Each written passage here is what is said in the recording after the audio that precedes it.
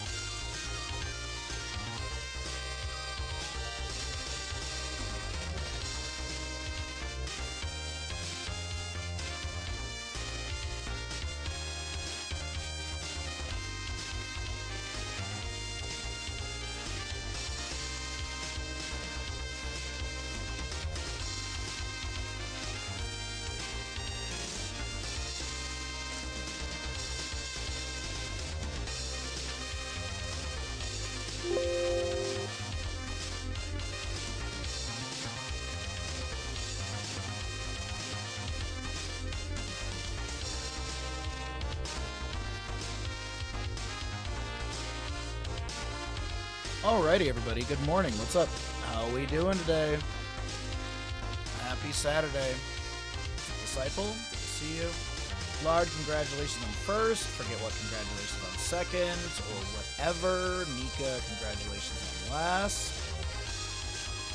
Kobeers! Yes! Congratulations on the watch streak. Thank you for the kind words. Yes! Forget what, congratulations on your watch streak as well. Kobeers, congratulations on second or whatever. And I think I got everyone. What's Sebastian? Good to see you, buddy.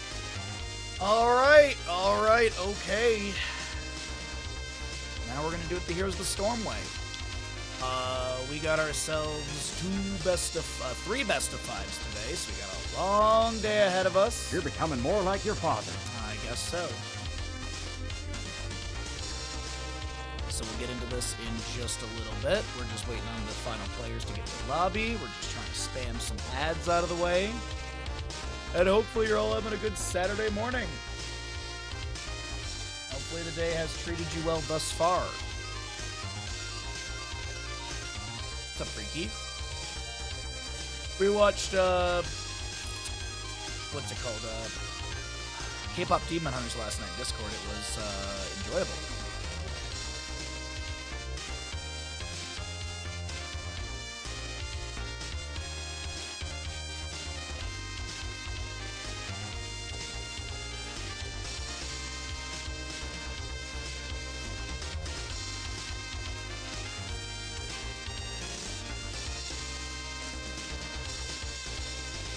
Of course, we have delay on stream, all that good stuff.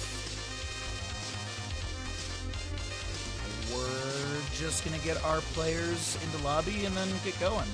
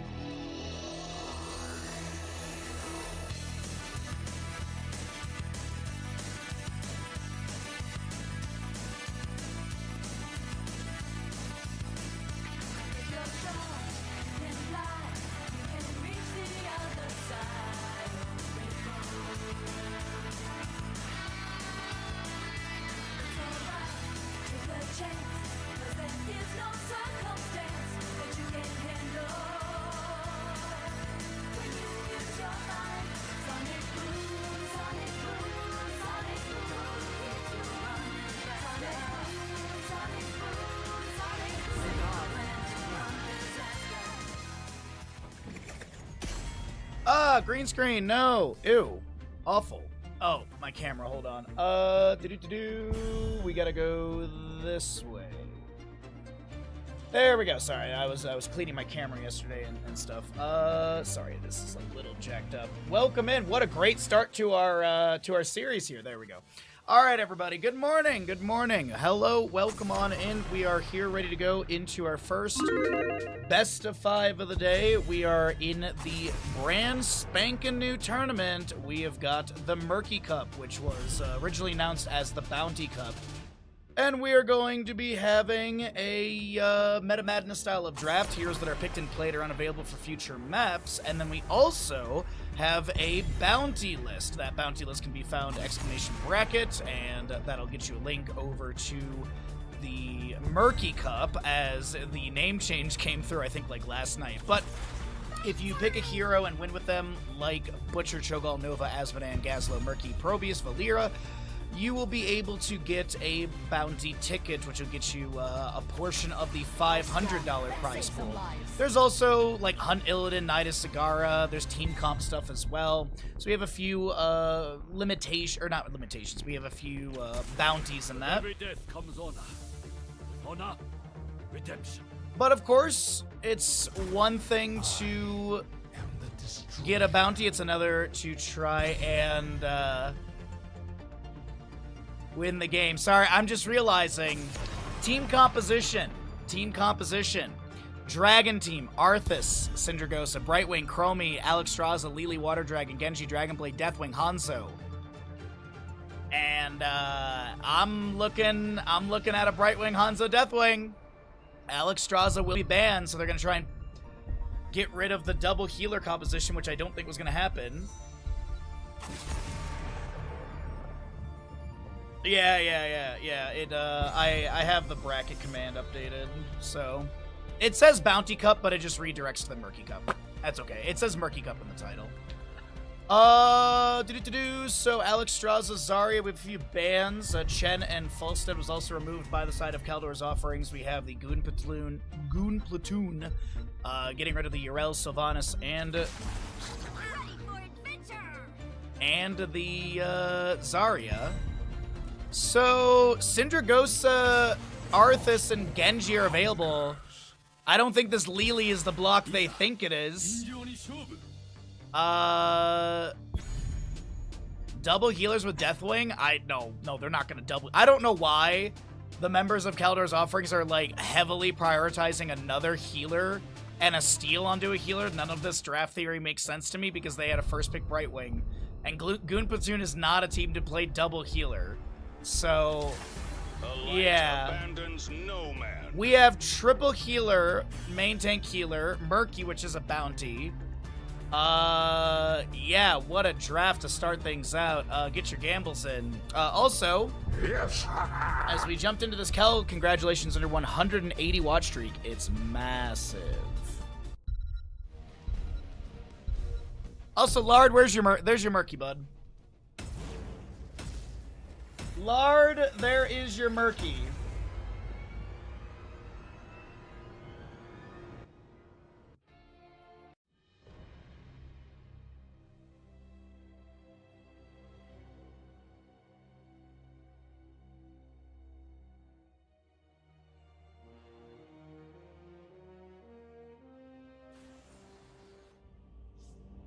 Alrighty, on the left-hand side, it's going to be the members of Goon Platoon with the Disciple Genji, Scorch Brightwing, Nagram, Arthas, Ultralisk, Hanzo, and High Wraith Deathwing. Right side of the map is going to be Kaldor's Offerings with your Smoky, Murky, Mixin, Lily, Left to Puck, Vala, Heiko, Uther, and Eric the Swift is your Lieutenant Morales. The gates shall open in 10 seconds.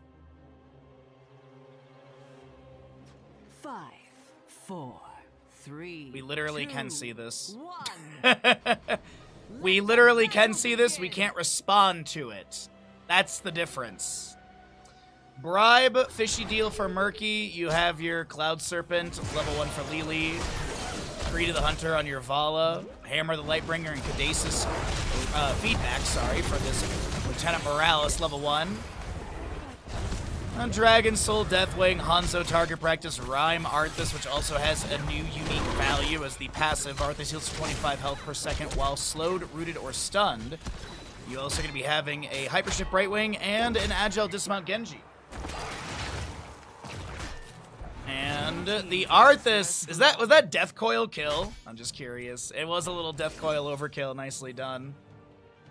Alright, Genji with a few shurikens. Uther just immediately stunning onto Disciple. And Heiko will go and just soak up bottom lane. A lot of bounties from the start, indeed. Indeed. You can only claim one bounty per map, though. So, Genji gets the kill on the Murky mid lane. One of these teams is going to come out with a bounty. Now, I will say this. There is a half-ticket reward during this tournament for attempted bounties. So if Kaldor's offerings lose, they do get a half a credit for utilizing this Murky in map 1. But of course, Murky cannot be attempted in the remainder of the series as it is Meta Madness. Heroes that are picked and played cannot be played in future maps. As we were just kind of waiting for lanes to get pushed, Murky will be taken down in mid lane. Deathwing does get his stacks off of Murky kills. It's not like he's getting a quarter of the 50 stacks for that Murky kill. He's getting a full 50, so... maybe High Wraith will just farm off of Murky and we'll get those 40 kills for the Hour of Twilight trigger as Smokey is probably taken down. No, I was waiting for a Molten Flame to read on the bubble to end right there, but it's not going to be happening. First objective, bottom left of the map, pretty much the most common location as well. Smokey is taken down by a Death Coil of Arthas, as he will be going into your Frost Strike. Deals additional 135 spell damage in an area and slows enemies hit by 20% for 2 seconds.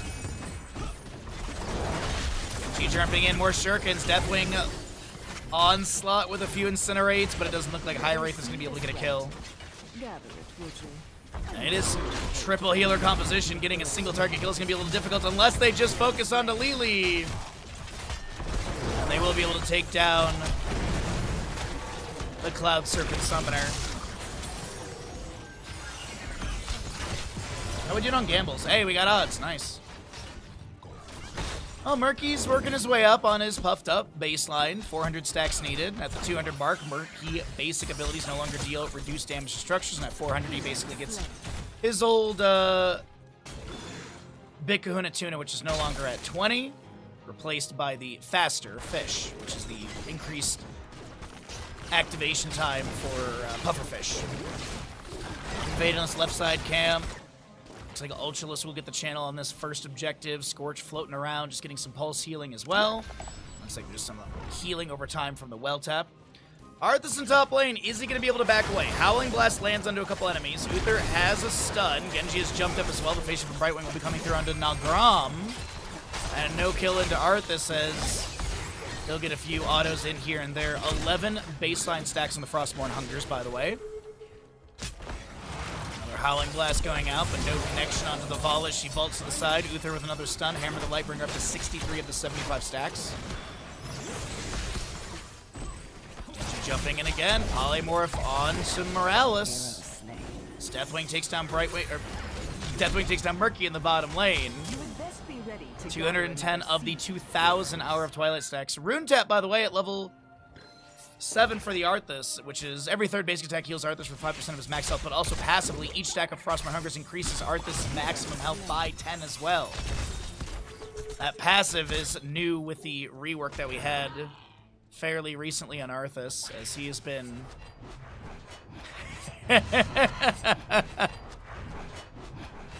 This is called auto-canceling, by the way, if you're curious what's going on. Murky loses Egg. Genji takes down Murky. Brightwing lives. And it is going to be Goon Platoon with another kill, but this time Murky dead for a significantly longer time since his egg is taken down. He has a full death timer.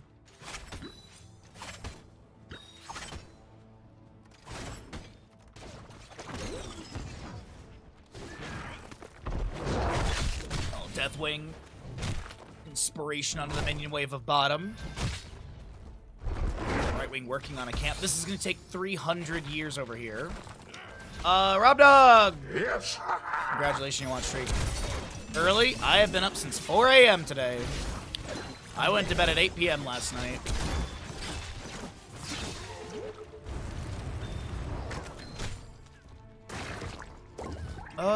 Pufferfish will get its activation. I was thinking Deathwing would clear that out, but I guess not.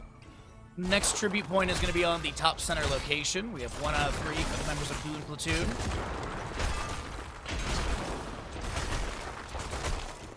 10 talents here on the left-hand side with your Dragon Blade, Blink Heal, Dragon Strike as well for the Hanzo. This is going to be your Syndragosa, and Deathwing can take whatever they want. Genji and Syndragosa both need, Genji and Arthas both needed to take these specific talents for this bounty attempt. As we do get the Dragon Blade, mixing low. Lee taking down Syndragosa. Apparently it does lock down towers now, so this has been fixed. This was an issue in the past where it did not disable the retreat tower. It does now. Don't know when that got fixed. Maybe it was in the patch that we had earlier, late last month. Like, it was like, what was it, like May? Oh no, it was like the second week of May, right? Maybe that's when it got fixed. But I swear I've seen it not working, but either way, does lock down the retreat tower, which is good. We do have a few more kills picked up by the side of Goon Platoon, and Cataclysm from Deathwing will be utilized. He did go Bellowing Roar level 10. If you're curious about stats, I can at least cycle through those right now, so we're waiting on the 10s for the right-hand side, and Genji takes down Murky in the bottom lane. I caught his health bar at the top of the screen going down, but I didn't get to transition the camera quick enough.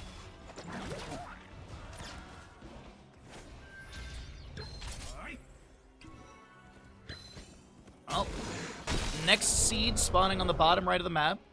Murky continuing to soak up top lane, try and get more fishy deal stacks. Let's take a look here and see what he's at. He's got 22 stacks, so he's quite up there because it's 8 stacks per bribe.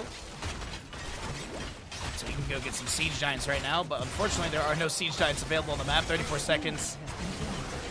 About 30 seconds for the right side Siege Giants to be grabbed. Bottom lane fort falls. And it is a slow but solid burn for Goon Platoon in map number 1. Octo Grab. You also have your Stim for Morales, Divine Shield, Rain of Vengeance, and Juggle 1,000 Cups. So Cleanse goes out onto this Uther. There will be also a Syndragosa and a Dragon Strike. As Murky Morales will be taken down, Divine Shield applied to the Lili. Vala will be the next to go down, and this is going to be everyone's favorite. Oh wait, no, Murky's back. Never mind. No Finland. Sorry, chat. Murky ruined it. But Syndragosa did lock down this mid lane fort. It gets chunked a little bit as Arthas heads to bottom lane. Syndragosa up in 71 seconds. A decent camp pushing onto the fort gate of bottom lane. Siege Giants coming through from the Bright Wing below, and here come Big Bad Garden Tears.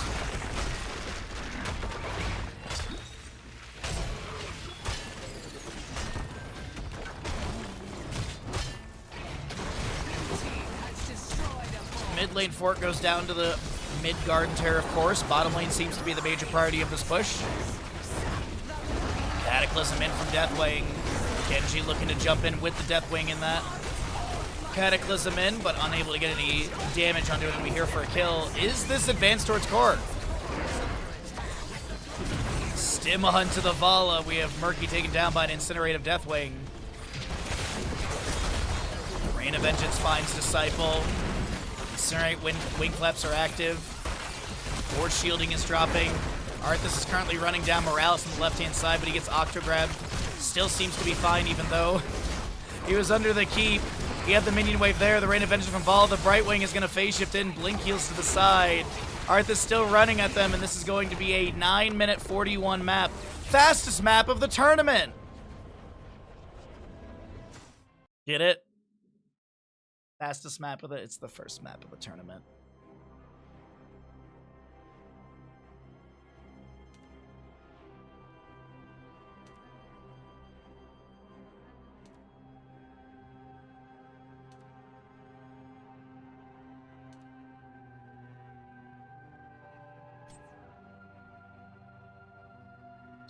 All right.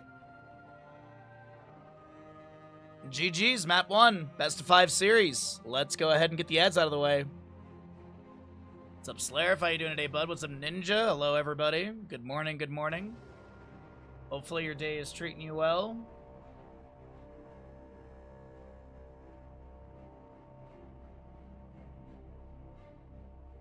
You went to bed at midnight, then woke up at 3:40, 4:15, and then just a few minutes ago, trying to get the baby to sleep again. I'm sorry to hear that, bud. At least, you know what? At least you got me to keep you awake. And probably coffee.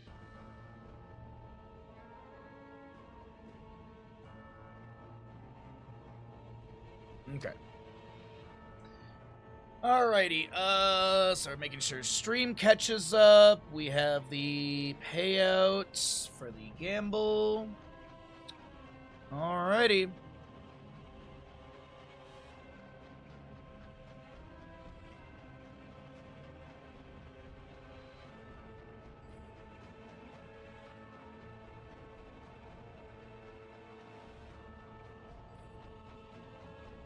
Oh, that's one bounty done.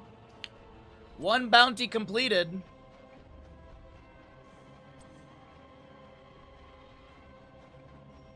And half a credit goes over to the side of Kaldor's offerings.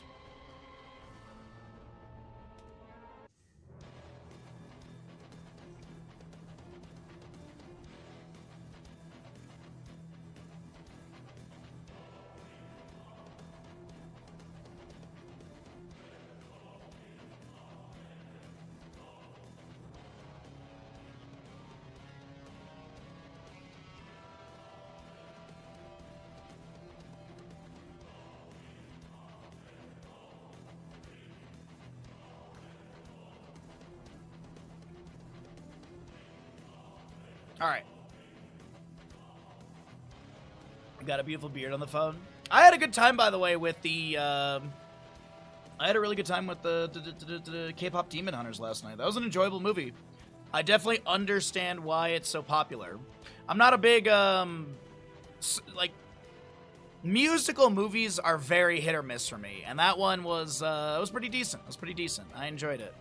I don't think I'm going to be getting into K-pop anytime soon, but it was very enjoyable. It was catchy. It was fun movie.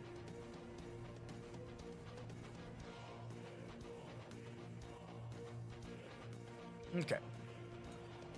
We got readies. We have ads getting out of the way. Let's go ahead and get the Twitch prediction written up and get going into Cursed Hollow for map number 2 of this first best of 5 of the day.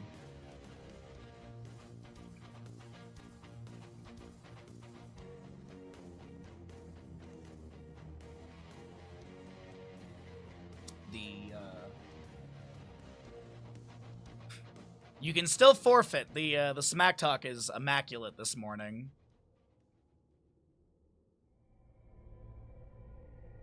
Absolutely immaculate smack talk this morning. Oh, look at this little lad over here, just so comfy.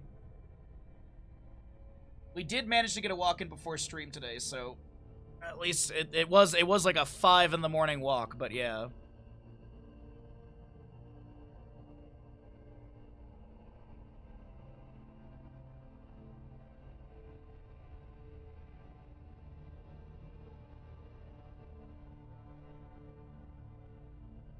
Okay. Are we ready to go into this map? One team's sitting here just like smack talking, and the other team's like, ready? Are you ready? Are you ready to go yet? One team is all business today. Mr. Bandit, you are perfect. Yeah, bud. Yeah. Cursed Hollow. Good morning and welcome back as we are here into map number 2 of our first best of 5 of the day. My name is Bahamut. On the left-hand side is going to be the members of your Goon Platoon. Right side is going to be Kaldor's Offerings.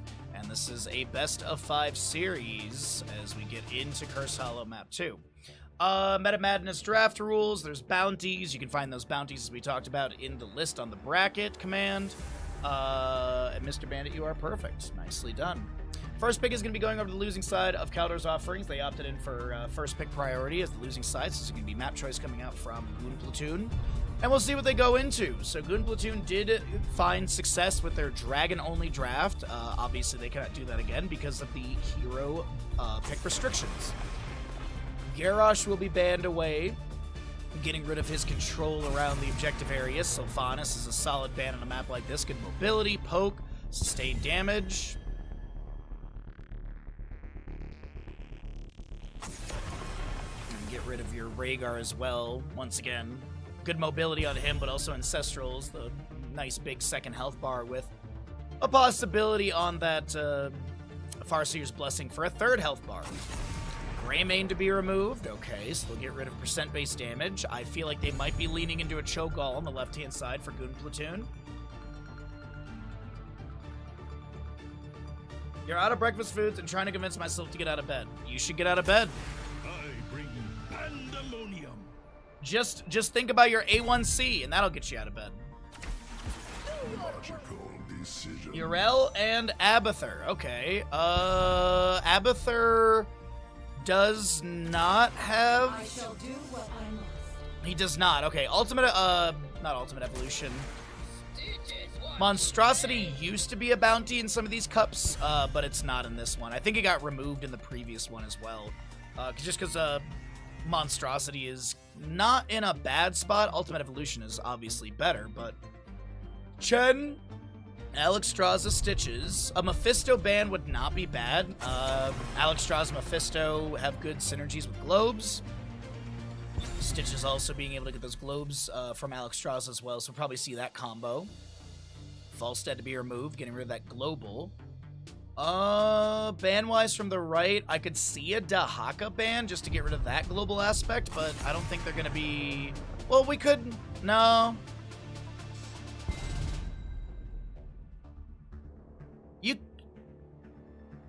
I'm not sure, actually, because they could still, like, double Bruiser if they really wanted, but then I think... I don't know. Yeah. I yearn for battle. Alright, it will be your Li Ming with Imperious, so probably Ultimate Evolution Li Ming.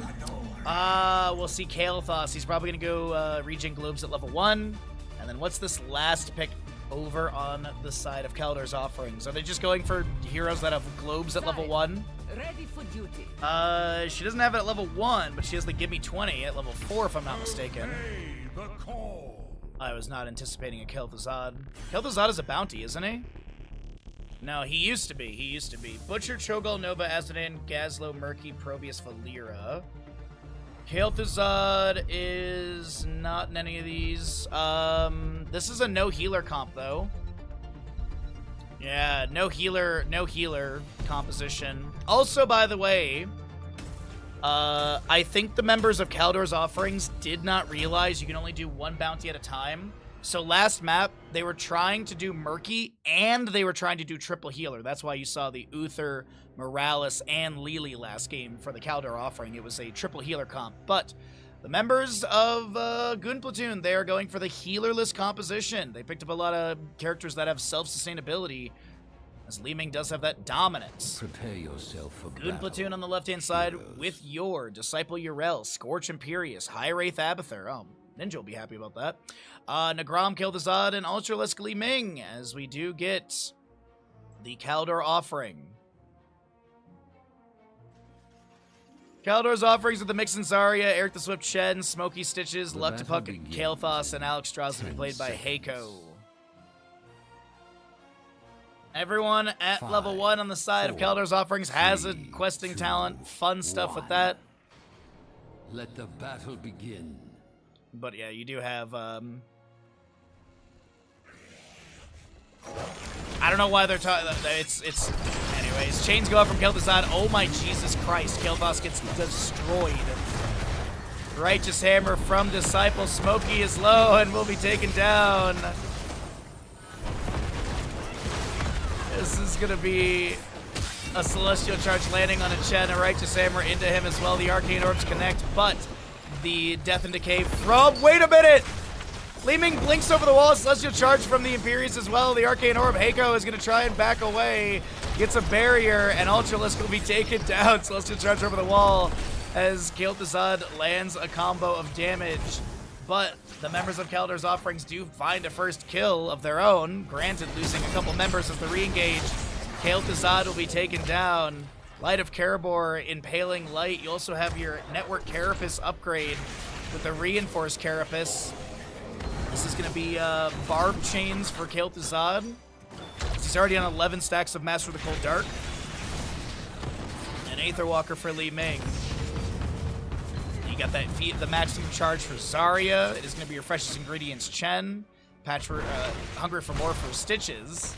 Kael'thas is going to go into his Mana Addict and Alex Strauss, as we were talking about, with the Circle of Life for her Abundance at level 1. What's up, Bunty? Good to see you today, bud.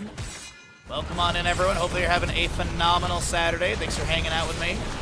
3 best of 5s for all of you, and we're in our first series of the day as Celestial Charge comes through from Scorch, but they will be taken down. Stitch is looking to run up for that globe, and I think they might have missed it. Chains from Kel'Thuzad go out, but it's not going to be able to get a pull onto an enemy hero. Yrel, Righteous Hammer after the Avenging Wrath and sets up the kill into Stitch's Mixin. Zarya trying to back away. Another Avenging Wrath from Disciple. Chains from Kel'Thuzad going out, but Mixin is able to avoid chaining into another ally. Unfortunately, Ultralisk has the magic missiles needed to take them down, and this is going to be standard Li Ming build. We're not even seeing dominance. This is Gift of Naru as well. Divine Purpose, which is the trait, is going to heal for the lowest health nearby ally hero, other than Yrel, for 335. Did I see? Yeah, 335.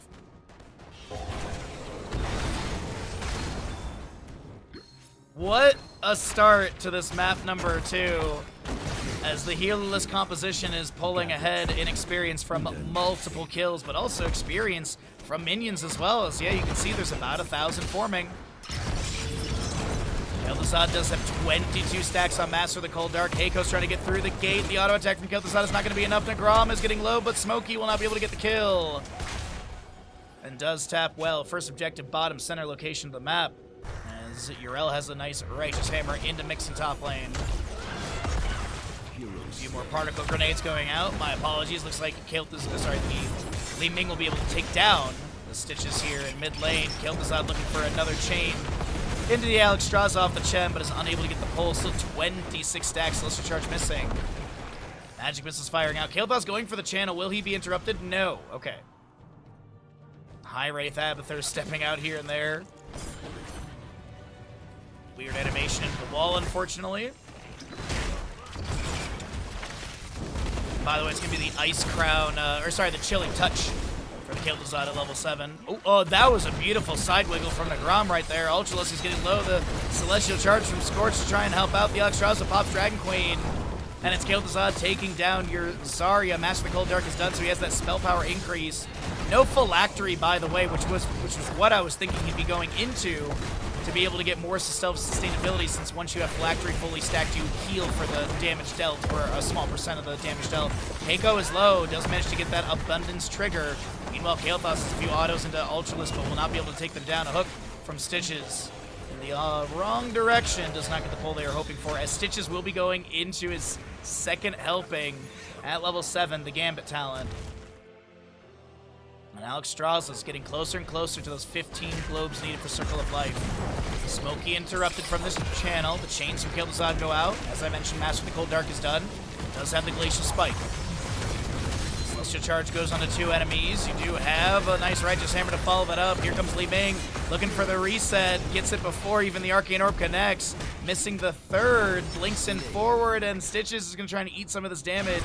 Gets a little bite onto Ultralisk. Celestial Charge comes through, and that is Stitches to be taken down. Kael'thas is going to try and break vision. Ultralisk taking some power shots. Death and Decay from Kel'Thuzad finds the kill. Alex Strauss lives. No Finland in this one, as we get Scorch with 1 out of 1 for these channels. Meanwhile, Abathur physically showing in top lane. C is going to push up the wave and then back off as there's a rotation from Alex Strauss. Kel'Thuzad steals away Siege Giants over here. And he'll be chilling for the time being. Oh no!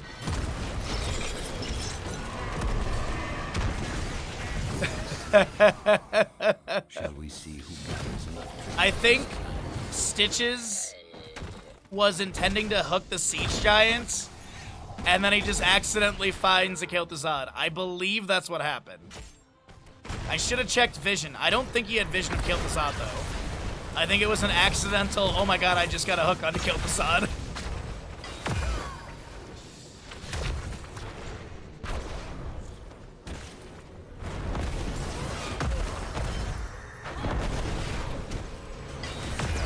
Kick in from Chen. That's going to be a sacred ground from Yrel. Kill Facade gets revenge in bottom lane, as we do have double Imperious in bottom lane, chasing onto Kael'thas. He will be taken down back in the top.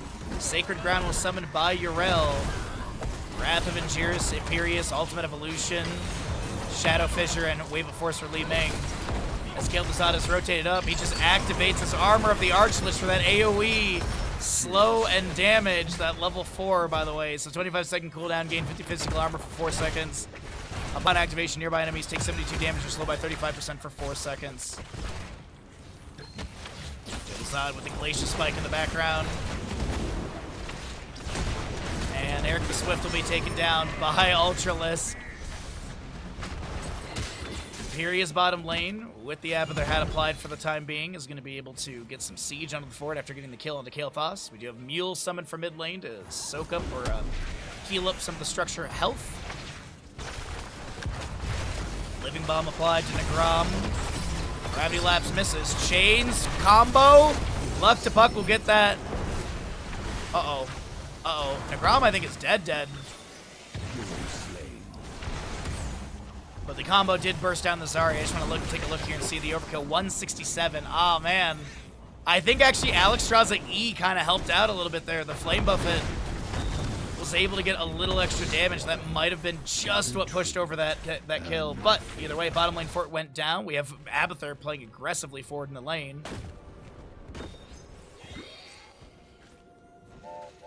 Choo-choo.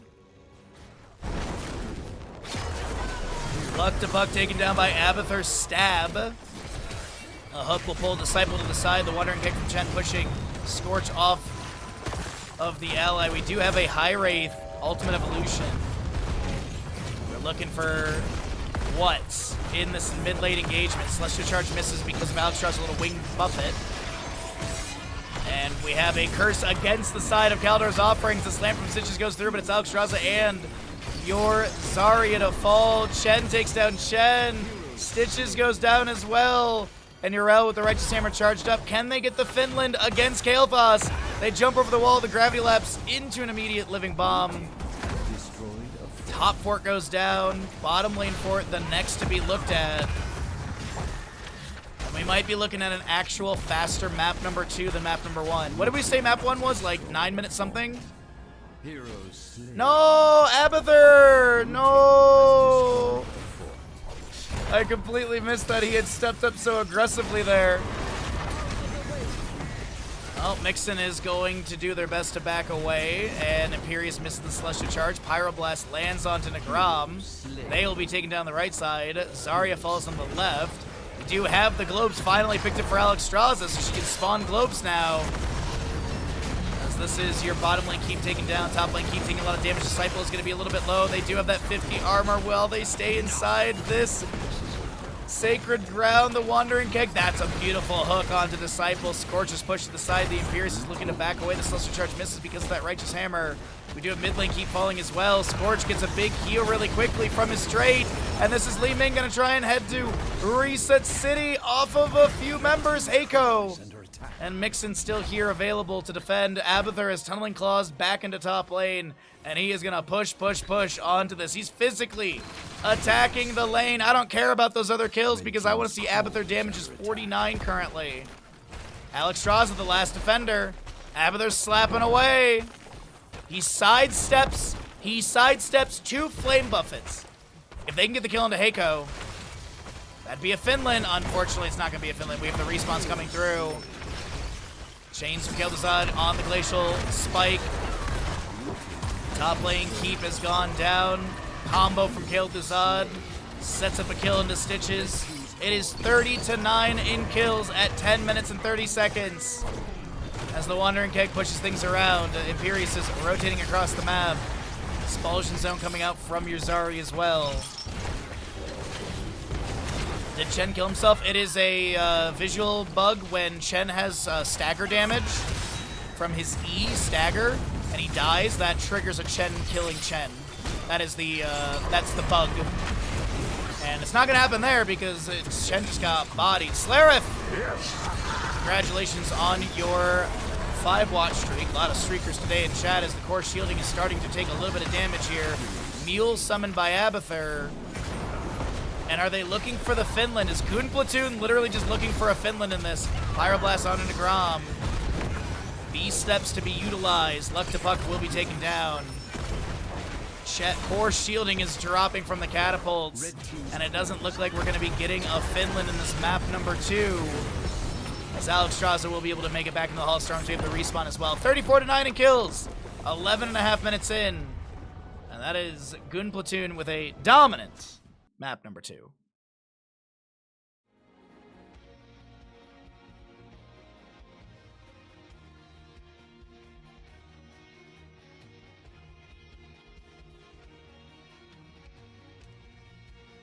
Wow.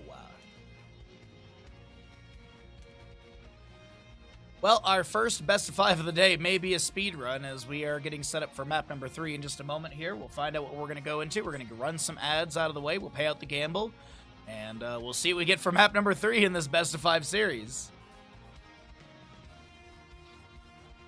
Almost enough kills for Yes, good point. Almost enough kills for Deathwing for Hour of Twilight. You need 40 if you're just counting kills. Obviously, you have Molten Flame to give you a little bit of damage, or a little bit of stacking, but it's not much. All right. Let's see.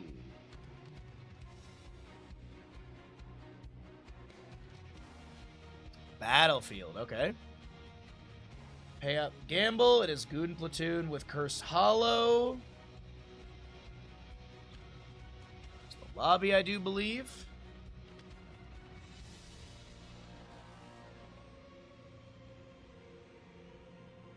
Alrighty. Aw, thank you, Slareth. Was someone sleeping? Were you snoozing pretty good there, buddy? Thanks, bud. I appreciate that. What is a Finland? Basically, on my stream deck, instead of hitting the Team kill! I accidentally hit the Patrick Star Finland, and it just became like a meme on our channel. So that's really it. That's all it is, Squeaky. How you doing today, bud? But yeah, it just became like sort of a silly little meme for our community and our channel, and people enjoy it. So why not, you know? Why not? Makes things a little more fun and interesting. But we're getting ready for map number 3 of this series, and so we did have scheduling change. I don't know. Is the Liquipedia updated? It doesn't look like the Wiki. Maybe it is. Hold on, let's see. Is the tournament website updated? Where's everyone going? Bingo? I don't think it's updated, but I do believe Goon Platoon plays again after this. I think they play against WB, who is Warm Bodies, which is Elite Sparkle, BRB, Vetted, Wizard, and Debs. And we have 2 Swedish players in the tournament. 2 that I know of. There's a couple players that don't have national flags next to their names, so I don't know, but 2 Swedish players, or 2 players from Sweden.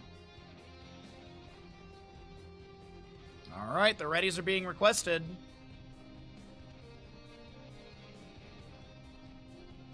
Finland is a country east of Sweden. Oh,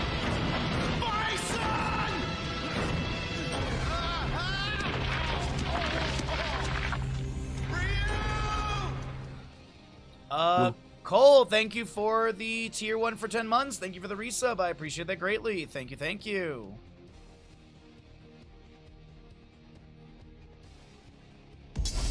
Battlefield of eternity.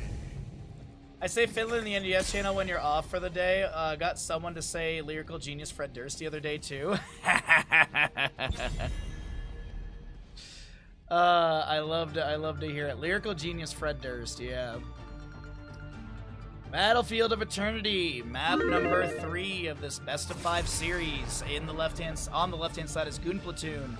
Right side is Caldor's Offerings. This is the Meta Madness style of draft. The heroes that are picked and played are unavailable for future maps in this series.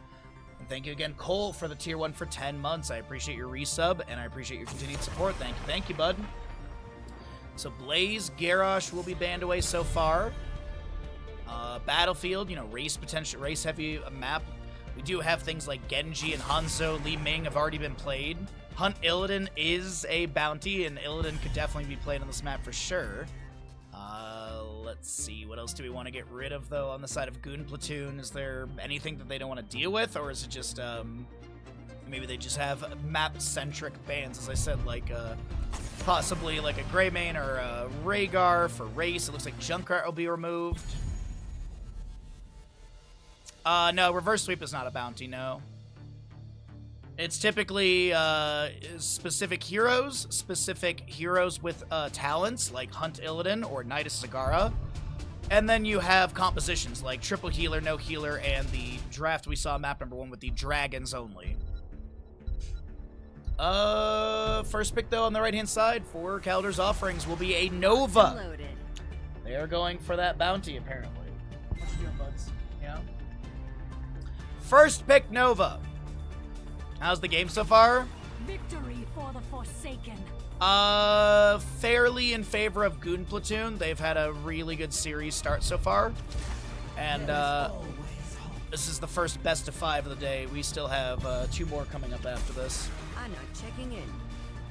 Anna with Nova. Also, God, can we just say the Nova eyebrows are something? Those Nova eyebrows are something. Just... You'd think in the future she'd have someone better to take care of those. What do they want to pick up with the Nova Ana here? I'm not saying the Cho'Gall composition is afoot, but we do have the proper pieces of a Cho'Gall composition here. Not a bad Cho'Gall setup, as Hogger will be removed. Yeah, Cho'Gall is a bounty. You cannot double bounty. Wow. Wow, just wow. I'm honestly a little disappointed. I'm a little disappointed. Stukov, Ariel, Sylvanas. Are we going triple healer attempt? Is that the bounty we're looking at right now? I will fight to my last breath. They tried, but they ghosted her stylist. Okay, LaFasia, that was really good. I'm proud of you for that. That was really good. Take 10 internet points. So it is triple healer for the side of Goon Platoon.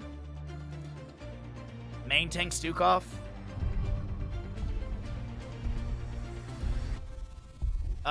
4 years as a mod. Congratulations, Ninja. That's actually pretty cool they have that. We will forge a great destiny. I'm in. Varian Kira. What a draft. Alright, Kira is not a bounty in any way. I don't think she is. No.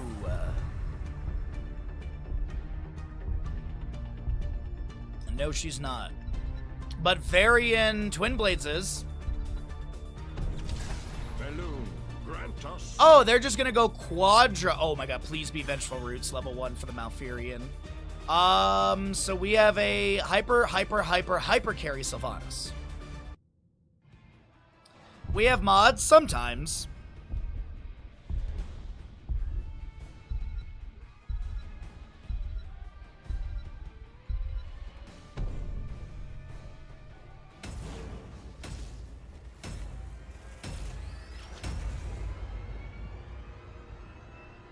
All right, well, we could have a 3-0 for our first series of the day as we get into a very exciting draft for map number 3.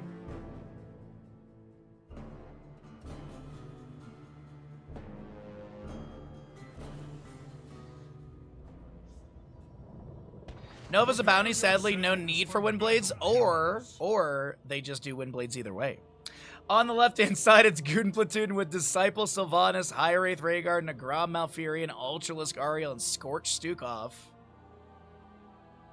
Right side is Kaldor's Offerings with the Smoky Dahaka, Heiko Nova, Eric the Swift Varian, Luck to Puck, Kira, and Mixin Anna. 10 seconds. 5, 4, 3. You decided to get back into Destiny 2? Hopefully it's been fun. It is Vengeful Roots, by the way, for the Malfurion. Fetid Touch, that is going to be your Righteous Assault, Unrelenting Torment, and Feral Heart for the Rhaegar.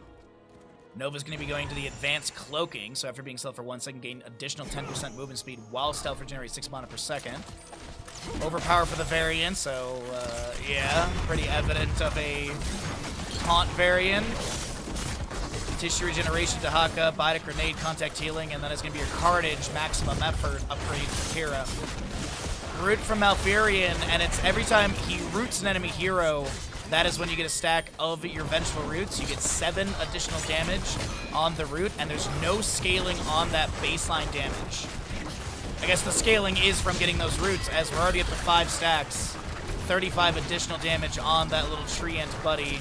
As we're going to go ahead and grab a minion information tab. We're going to let that die, so that way when the root comes out again, we can check the Vengeful Root and quickly see 93 damage per auto right now. Lurking Arm from Stukov. If he had low below that, Nova would have been in a much scarier position. Rhaegar currently soloing up against the Dahaka top lane.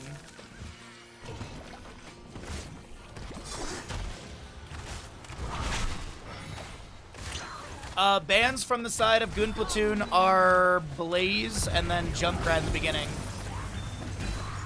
I have a gut feeling that this was a pivot on the composition when Cho'Gall got banned.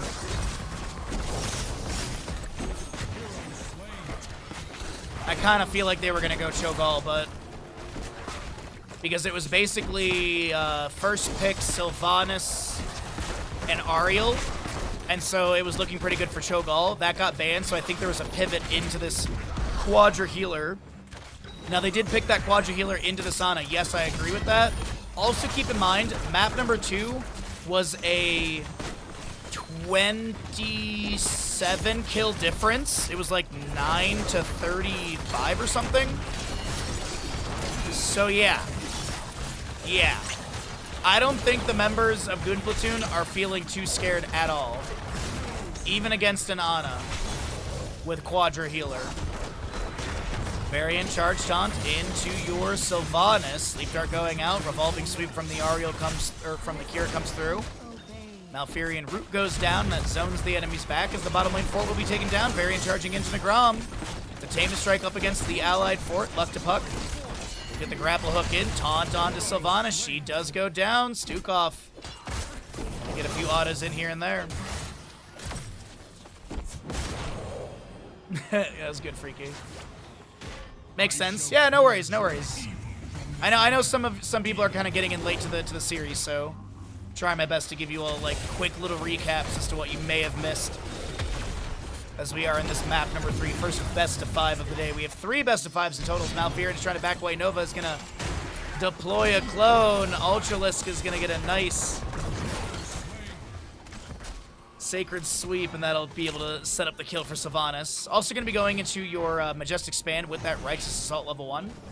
Could see Converging Force later on, or even Blinding Flash, which is the blind at the center. Converging Force pushes enemies towards the center. As Kira will be taken down on the bottom right of the map. A little bit of an aggressive positioning from Disciple and Ultralisk as they look to continue pushing bottom lane. It is Haunting Arrows from the Sylvanas, and she starts locking down the bottom lane keep gate. Ariel autoing in. You've got Inspired Minion Wave Catapult and a couple stolen minions as well.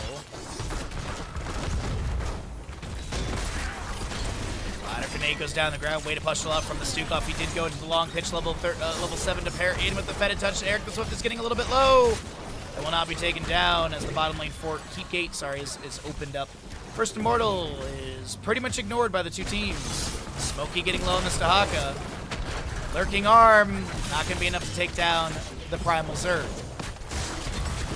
Luck to Puck, almost knocked up against the fort. Malfurion with the Tenacious Roots, by the way. which is going to give him the opportunity to have a reset on his roots so he can basically pop more roots out. And Eric the Swift almost goes down again, Haunting Wave from Sylvanas. No Festering Wounds, level 7. Has gone into the Lost Soul. And these health bars are just so low, and the Haunting Arrows lock down this keep. Are we getting a speed run of map number 3? I don't think they're going to advance into core. I'm assuming this is going to be... Wait, I was going to say maybe they back off and go for race and then push through top lane or something, but Varian will be taken down. Kira's getting a little bit low. Damage over time is there. Sylvanas Haunting Waves forward, and they are going for core right now at 5 minutes and 21 seconds. I mean, I've been memeing that, like, this is the fastest map of the series. This literally might be... This might be an insanely short map number 3. Behind a grenade, Stukov will be taken down. Ultralisk is the next to be felled. Rhaegar still pushing top lane. Possession of Sylvanas, they look to back away. See if Nagram has any sort of root to be thrown down in this disengage. Does he get a quick root out on the ground? Yes, he gets a root! I want to see the 163. By the way, Rhaegar got the top lane fort during all of that.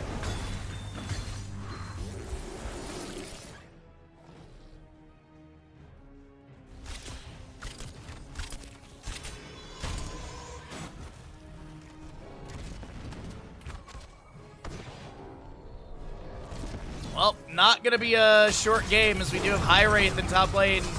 I think kind of baiting Luck to Puck to stick around a little bit longer. Sylvanas is done with baseline stacks at 6 minutes and 24 seconds. What? 6 minute, 24 seconds. Disciple is done. It's actually wild to think about.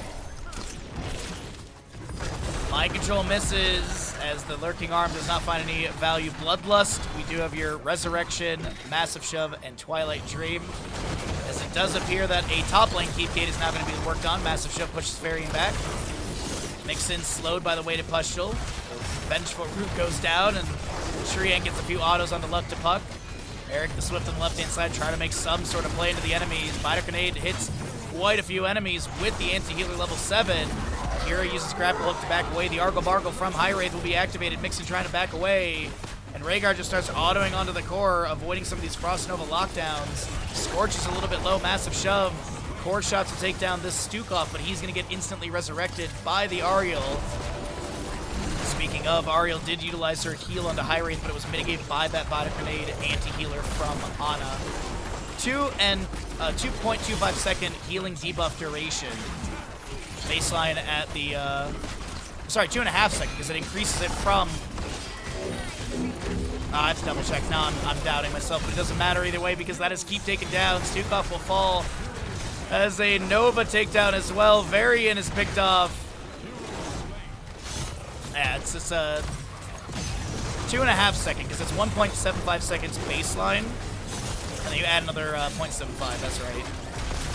Revolving sweep. High Wraith is low, tries to take down Luck to Puck. Won't be able to do so. Malfurion has a few more autos. This is 21 stacks on Vengeful Root. Where did that come from? Malfurion gets launched off the map with the with the precision strike of Nova, but that is all keeps to be taken down. Disciple now trying to back away. Stukov and Ariel on their way as well. Disciple gets the mount. And I think they're out of here.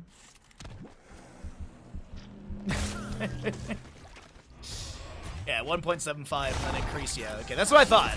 It's one of the long. It's quite a long anti-heal in the game. 100% for 2.5 seconds is massive. That is a Varian takedown by Sylvanas. Unrelenting strikes come through from the Kira. She'll be taken down by the Ariel. Isolation lands into the Rhaegar. He continues to just chase on to this Dahaka. The weighted Pustule misses. Disciple's right here. Massive Shove misses. There will be a purge onto Smokey with the Purification. Oh wait, no Purification level 7. Just basic purge onto the enemy hero. Precision Strike utilized for the minion wave.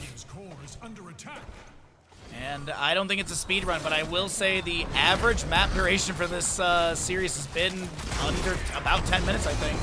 That might be the case here as we do have Mind Control going out. Massive Shove missing. Bloodlust from Rhaegar is going to be utilized too to help out some extra damage and lifesteal. There's going to be some core shielding starting to break down a little bit. A sleep dart lands on a Malfurion. He's going to get a root out on the ground, and I can't click on it quick enough.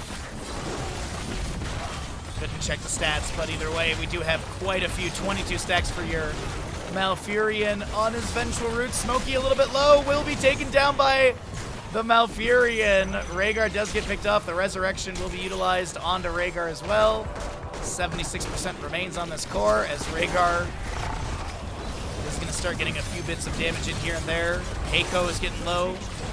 Does not get taken down. Ana will be picked up by Sylvanas. That's a unfortunate Unrelenting Torment interrupt with the Lurking Arm. Twilight Dream will take down the Kira. Is this going to be a Varian takedown? It is a... To wrap up map number 3. I don't know where High Wraith is going, but GG, well played. That is going to be a 3-0 from the side of Goon Platoon, who I believe will be continuing to play today.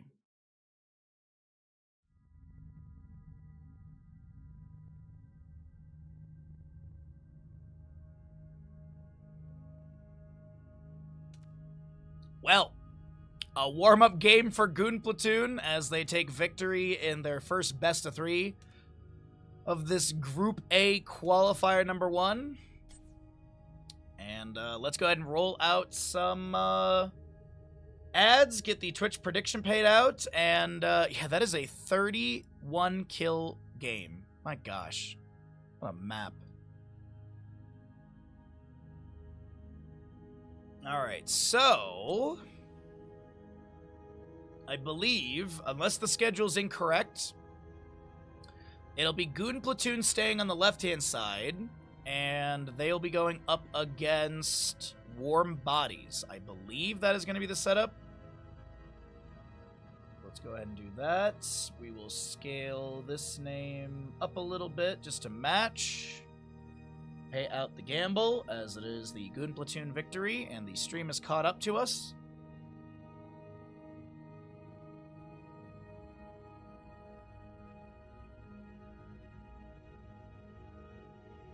What a series.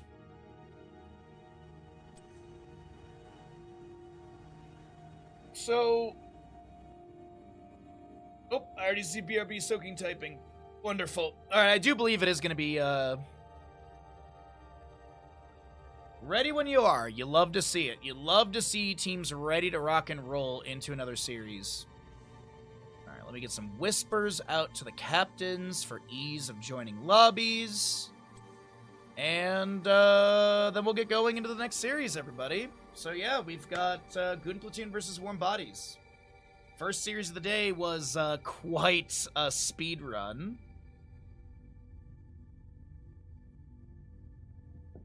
Okay, I don't know what that's about. Well, how's everyone's day? How y'all doing today? As we wait for them to do map picks and bans. Any fun stuff for this weekend other than this amazing tournament? I've got D&D later on today with some friends, and then tomorrow I'm going to do some chicken wings on the grill. I'm going to grill some chicken wings tomorrow. It's going to be a nice warm day. And then I was going to try and organize people for doing some kayaking this weekend, but looks like it's not going to work out. So I think, like, Sunday will be, like, finish up the stream, and then, like, grill some wings and stuff like that, and then have a nice chill day. And then I think Monday, it's supposed to be really nice and warm, so I think Bandit and I will go to the beach. We'll have a nice, like, couple-hour chill time at the beach and run around in the sand. Maybe see if there's any other friends off work or anything like that. Maybe if they want to meet us up there.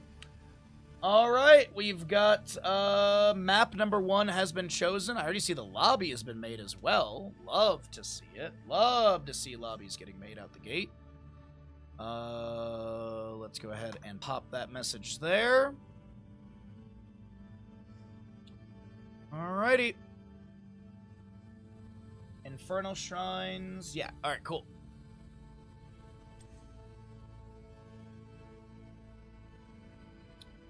So that's all good. That's all set.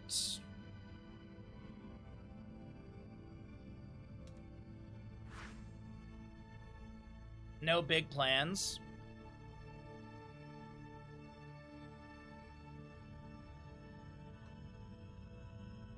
Also, next week is a really exciting week for us. Next week is really exciting. Tuesday, PlayStation State of Play. Tuesday is PlayStation State of Play. I am so excited about it. I'm so excited to be disappointed. And the big one, so we'll have bingo for that, obviously. And then the big one will be Friday. Friday, we have our Marble Grande Grand Prix. We'll do the big 16-map race. Winner will get VIP. If they already have VIP, I'll figure out something else. And we also have the Summer Games Fest on Friday. On average, Summer Games Fest is 2 hours long. But for PlayStation, it was Tuesday, yes. Dude, I'm so excited to be disappointed. Are you guys ready to not see Bloodborne any way, shape, or form? My biggest theories, the biggest, like, legit thing that I could expect from the PlayStation State of Play is an actual announcement of the release date of Final Fantasy VII Part 3. That's the only thing that I really, I legit believe they're going to be dropping. That's, like, my one thing. It feels like getting a date would be very, very fitting.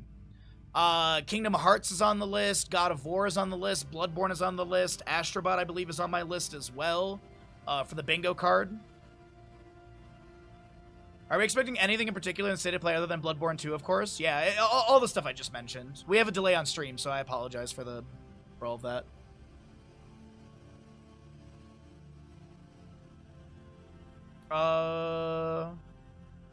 Can't wait for The Last of Us Remastered Anniversary Edition. I can't wait for Skyrim to be announced at Summer Games Fest for Switch 2. What's up, Moofins? How you doing today, bud? Good to see you. I can't wait for that. Yeah, that's gonna be really good.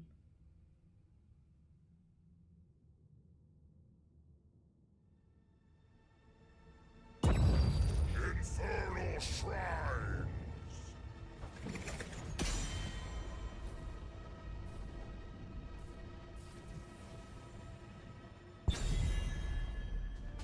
Alrighty, everybody.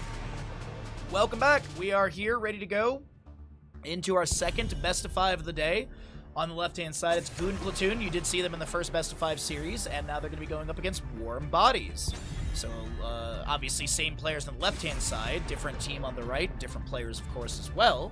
And we're going to Infernal Shrines. This is going to be the map choice coming out from Goon Platoon. As first pick went over to Warm Bodies from the coin flip. Okay. What else to mention? We have bounties in this Murky Cup as well. Bounties being, you have to pick a hero and win with them. So, like, Cho'Gall. You know what? I'm just going to go through this list every single top of this series. So, heroes, if you pick and play and win with them, Butcher, Cho'Gall, Nova, Asmodan, Gazlowe, Murky, double reward. Probius, and Valera. So, if you pick that hero and win with them, you get a bounty, which is part of the $500 prize pool. You also have heroes that are specific to talents. So Hunt, Illidan, Nidus, Sagara. So you can take any other talent, but you need to take Nidus at level 10 and win with it. You do get a half credit for taking or attempting a bounty. And then you also have team compositions like triple healer, no healer, the dragon team, which is basically all dragon things like Arthas with Syndragosa, Brightwing, Chromie, Alexstrasza, Lily with Water Dragon, Greymane, Dragonblade, Deathwing, Hanzo in general. But it looks like the start right now for Infernal, Junkrat, Yrel for Goon Platoon. We'll see. They might not go for as many bounties here. Goon Platoon did have, and I don't mean this as like a negative towards Kaldor's offerings by any way, shape, or form, but Goon Platoon did have an easier best of 5 to start with. They were definitely the stronger team, as you did see there as well. And so they went for a lot of bounties. That might shift out in this best of 5 series, as Warm Bodies is a bit more on the match side of skill level, I would say. Hanzo, Sonya, Brightwing on the right side, Blazehogger banned away by Warm Bodies, and your Johanna, Chromie banned away by Goon Platoon. Did you ever play Expedition? Yes, I have played and beaten Expedition 33. If you ever want to look at the games I've beaten on stream, it is exclamation games. That is the spreadsheet that I have of the games I've beaten, the date I beat them, and if I took track of the deaths as well. Garrosh and Maev will be banned away, as this is a Junkrat Yrel, and the Diablo will be picked up in the mid-draft phase. Infernal Shrines. I'd like to see them go into something with more wave clear. I think this might be a healer, and then they'll flex their last pick. I think a healer here is really solid. Like a Deckard, honestly, would be great. Healing debuff is really strong into the enemies. I like the Malfurion a ton, too. There's so much good value with the Diablo. I'm a big fan of Deckard Cain in general, but I think Deckard on Infernal is really strong. You have a lot of control around the objective. Stay a while is huge on this map. You also have the Emerald, as I was mentioning. One of the higher healing debuffs in the game at 75% for a 4-second duration. Orphea is a very common pickup on this map. She has a lot of good poke and stuff. I was leaning into one of these teams going more Gul'dan. God, I hate that Arthas skin. His hair looks... I don't know. His hair looks like he's, like, slowly going bald. It looks like he's got really, really thin blonde hair. Anyways. Last pick on the left side. I personally think a Gul'dan would be great here. Innervate with the Malfurion is really on point. You've got Horrify for more control. You can play off Diablo's Shadow Charge, Wallbang. You get good wave clear on top of that. The wave clear isn't awful, but it could be better. Falstad works out here. Gives you a global. You do have decent sustain damage. You got a Gust for control as well. Probably going to be a Lightning Breath Diablo, I would think. But either way, that is going to be your draft for map number 1. A little bit, as I said, a little bit more, like, serious, if you will. But let's get into it. Here we go.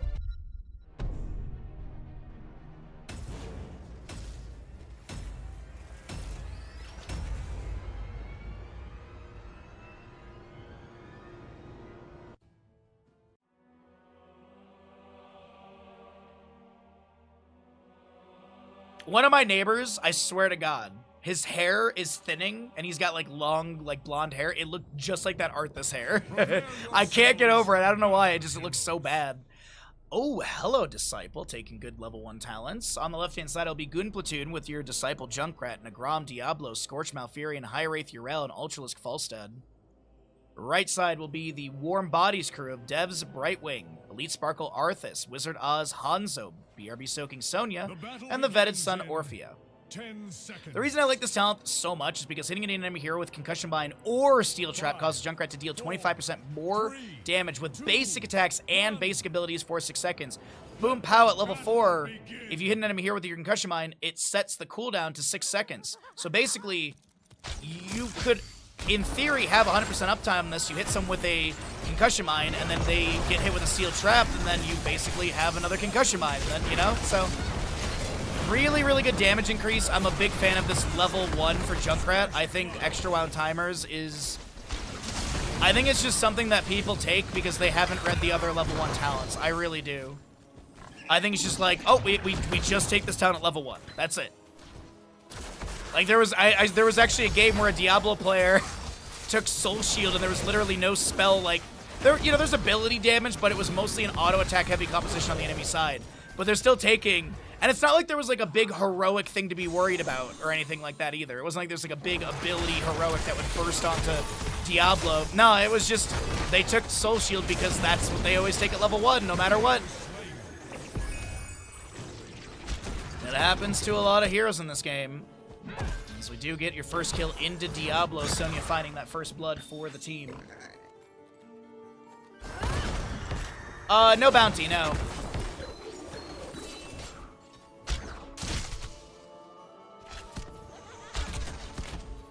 Yeah, you could see Rocket Ride, you could see Hinterlands, yeah, that's true, that's true. No current bounties, I guess is the better way for me to phrase that.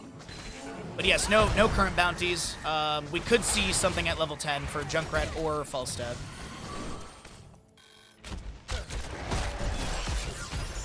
Wizard Oz gets the natural agility over the wall.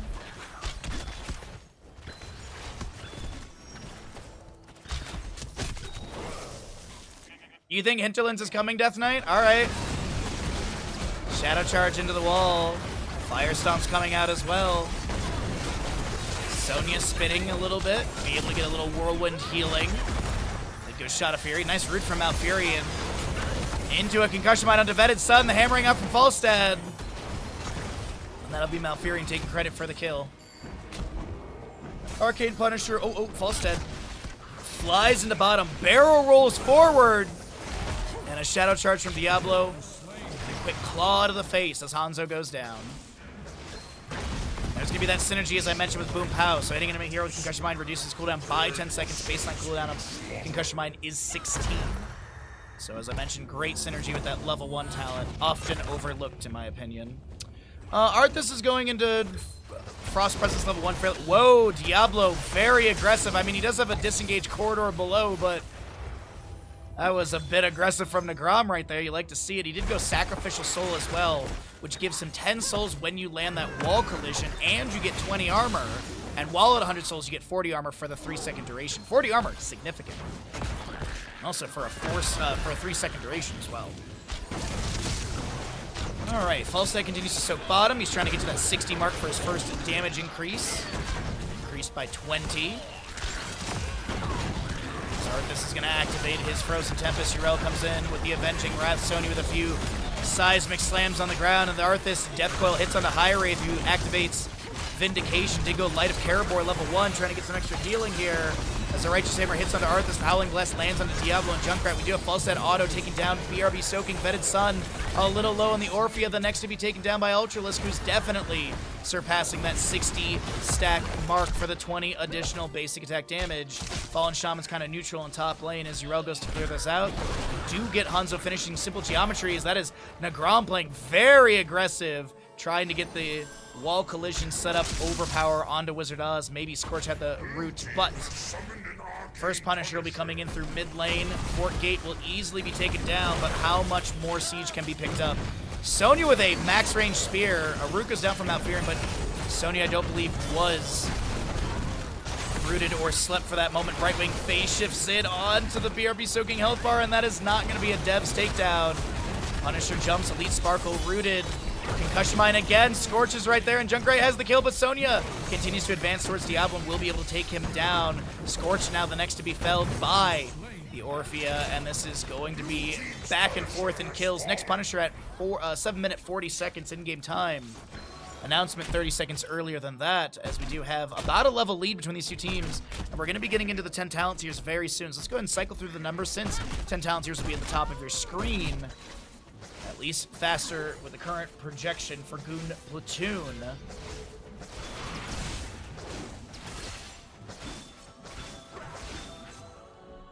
Devs in mid lane. Righteous Hammer from Yrel. The auto attack from Junkrat is good. Diablo's got his reduced soul consumption. Falstad actually takes down Hanzo in his that's a rocket ride. It's a ride, it's a rocket ride, chat. And it's Gust for Falstad. Death Knight, you made a mistake. It happens to the best of us. You now owe a gifted sub to chat, or a resub. That's the rules. Bandit makes them, not me. But yes, Rocket Ride is a bounty immediately picked up and utilized, as BRB Soaking will be taken down in top lane, where our next Punisher will be coming up soon. It's going to be a Frozen Punisher.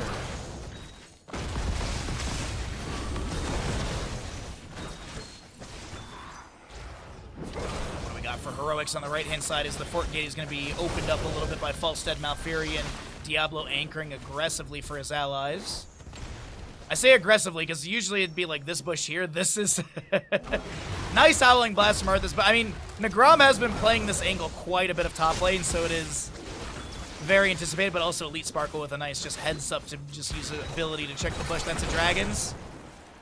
Arrow going wide of Falstad. Wrath Berserker, Syndragosa, Brightwing, Blink Heal, and Eternal Feet from Orphea.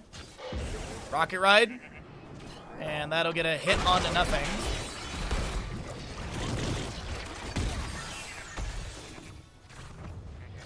As a few Impalers get spears thrown into the bottom lane for it. That's a corner edge with that wall bang. Nicely done from Diablo. Does get the 10 souls. A little bit of armor during that duration. Syndra goes to chase onto Scorch, who's going to use Nature's Cleanse and will not be slowed for that duration. And Punisher, I was going to say, we're at 7 minutes 10 seconds. That was the announcement window. As I said, 7-minute 40 is going to be the contested start. Falstad flies into top lane. High rate through the Avenging Wrath in. Sonya uses Whirlwind to heal up a little bit. There's going to be a well tap, a phase shift from Brightwing. Ultralisk not hit by that spear. Overpower onto Sonya. Wrath Berserker gets activated between the Overpower and that Apocalypse trigger. And BRB Soaking will be able to back away, but getting Wrath Berserker out and maybe denying sustainability. Junkrat taken down by Arthas in bottom lane. Sorry, I was so focused on this top lane engagement. As Sonya does sustain Wrath Berserker for now, but she is going to be rooted by Malfurion, and Falstad takes credit for the kill. Up to 155 on his stacks, which means he has 70 additional basic attack damage as he gets 20 from the first milestone, 50 from the second. Now he's on the trajectory for 300 to max out or fully buff his auto attack damage by 195. Still 136 stacks to go on that bad boy. Eternal Feast from Orphea activated. Pushes Falstad to the side. Orphea unable to chase onto High Wraith here, who does get the Divine Seed. Malfurion in top lane. Working on the objective. Slow but surely as we go back into mid lane. The gust from Falstad is going to be good, as Ultralisk will not be taken down by the dive of Warm Bodies. Goon Platoon with a pretty measured and controlled start to this map number 1 of the second best of 5 of the day. 3 best of 5s for all of you, by the way, in case you were wondering.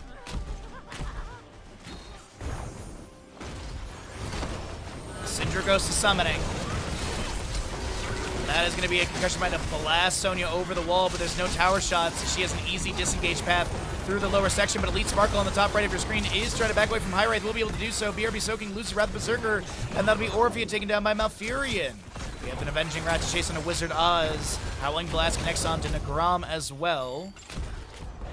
We do have that level 1 for Arthas completed. He did go into the Immortal Coil with the Deathlord as well. And BRB soaking mid lane, living up to their name well, but Falstad and Diablo want to maybe chase and try and get this kill. Overpower, Sony misses the spear, the phase shift from Brightwing is good, the gust to the side, Brightwing now split from said Sonya, as Falstad autos are looking pretty good. She blinks, the Brightwing able to back away, Wrath Berserker activated by the Sonya. This is going to be Falstad taking down Sonya. In the top lane, Yrel picks up the Arthas with probably the help of the Punisher. Take a look here really quickly, I just want to see the death timer. He has a lot of Nexus Forces damage. Okay. Rocket Ride snipes the oh my god. 284 overkill as Orphea Eternal Feast is active. Avenging Wrath from Yrel, but High Rate does not have the angle for the Righteous Hammer Bonk. As Punisher with 60% health takes down the fort. Falstad's getting bottom lane. He might pivot into mid afterwards. Junkrat with fishing with a concussion mine for a blast over the wall. I wouldn't be surprised if actually Falstad pivots out of bottom into mid. That's going to be a few enemies over the wall, as we do have Ardent Defender from Yrel activated. Shill, Avenging Wrath, Divine Steed. Falstad does make that pivot to mid. Punisher about to be cleared away. Next one going to be at 13 minute 41. Announcement at 13 minute 11. That was a overpowered Shadow Charge into the concussion mine. Arthas and Yrel will be traded. Diablo's low. Apocalypse is triggered. The Gust pushes a couple enemies into the Apocalypse. The concussion mine blasts a few enemies away. And Nagram thinking about re-engaging. Positioning to re-engage. Ooh, that is scary right now. Shadow Charge gets the wall collision. The armor's there, but the health will be diminished. Yeah, it's just way too little HP. Souls to be consumed. And your Hanzo gets bottom lane pushed out. So they do sustain the mid lane fort for now. Junkrat Rocket Ride could be utilized to try and take down that fort. I actually could see that legitimately being the angle. Because Rocket Ride's what, 70? 75. And it's 1,822 damage to enemies, but I think it's reduced to structures, isn't it? So maybe not. It doesn't specifically say that it's reduced to structures or anything, but it wouldn't be enough damage right now. Oh, actually, Total Mayhem would trigger as well. That might be enough, but either way. Ripper Air being used by Junkrat to maneuver around the map a little bit faster. This minion wave plus Impaler Camp is pushing up. Polymorph onto Yrel, turns her into a pig. The Howling Blast lands onto Falstad. He barrel rolls to the side and avoids the Dragon Strike from Hanzo. Dragon's Arrow from Hanzo. Junkrat a global hero when picking Rocket Ride? No, I wouldn't say global. I would say that he has a high mobility factor with Ripper Air and a mobility factor or mobility tool with Rocket Ride. It's not like you can click into top lane and Rocket Ride up there. You have a limited range in which you can activate it. Howling Blast lands. Sonya does go down. Falstad flying in. There's the Rocket Ride chase in. The Apocalypse on the ground. There's going to be Vetted Sun bopped by the Rocket Ride. As this is a chase into mid lane underneath the fort. That will be taken down. Also, Detroit Donut, good to see you, bud. Elite Sparkle will maybe be taken down. Absolutely, they will. Diablo goes in for the Shadow Charge. Wallbang again after the overpower into Wizard Oz. Gets the... Oh, does not get the phase shift from Brightwing. Ready. A shrine gathers power. You will take it. And if I'm not mistaken, if we were to take a look at Junkrat here, I think you can actually... Yeah, so there's your activation for Rocket Ride. That's sort of the range you can cast it, if you will. Mid lane Punisher, mid lane Keep Gate being opened up. It is a 3-level difference, 19 3/4 to 16 3/4. It is a 14 kill deficit, 20 to 6. The members of Goon Platoon looking like real goons here. Utilizing that in the hockey sense, chat. Don't be dirty here. A goon in hockey is like someone who brawls a lot. An enforcer is another term for them as well.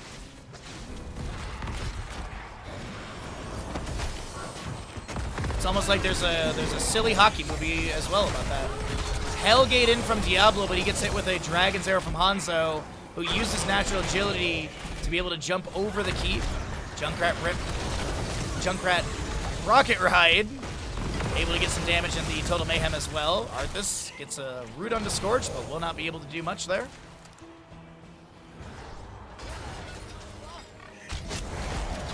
Yeah, same. Yeah, exactly, Crush. Yeah. Yeah, like Joker's has goons. Penguin has goons. Poison Ivy has Bane. Vetted Sun will be taken down. Looks like Falstad had to back away from Sonya here in the top lane. I was watching the mini-map of Ultralisk versus BRB Soaking, and Ultralisk is not going to be able to have that sustained 1v1 against them. Ferda, yeah, thank you, LaFacia.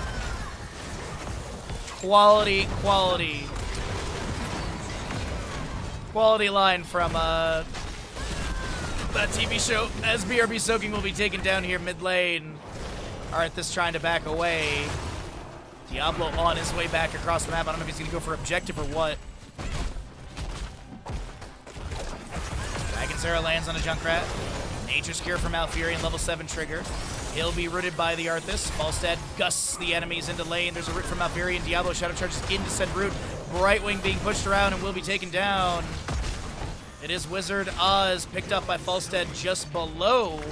Got a Righteous Hammer onto Urel, minus armor from that Templar's Verdict, level 16. Here's a ride. It's a Rocket Ride. It misses because Rocket Ride isn't really a good talent. That was a really good spray, though. That's cute as heck. Orpheus will be taken down though afterwards, as Falstad goes and works on objective still. And bottom lane Keep being worked on by a catapult. Top lane Keep, low, mid lane Keep is taken down. Red team's core is under attack. Cannonball's Junkrat, by the way. Hellgate, you do have the Lunar Shower, Seraphim, and that's the epic mount for Falstad, as Hellgate Diablo's utilized over here. Oh no, that was Apocalypse actually. That was the entire Apocalypse that he utilized to try and lock down BRB Soaking. Diablo taken down. Junkrat finishes the objective as it maneuvers in through mid lane. Top lane Keep falls. Dragon's Arrow misses onto Ultralisk. Punisher advancing into core. Junkrat concussion line. Blast Brightwing to the side. Wizard is low. Whoa! Big burst damage right there. As Hanzo will be taken down. I just gotta see really quickly. That was like 50% of his health bar. Oh, wow. He just got hit literally point blank with a buttload of frag launcher damage. It was 1,000 damage from that frag launcher. This is Orphea to be taken down by Rocket Ride.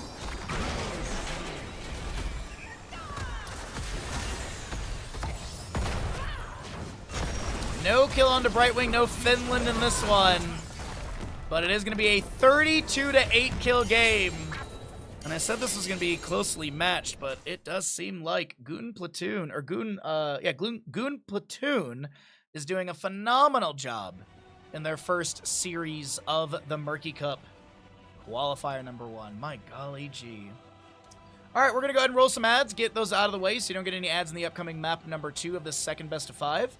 And consider subscribing if you'd like to help us hit our sub goal, all that good stuff, so we can do more fun streams in June, like the Baja roster June.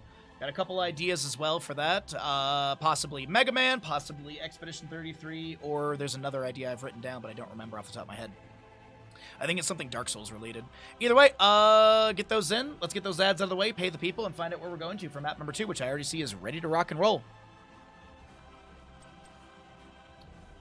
All right. Man, they are ripping lobbies. Let's go ahead and get a lobby link out for those that may need it. If I'm fast enough for this, I don't even think they're going to need it. Let's go ahead and pay out to the gamble when the stream catches up. We've updated the score correctly. All right, that's good. So that is the payout for that one. And then the add button gets pushed, and we are good to go.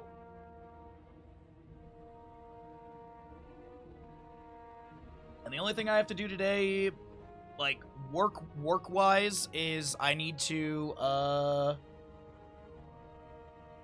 do my Corsair post today, which, they changed one thing, and then they were like, you can do a post for this for the month of May, and I was like, cool, I'll do that, and then I went to go do it last night, and that window was already closed, so I messaged my manager, and I was like, can I do a post for, like, the Galleon again, because I really do love this keyboard, and she's like, absolutely. She's like, we're always happy when creators want to push the Galleon, because I personally love this keyboard. It is pricey. It is a pricey keyboard, but I really do think it is worthwhile, especially if you're a streamer. Like, it's really good. It's a really good quality keyboard. The Stream Deck factor as well is huge. Like, oh, I love this keyboard so much.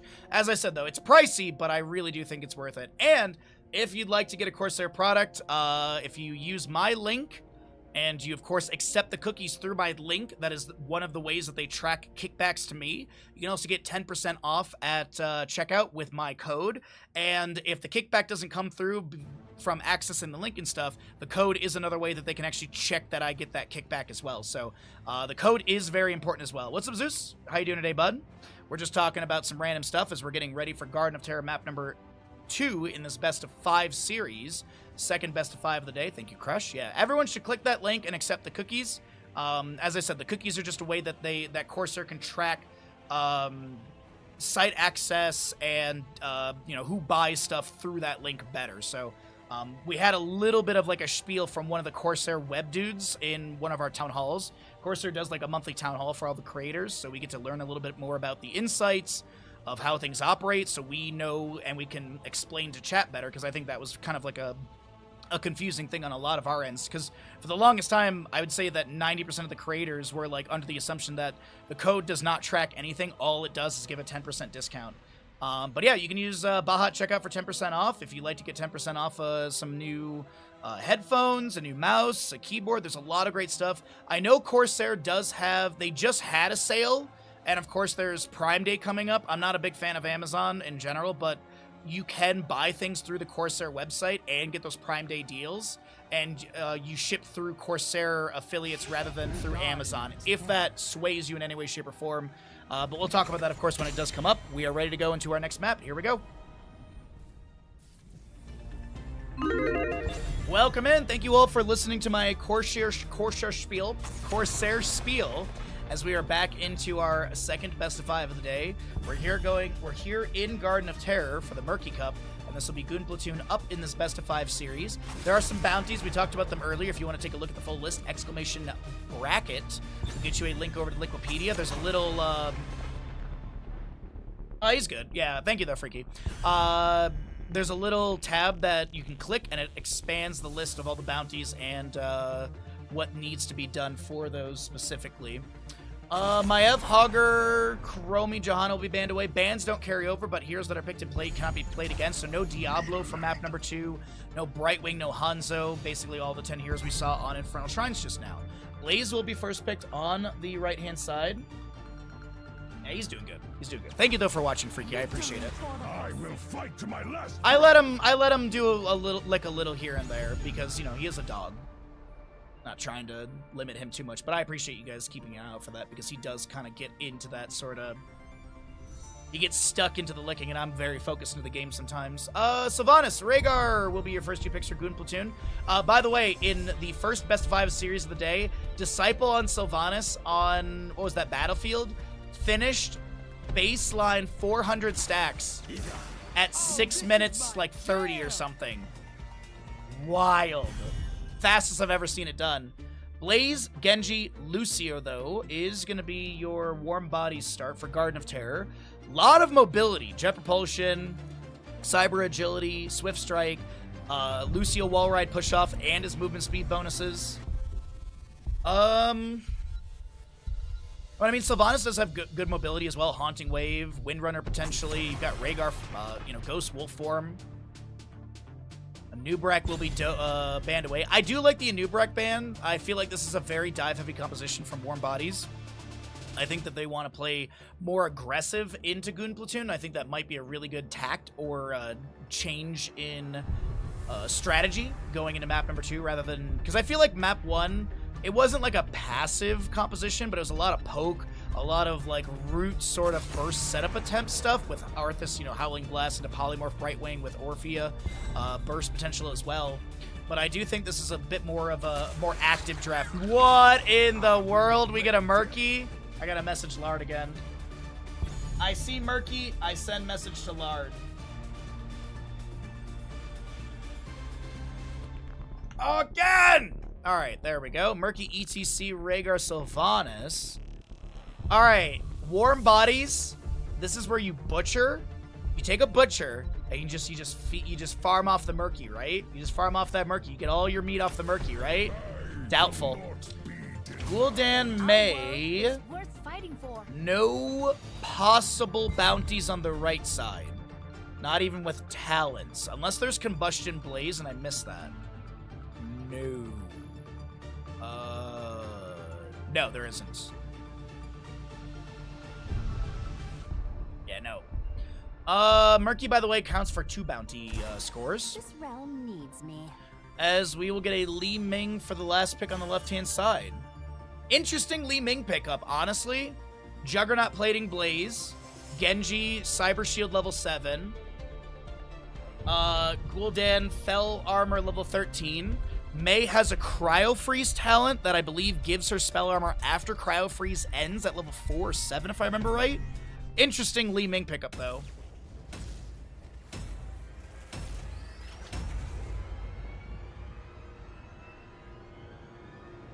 There's cat cafes. You and Bandit should open up dog cafe. Call it Tasty Paws. The issue with dog cafes is dogs are, you know, can be a little bit more aggressive than cats. I mean, cats can be aggressive. Don't get me wrong. The battle begins shortly, heroes. I just think cat cafe kind of works better than dog cafe. Anyways, if anything, we'll just open up a shop where people can watch Bandit and I sit and drink tea. Left side is Goon Platoon with your Disciple, Sylvanas, High Wraith, Murky, Nagram, ETC, Scorch, Rhaegar, and Ultralisk Li Ming. Right side is Warm Bodies down in this Best of 5 series with the Blaze, BRB Soaking, Wizard Oz, Genji, Devs, Lucio, Elite Sparkle May, and Gul'dan Vetted Sun. 5. I just want to see this for myself really quickly because I can't remember. 1. Oh, I clicked on a sidewall. Yeah, the Crystallize right there, yeah. Reduce the cooldown of Cryo Freeze by 10 seconds. May gains 40 spell armor while it's active and for 1 second after. We'll see if she goes into that. As I said, there's a lot of spell armor on the right side. It's a little surprising to see that last pick Li Ming, but she does have good poke potential. And if you can get the reason, I mean, her burst is great, of course. Don't get me wrong.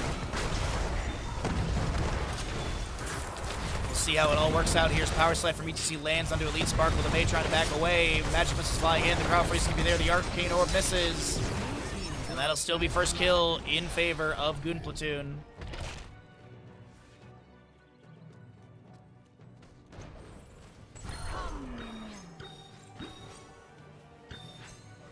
Has the tournament been renamed to Murky Cup? Yes, Potato. I literally found out this morning. I want to say it was renamed like last night or something because I swear I was literally looking at the schedule and everything yesterday, and it still said Bounty Cup. And then when I was looking at stuff this morning, I'm like, wait, why does it say Murky Cup all of a sudden? Like, I was looking at it on my phone at 4 in the morning in bed, and I'm like, wait, why is it saying redirected from Bounty Cup? Why is this Murky Cup 2026? So, yeah. Indeed it was. Indeed it was. ETC will be taken down by Genji in the middle of the map as we do this bottom lane push from Disciple and Scorch. Also good to see you, Potato. Hopefully you're having a wonderful day. Good luck to Hazu. I believe he plays later today. I think he plays in the 3rd. I know there's some scheduling changes, but I believe Hazu team plays in the 3rd best of 3, best of 5. Blaze, Adrenaline Stimpack active. He's taking a lot of damage from Disciple. BRB soaking, you gotta be careful. I thought Disciple was gonna chase with the Haunting Wave, and almost does. It's slime time, by the way, for the Murky at level 4. He did go into Fishy Deal level 1. We do have Shadow Dagger at 1 and 4 for the Sylvanas with their Unrelenting Torment and the Unstable Poison. Rock, Colossal Totem, Aether Walker, Triumvirate. Pretty standard stuff, really, across the board. We don't have Mei going into that Crystallize. She will be going to the Cold Front at level 3.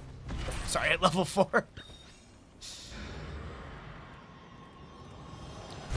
Plays in the 3rd one. Nice, nice. I'm excited. Always excited to have another tournament going. Always excited to have more opportunities to sit here and scream into the void saying, Blizzard, please hire me for BlizzCon. Sylvanas has gotten tons of stacks off of BRB soaking. He will be taken down in bottom lane. Scorch, though, is going to be traded as the Swift Strike comes through, and Disciple is trying to make the play to get another kill, but Genji has the shurikens, and it will be a double kill in favor of Warm Bodies. They give up their blaze. As I had mentioned earlier today, one of the most common locations for the first objective to spawn, bottom left. Link over the wall into the bush. I don't know if Wizard saw that or... Oh, God. Oh, jeez. Good Swift Strike to back away. I thought the burst was going to be in from Ultralisk, but no. Not going to be the case. Twin Flames go out from Blaze. Genji resets. Power sliding from ETC. A little bit of harassment. Did go into Loudspeaker 4 with the Pinball Wizard level 7. So what do we have for Murky level 7 as well? I don't know what he's going to be leaning into. That's slime time, by the way. I don't believe it's had any changes. Yeah, it still is going to be 10 stacks for 125 additional damage, and at the 20 mark, completed quest, you get the 30% slows. Lucio does take down Murky in the top lane. So Gul'dan was helping out with that. Murky was actually trying to step up. You saw the little slime mark onto the Lucio health bar, as I think Murky was trying to maybe, I wouldn't say greed, but step up for another stack. Genji, Cyber Agility into the Swift Strike immediately into the Wave. Disciple, Haunting Wave. ETC Face Melt to try and disrupt any jet propulsion from Blaze, which was being attempted, and I think that was a very successful Face Melt in that factor. Sylvanas, 109 stacks away for that 50% damage bonus on your black arrows, as Gul'dan will be taken down in the top lane by Rhaegar and Li Ming. That'll reset his Pursuit of Flame to 0 as he was incomplete with that. And Murky's up to 2 stacks. He did go into the Black Lagoon, which is going to increase the slime radius by 30%. ETC Power Slide. Nice Swift Strike from Wizard. Great read. This might, though, be the bottom lane fort taken down. No Haunting Arrows I mentioned from Sylvanas going to that Unstable Poison. Full Shadow Dagger build 1, 4, and 7. Might see Cold Embrace later on for armor debuff, but I doubt it. It's not a very common pickup, but I mean there are some good synergies that have already been grabbed, especially with the Lost Soul base attacks against heroes and structures with 3 stacks of Black Arrow. Reduced the cooldown of Shadow Dagger by 0.75 seconds, doubled against enemy heroes.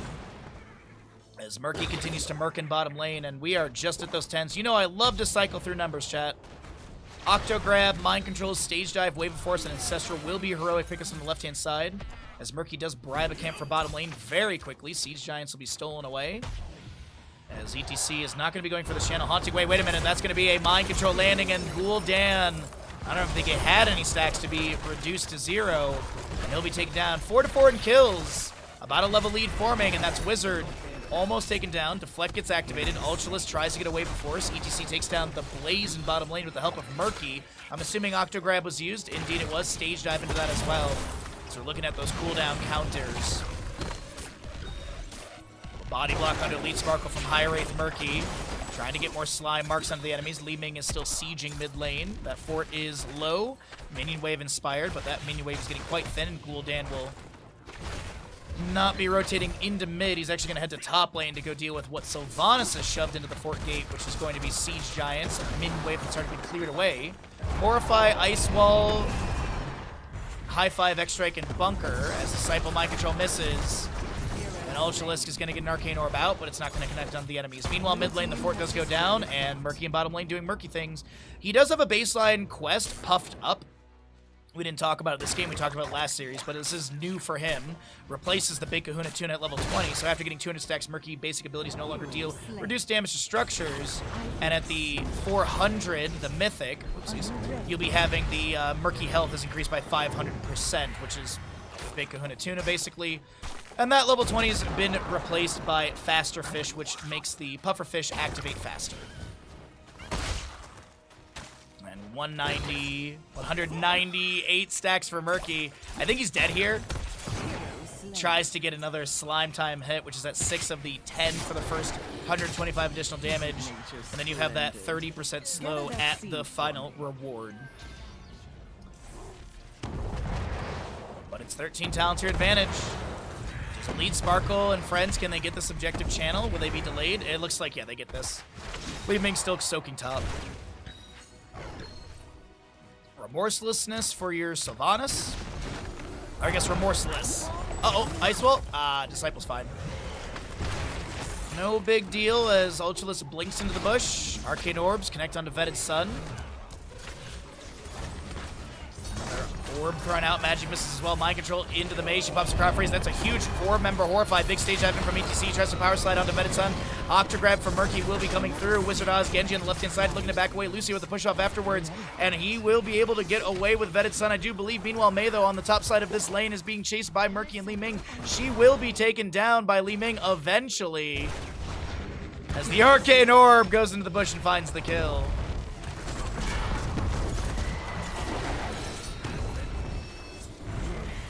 Murky 1 stack away still. Power slide from ETC. Devs is able to back away and some splash damage just come through. Ultralisk is low, blinks to the side. Ultralisk is not going to be taken down. ETC takes out the sidewall, a face melt to push back the enemies. No level 13 Encore for him. Going to be going into that mic check, hitting 2 targets with face melt. Reduce the cooldown by 6 seconds for face melt. And Murky doing Murky things in top lane. As I mentioned, he's encroaching that first reward for Puffed Up, and he does have it, so no longer having his basic abilities dealing reduced damage to structures. ETC up in 18. His stage dive will be available when he respawns. Murky Egg is set up over here. A little aggressive in that positioning. I'm a little worried for them as push off from Lucy with the heavy caster level 13 gets a small stun onto Sylvanas. She's going to be able to Haunting Wave down below. The top lane fort will fall. Bunker from Blaze will discover the egg for Murky, and then he gets taken down. 33-second death timer for the fish. As your Sylvanas is next to go down, and that is a good aggressive play from Warm Bodies. They will be able to get this 2 out of 3. Garden Terror Seed on the enemy side of the map. Scorch, poked at low. Li Ming trying to back away as well. Push off from Lucio. Heavy casters into the icing of Mei. Blazer Propulsion finds the connection onto Scorch. The Ancestral does not come through onto Li Ming in time. ETC Face Melt is trying to create space for Scorch to back away. Lucio trying to wall right in. Power slide from ETC. And Devs needs to back away. The Lucio cannot sustain this engagement. ETC, I think he was trying to find the Lucio, but he won't be able to do so. Good Face Melt timing, by the way. 2 stacks needed for Murky to be able to get his 125 additional damage on that slime, which is honestly a significant increase. I mean, right now it's okay, but I mean, getting that 125 is huge. Right? I mean, yeah, you're dealing 155 for the application, 378 to enemies that are already marked as the Genji will be taken down by Sylvanas. Mind Control misses as the push off from, or the high five from Lucio. Utilizing the Mei, the stage dive into bottom lane. Murky have the Octograb onto Blaze. Power slide to follow up just after. And now BRB Soaking trying to clear out the minion wave. Gets the bunker for sustainability, but Lucio is too far away. And this bunker... Wait a minute, Lucio might be here in time. Nah, Murky's got the kill, I think. Li Ming does pick this up. Arcane Orbs and stuff coming out. The big Horrify from Gul'dan. Icing from Mei goes into ETC as well. He face melts the enemy's back. The Level 1 proc rock has been completed. bubble up from Murky as well as Vetted Sun is getting low, getting hit with so many slimes. Another Fell Flame will take down the Murky. But ETC is here with the power slide and has the autos needed to take down that Gul'dan. Once again, his stacks being reset to 0. Gul'dan has not been able to get the 30 hits on his Pursuit of Flame level 1. Hey, Lard, what's up, bud? Welcome back. Hopefully your IKEA trip yesterday was nice and easy. But we're nearing a 20-kill game in this map number 2, second best of 3 of the day. Best of 5, sorry. Overgrowth plant activated. Of course, it's going to be cleared away really quickly. Garden Terror slammed down the ground. Murky trying to get more stacks on that level 1. He also did go into the toxic buildup for the auto attack trigger onto those slimes, and he's up to 17 of the 20. As Garden Terror bottom lane gets the keep down to about 50%. Mid lane is very hardy and healthy with a minion wave as well. Rhaegar is going to rotate into top lane. As Sylvanas mind control lands. That's a horrifying to ETC and the Li Ming pushing her away. Disciple trying to sustain this fight. The Ancestor will be applied. Power slide from ETC into a face mount. Li Ming takes credit for the kill. As Blaze will be taken down on the left side of your screen. His Juggernaut plating will trigger. Ultralisk still has the autos. Juggernaut plating will expire in a moment, and Ultralisk tried to get the blink kill. Magic missiles are not going to connect. Blaze Twin Flames, but Li Ming blinks in and gets the kill with the Calamity. We do have Gul'dan once again losing his stacks on Pursuit of Flame. Face melt does not take down Mei. As Murky places an egg in the enemy side of the map, and he will respawn with that. Core shielding is dropping. Goon Platoon looks like a non-killable team. They are, as some would say, the team to beat. Mind control misses. Beat Sparkle. Backs away. We do have that egg still up. No one autoing onto that whatsoever. It's not like he has like a fake egg talent or anything. Core shielding dropped, and this is going to be Goon Platoon with a 2-0 lead in this best of 5 series. GG, well played. God, first day of this tournament being speed ran. Report the Spore Queen for spam? Yeah, I know, right?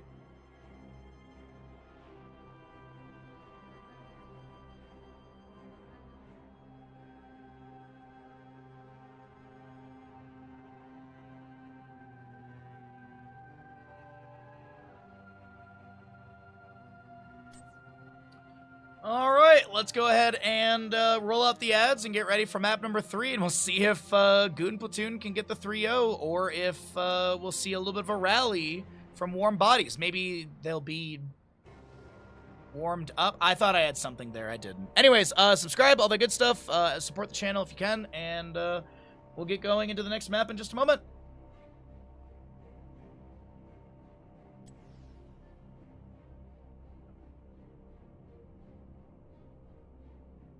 Alrighty, Garden of Terror, Goon Platoon. We'll just wait for the stream to slightly catch up before we play the or pay this out, and then also get the ads out of the way too. Oh man, but happy Saturday, everyone. Man, we're 2 hours in and we're almost done with the second best of 5. Wild to think about. Crazy quick games already.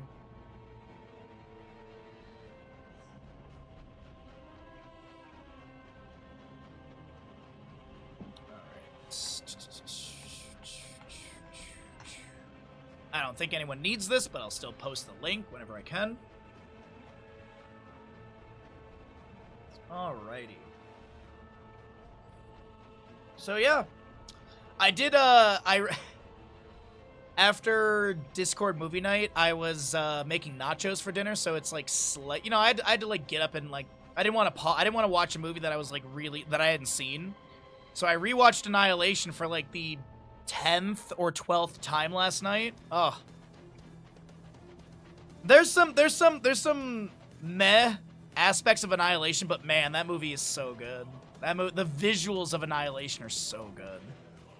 Though a lot of people, I did read the books, and I definitely, there's some aspects of the books that I really wish they had pulled into the movie as well. But I thought it was a pretty good adaptation. I thought it was a decent adaptation. The book series was a bit different for sure.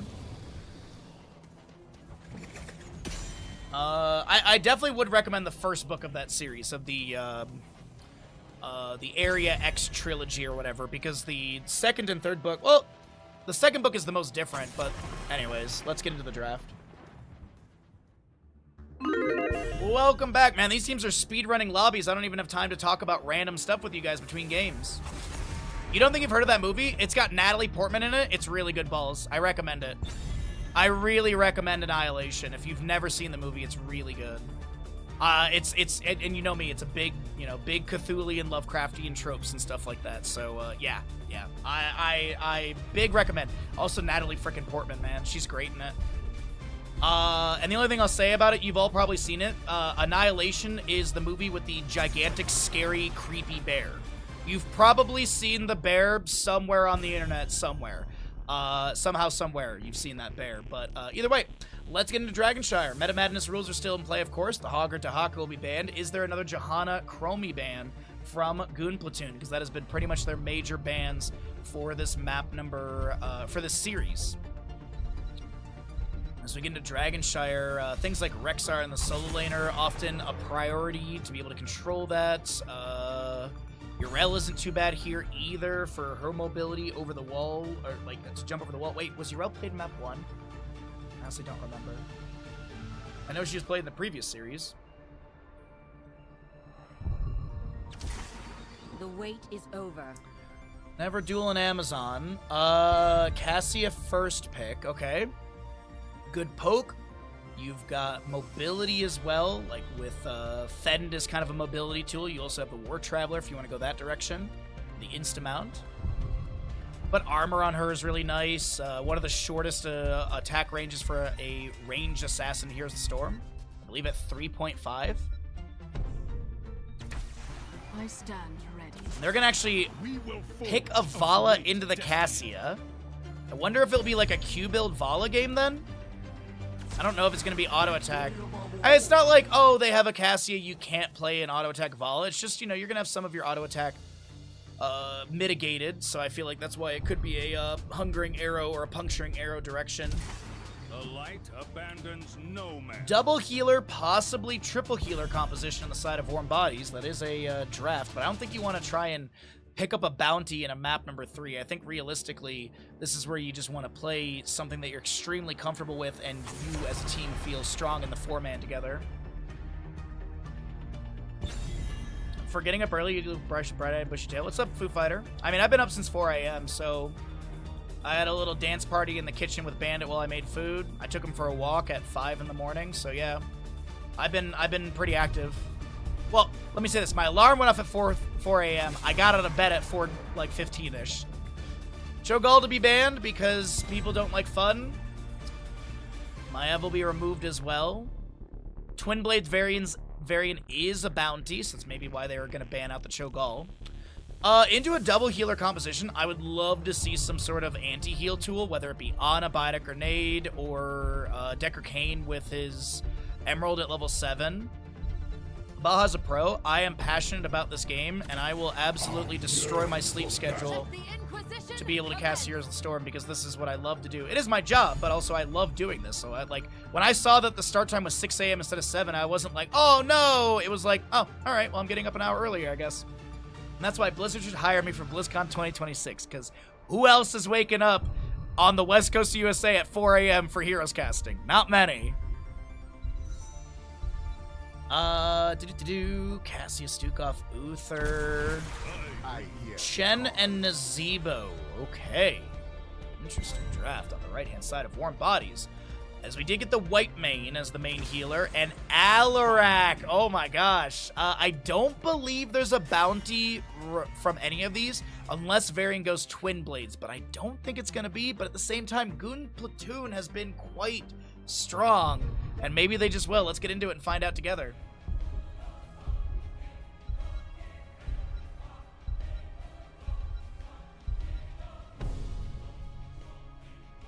Wait, why is Medevac on Morales a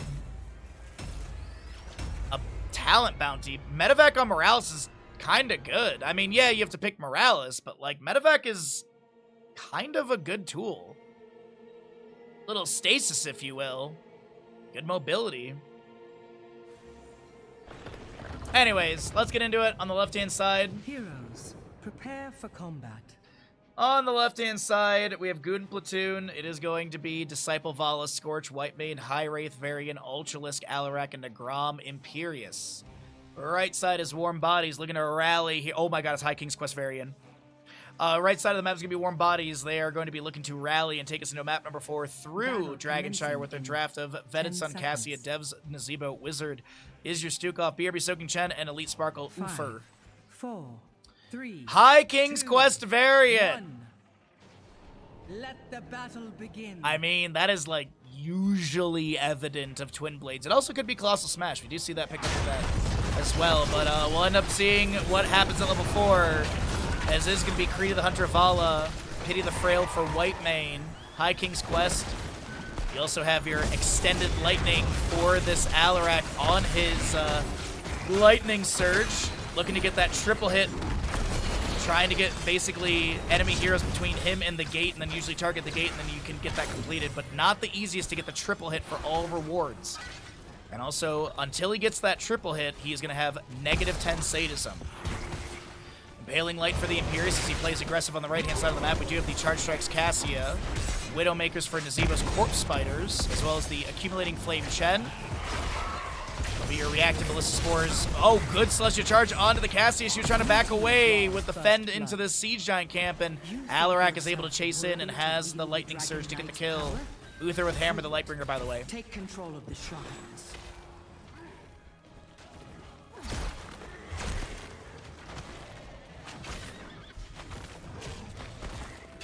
Wowee. Alright, sorry, first cup of tea of the day done. Stun from Uther lands into Vala. Jar of Spiders is empty. Take a look here at Varian versus Chen in the top lane. Alright, that is a 1v1 I was not expecting. It looks like it's a main tank Imperius situation for bottom. Celestial Charge goes out once again. Vetted Sun hit by that, but the Fort Gate is still available. Cassia fending out onto the enemies. This is going to be a zombie wall, but no capture of the enemy. And now here's the thing too. Varian wants to sit there and just auto into Chen, but of course you can't sit there and sustain the fight, especially into the Accumulating Flame. You don't want to be able to give free stacks over to Chen. It is a significant amount of stacks needed. 25 stacks, you get your, or 25 damage, let's call it that way. You get the increased range on the Keg Smash, and at the 80, which I have not seen yet, it is a -20 armor, and you can increase the duration by 0.75. Now, you can't permanently sustain that, as it is a, his attack speed isn't fast enough. As we go to look at top lane, we miss the kill. We go to top lane, and we miss the bottom lane kill. Ultralisk, though, in bottom. Looking to back away. We do have Ultralisk on this point. Has to use the Telekinesis to back off. Will they be able to get a foot on the point for Imperius to get the channel? Imperius interrupted, but they still get this Dragonite, I do believe. Vala with their first stack of Creed the Hunter at 50. And Twin Blades Variant for Guden Platoon. I believe Guden Platoon has not done a bounty in one map of the 6 so far they've played today. I do not believe there was... Oh, no, it was Junkrat Rocket Ride. Yes, so actually, I lied. Guden Platoon has literally done a bounty every single map. And if they are victorious here, that'll be 6 bounty points for them. Or tickets, as it's labeled on the Liquipedia. Withering Flames, by the way, for the Chen, which is going to reduce spell power. Dragonite did go into the top lane. Varian Twin Blades looking to get some smacks onto the Chen as Chen gets hit into the corner with a Savage Charge. A flying kick through, Varian chasing in, and this is going to be another Chen takedown in top lane. In the bottom lane, though, there is a bit more happening. Vala picked up by Cassia. Uther will be traded by what I would assume to be a Hungering Arrow last sort of hit at the end.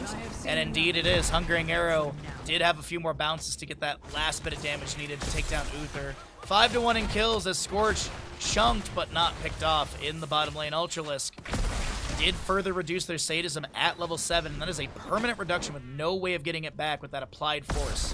But Applied Force does give you a push on a 15% further and 50% range as well for the Telekinesis. Varian still chasing onto this Nazebo, won't be able to get underneath those tower shots.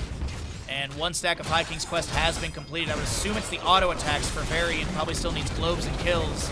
Is Varian getting a little bit low?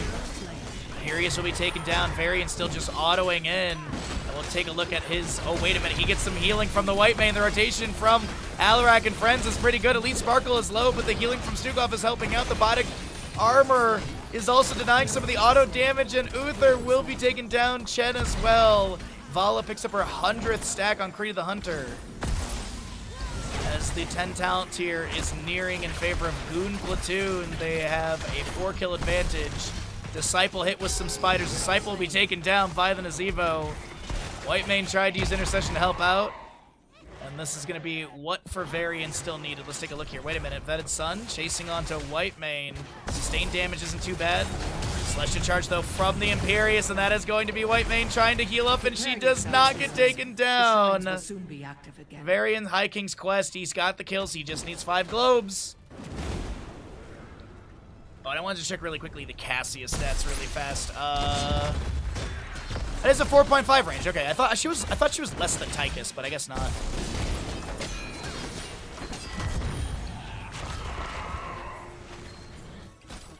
All right, so Vala continues to work on things over here. We do have those 10 talent tiers picked up, and Varian is considering if he wants Warbringer or Shield Wall. I feel like it's gonna be a Warbringer game.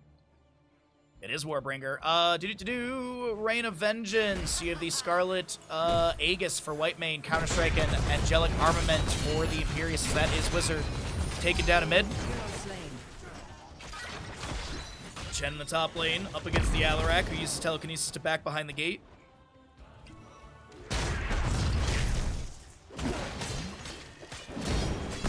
Well done, Lafasia. Well done. That was good. Does the level 1 give her more range? Maybe. I honestly don't remember off the top of my head what charge strikes. We'll take a look after the stats cycle through.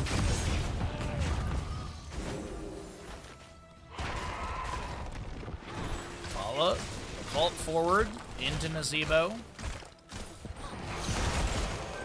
Reign of Vengeance goes down. Vault forward again. Death Dealer trigger, and that'll be Uther picked off. Varian falls in mid lane. So we're watching to see if there's more fighting in bottom. This is going to be your Scarlet Aegis from White Main activated. And Ultralisk has the channel. No intro. Oh, Lurking Arm for the interrupt. Okay. Celestial charge on a 2 into a massive Discord strike. Double kill. Ball in bottom, trying to get away. Gain 50% attack speed. Every third base attack deals 20% bonus damage. Yeah, no, I didn't think it did. Because I thought it was just basically amplifying her attack damage, but not her range. Yeah, it's just attack speed. Every third base attack deals 20% bonus damage and bounces to... It's the bounce, maybe, that we're thinking about here. Because there's Ring of the Leech and Surge of Light. None of those add in range. We do have your Valkyrie, Ravenous Spirit, Massive Shove, Wandering Keg, and Divine Shield.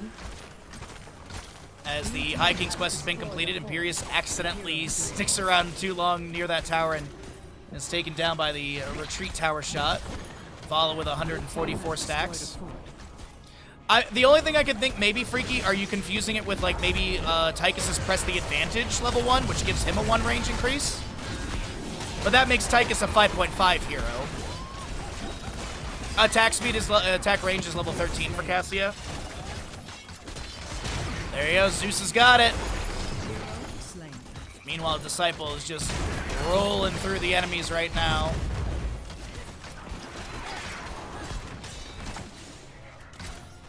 So you have your level 13 is the Gloves of Alacrity, right? Yeah. Gloves of Alacrity give the 1 range. And Avoidance Fully Charged gains an additional 1 range, so she actually goes up to 6.5. With the full avoidance here, she technically gets 2. That's going to be a counter-strike from Alarak as he's over the wall. He'll be taken down. Varied picked up by Nazeebo as well. Ravenous Spirit. Celestial charge into the... Whoa! Bye, Uther.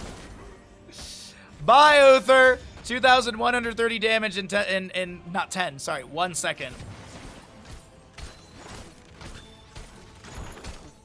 Yeah.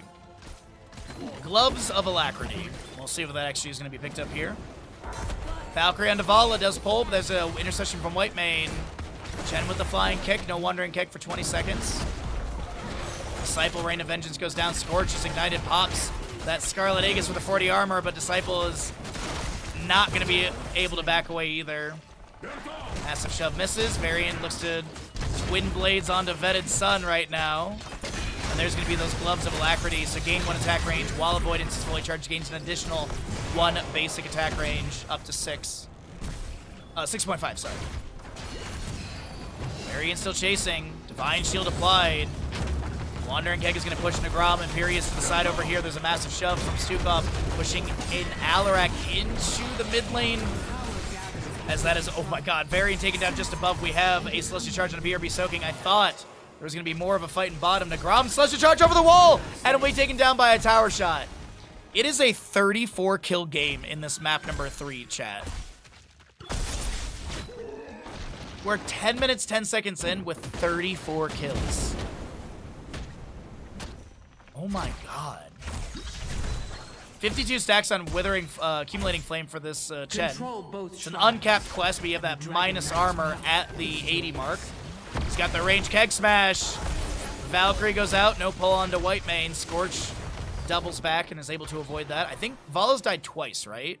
3 times. She's got 10% bonus attack speed from the Gambit.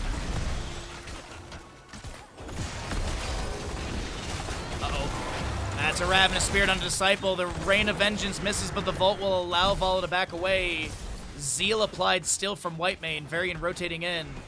And can they collapse onto Chen as he's taking the longer rotation? He did go Elusive Brawler. I think it was just at the tail end of that activation. Another Rain of Vengeance out from the Vala. The Imperious is getting a Celestial Charge to do a reset onto the Stukov and this Chen. Elite Sparkle falls. Nazebo dies to the Alarak elsewhere on the map. Varian chasing over here will get the kill into Cassia. As this is Nagram chasing onto Wizard. Vala is able to get the kill. Is this going to be everyone's favorite Northern European country?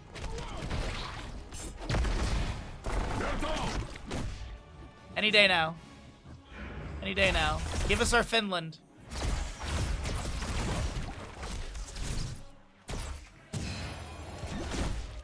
This is awkward because we're not going to get a Finland, and Wizard is still alive. I mean, the core is dying. The core is dying on the right side of the map. But this is still going on between Ultralisk and Wizard.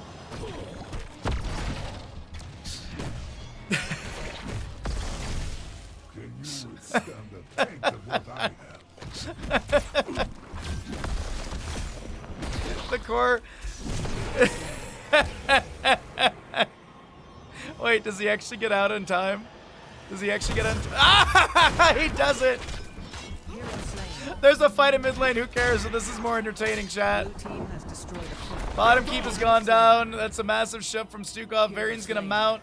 Can he get there in time with the Lion's Fang?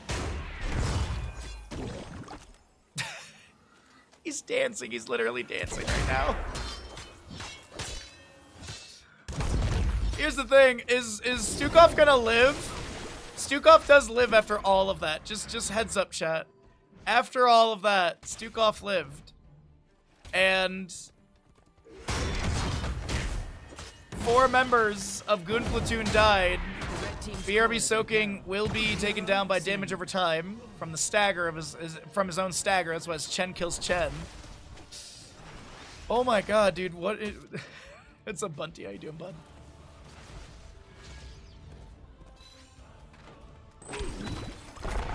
Massive shove misses.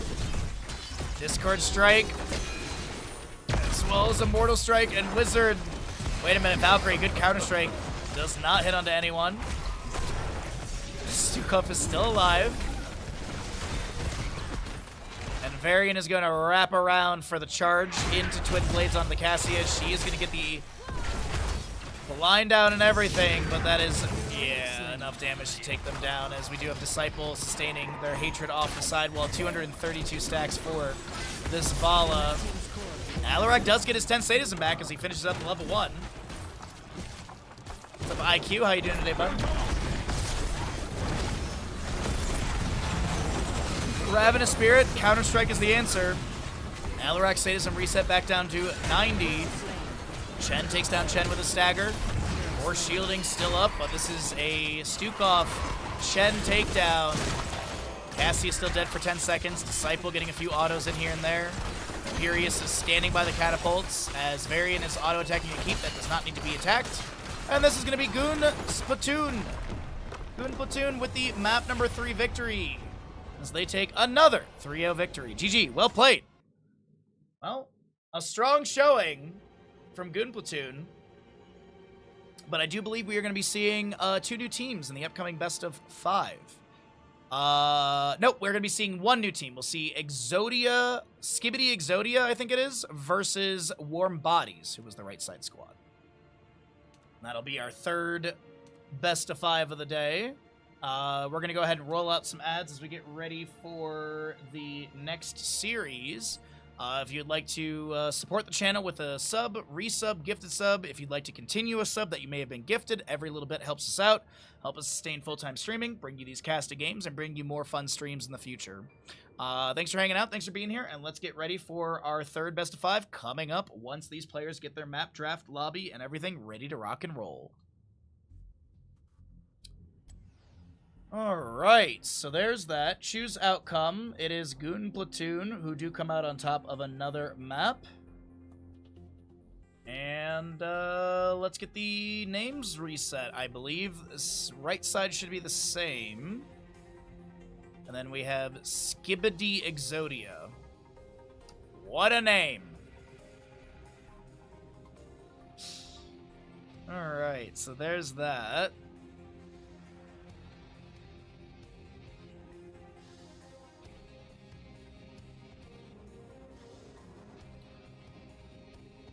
Alright, so...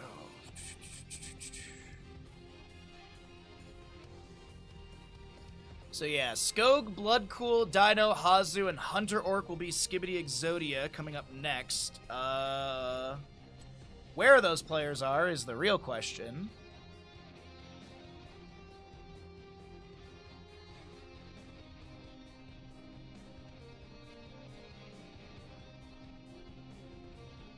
Well, now that we're between series, we can talk about more movie stuff.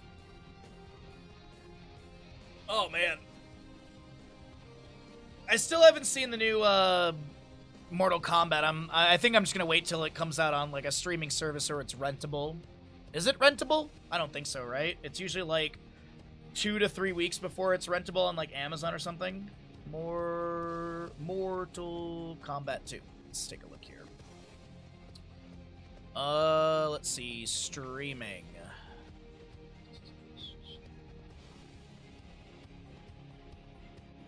Only in theaters May 8th. Pre-order, but what is the pre-order date? Available for pre-order, okay. But, like, I'm pre-ordering for when? When is your pre-order release date? I don't see it. Oh, well. Well, I'll wait.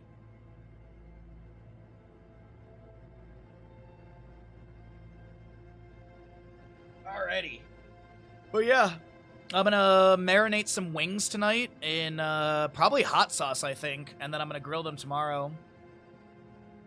Has everyone got their tickets for Masters of the Universe yet? Nah, I didn't. That movie, it looks really interesting, honestly. I'm kind of tempted. When is it out?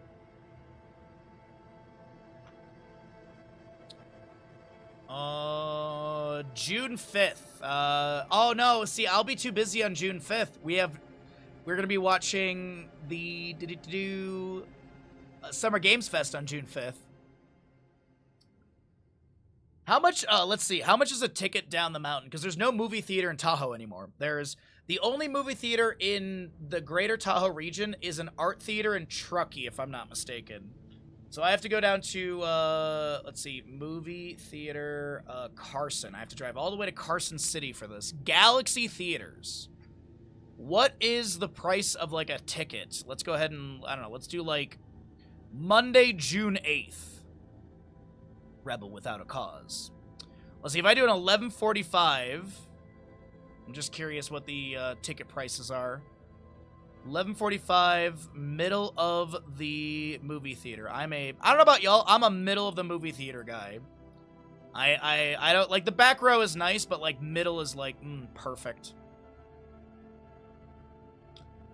It is $12.75 plus $2.49 of a service charge to get it online.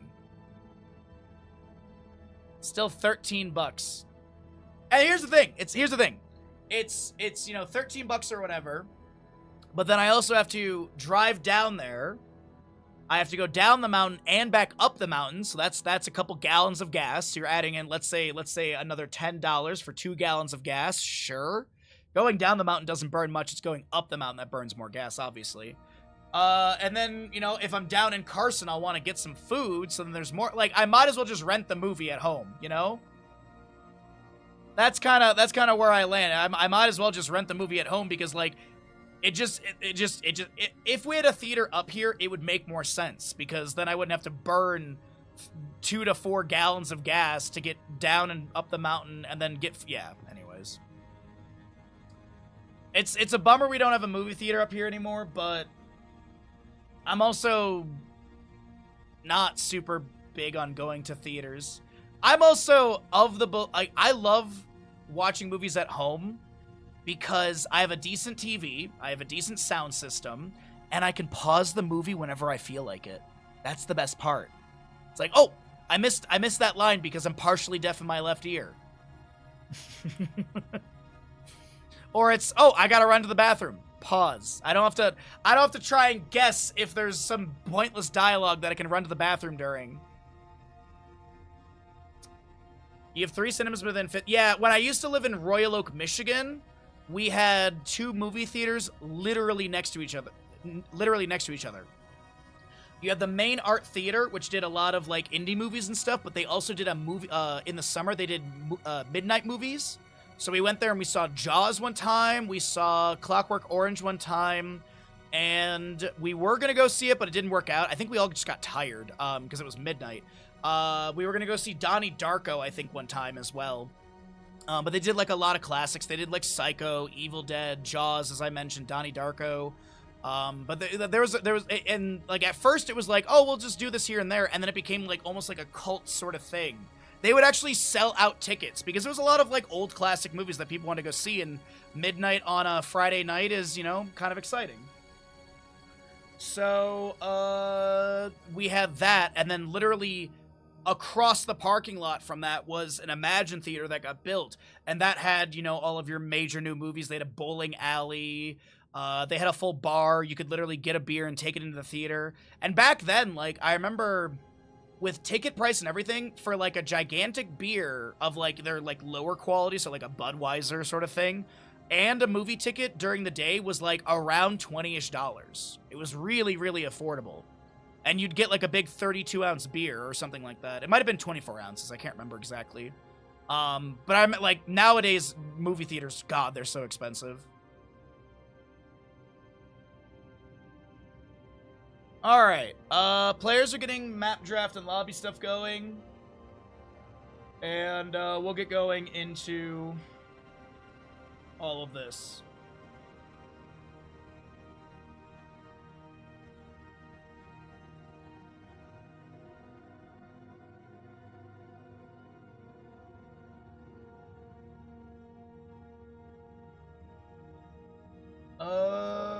I don't think there's any map bans, though.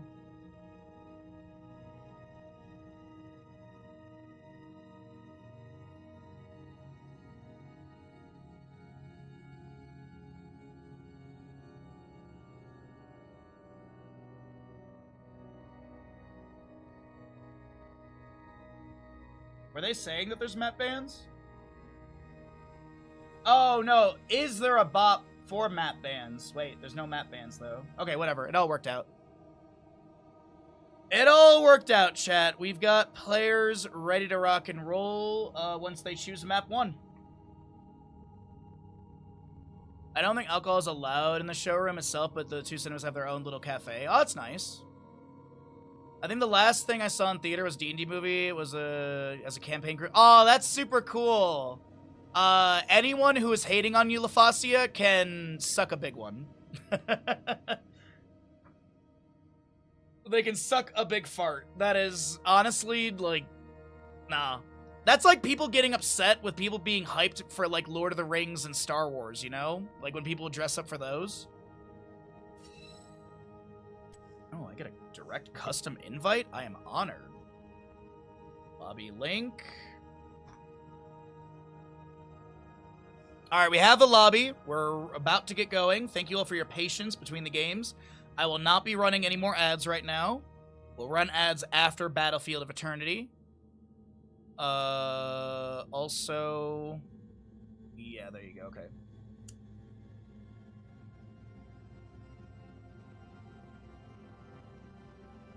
So we have Skibidi Exodia versus Warm Bodies. I'm trying to think. The last movie I saw in theaters was over a year ago when Big Scary Duck and I went to, when I was visiting him, we went to a theater out by them, and we saw Sinners. Sinners was really good. I like going to the theater, don't get me wrong. It's a fun experience, but it's just financially, it's just not worth it for me. It's literally a half-day trip for a movie, and it's just not worth my time.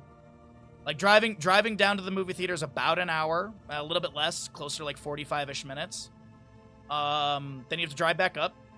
Then, as I said, if you're down in Carson, you might as well go get food down there because there's a bunch of restaurants we don't have up here. And then there's the movie, so yeah, you know, like it adds up really quickly. So that's the only thing. It's like if we had a theater up here, that'd be so much better. Alrighty, everybody, we are ready to rock and roll. Thank you all so very much for your patience. The players between these two series needed a little bit of downtime. Warm Bodies wanted to sit and figure out how they wanted to kind of recuperate and set up for this map number 1 in our third and final best of 5 of the day here in Murky Cup. And we have got our map number 1 draft, a Battlefield of Eternity. No map bans to be had, as first pick was chosen by Team Skibidi Exodia in the blue, as we have Warm Bodies in the red. Some housekeeping for all of you. The Murky Cup does have bounties.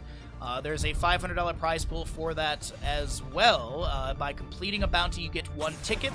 If you go for a bounty and fail it, you get a half ticket, or half credit, if you will. And obviously, so if you know, 4 teams each get 1 bounty, they get 25% each of that $500. So that's kind of a breakdown.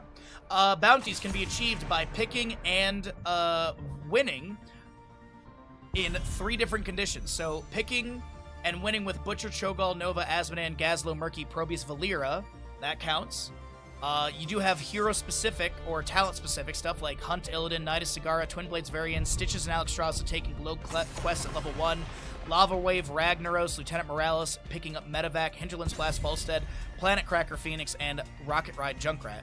And then finally, you have team compositions as well. Triple healer composition, no healer composition, or the dragon composition. So Arthas with Syndragosa, Brightwing, Chromie, Alexstrasza, Lily with Water Dragon, Genji with Dragon Blade, Deathwing, or Hanzo. It's also the Meta Madness style of draft. Heroes that are picked and played are unavailable for future maps within this series. Bans don't carry over, as we're going to get into this first pick from the side of Skibidi Exodia, who did ban out the Chromie and Johanna. Blaze and Hanzo will be removed. And it looks like we might have a substitute for Skibidi Exodia, because I don't believe this is their main roster.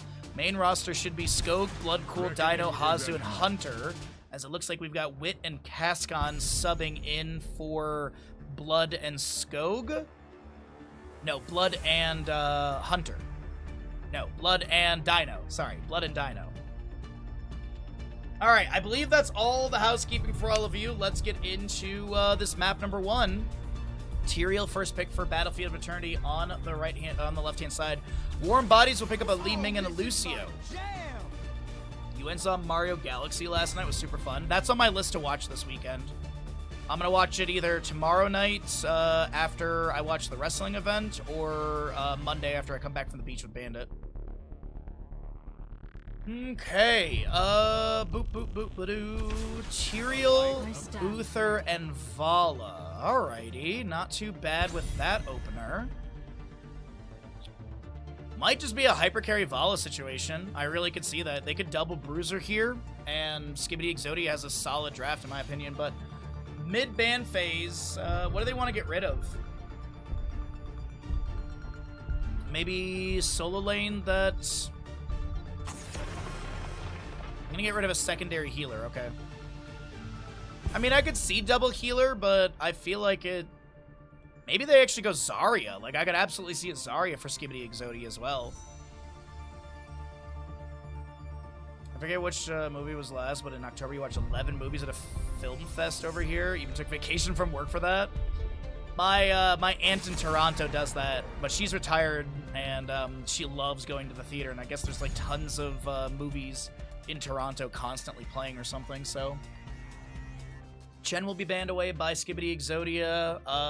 Li Ming and Lucio were your first 2 picks for Warm Bodies as they grab a Falstad for more sustained damage, good gust control, mobility as well in the flight, and main tank priority right here. Glory to the Scourge. Once again, that thin-ass hair on Arthas. Arthas pickup. As I mentioned earlier this week, Arthas on Battlefield has been really, really common. Fight to my last breath. And Skibidi Exodia, they're going to be leaning into the triple healer composition. This is a bounty. Toronto does have one of more known. Yeah. But I guess they have like a ton of like reoccurring film festivals. But I think there are some like big major ones that happen there. Last pick. Anti-heal? No, they already have a Lucio. Do your worst. They already have the Lucio. I was thinking maybe they go into like an Ana or something like that. Alright. Triple healer composition on the left-hand side. So it's Tyrael solo lane? Uther, Vala, Stukov, Rhaegar together in the bottom is my assumption. Alright, everybody, here we go. Get your gambles in. Map 1.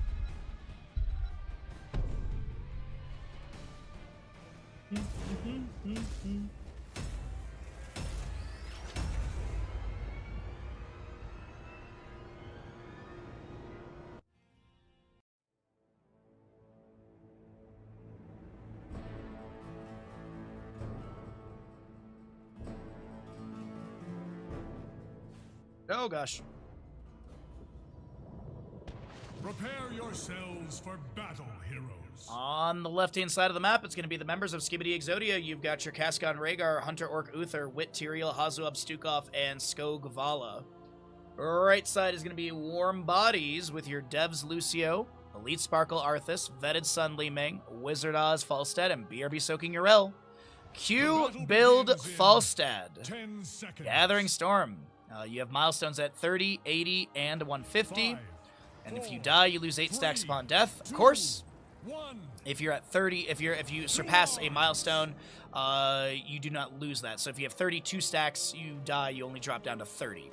Frost Presence for the Arthas. Aetherwalker Li Ming. Dauntless Urel. Celerando and the Lucio. As you have your Creed of the Hunter, Reactive Ballista Spores, Justice for All, Hammer the Lightbringer, and Feral Hearts.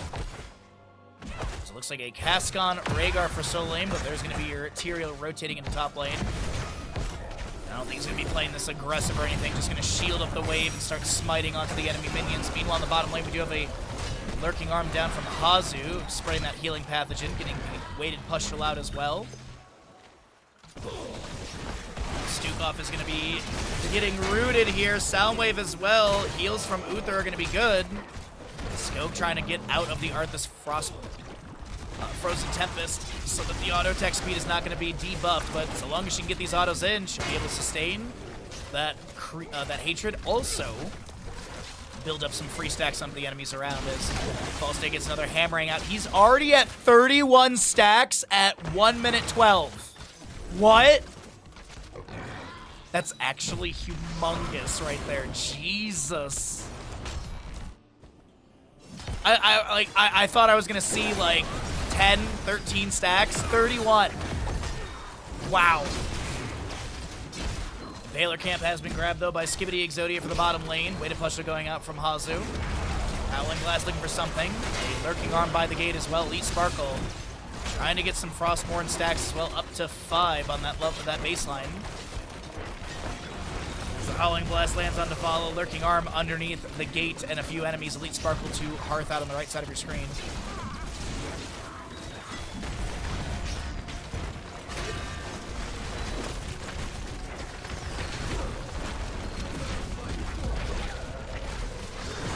Ooh, Vetted Sun will be taken down. First blood picked up by Skog Vala. Up to 63 stacks already.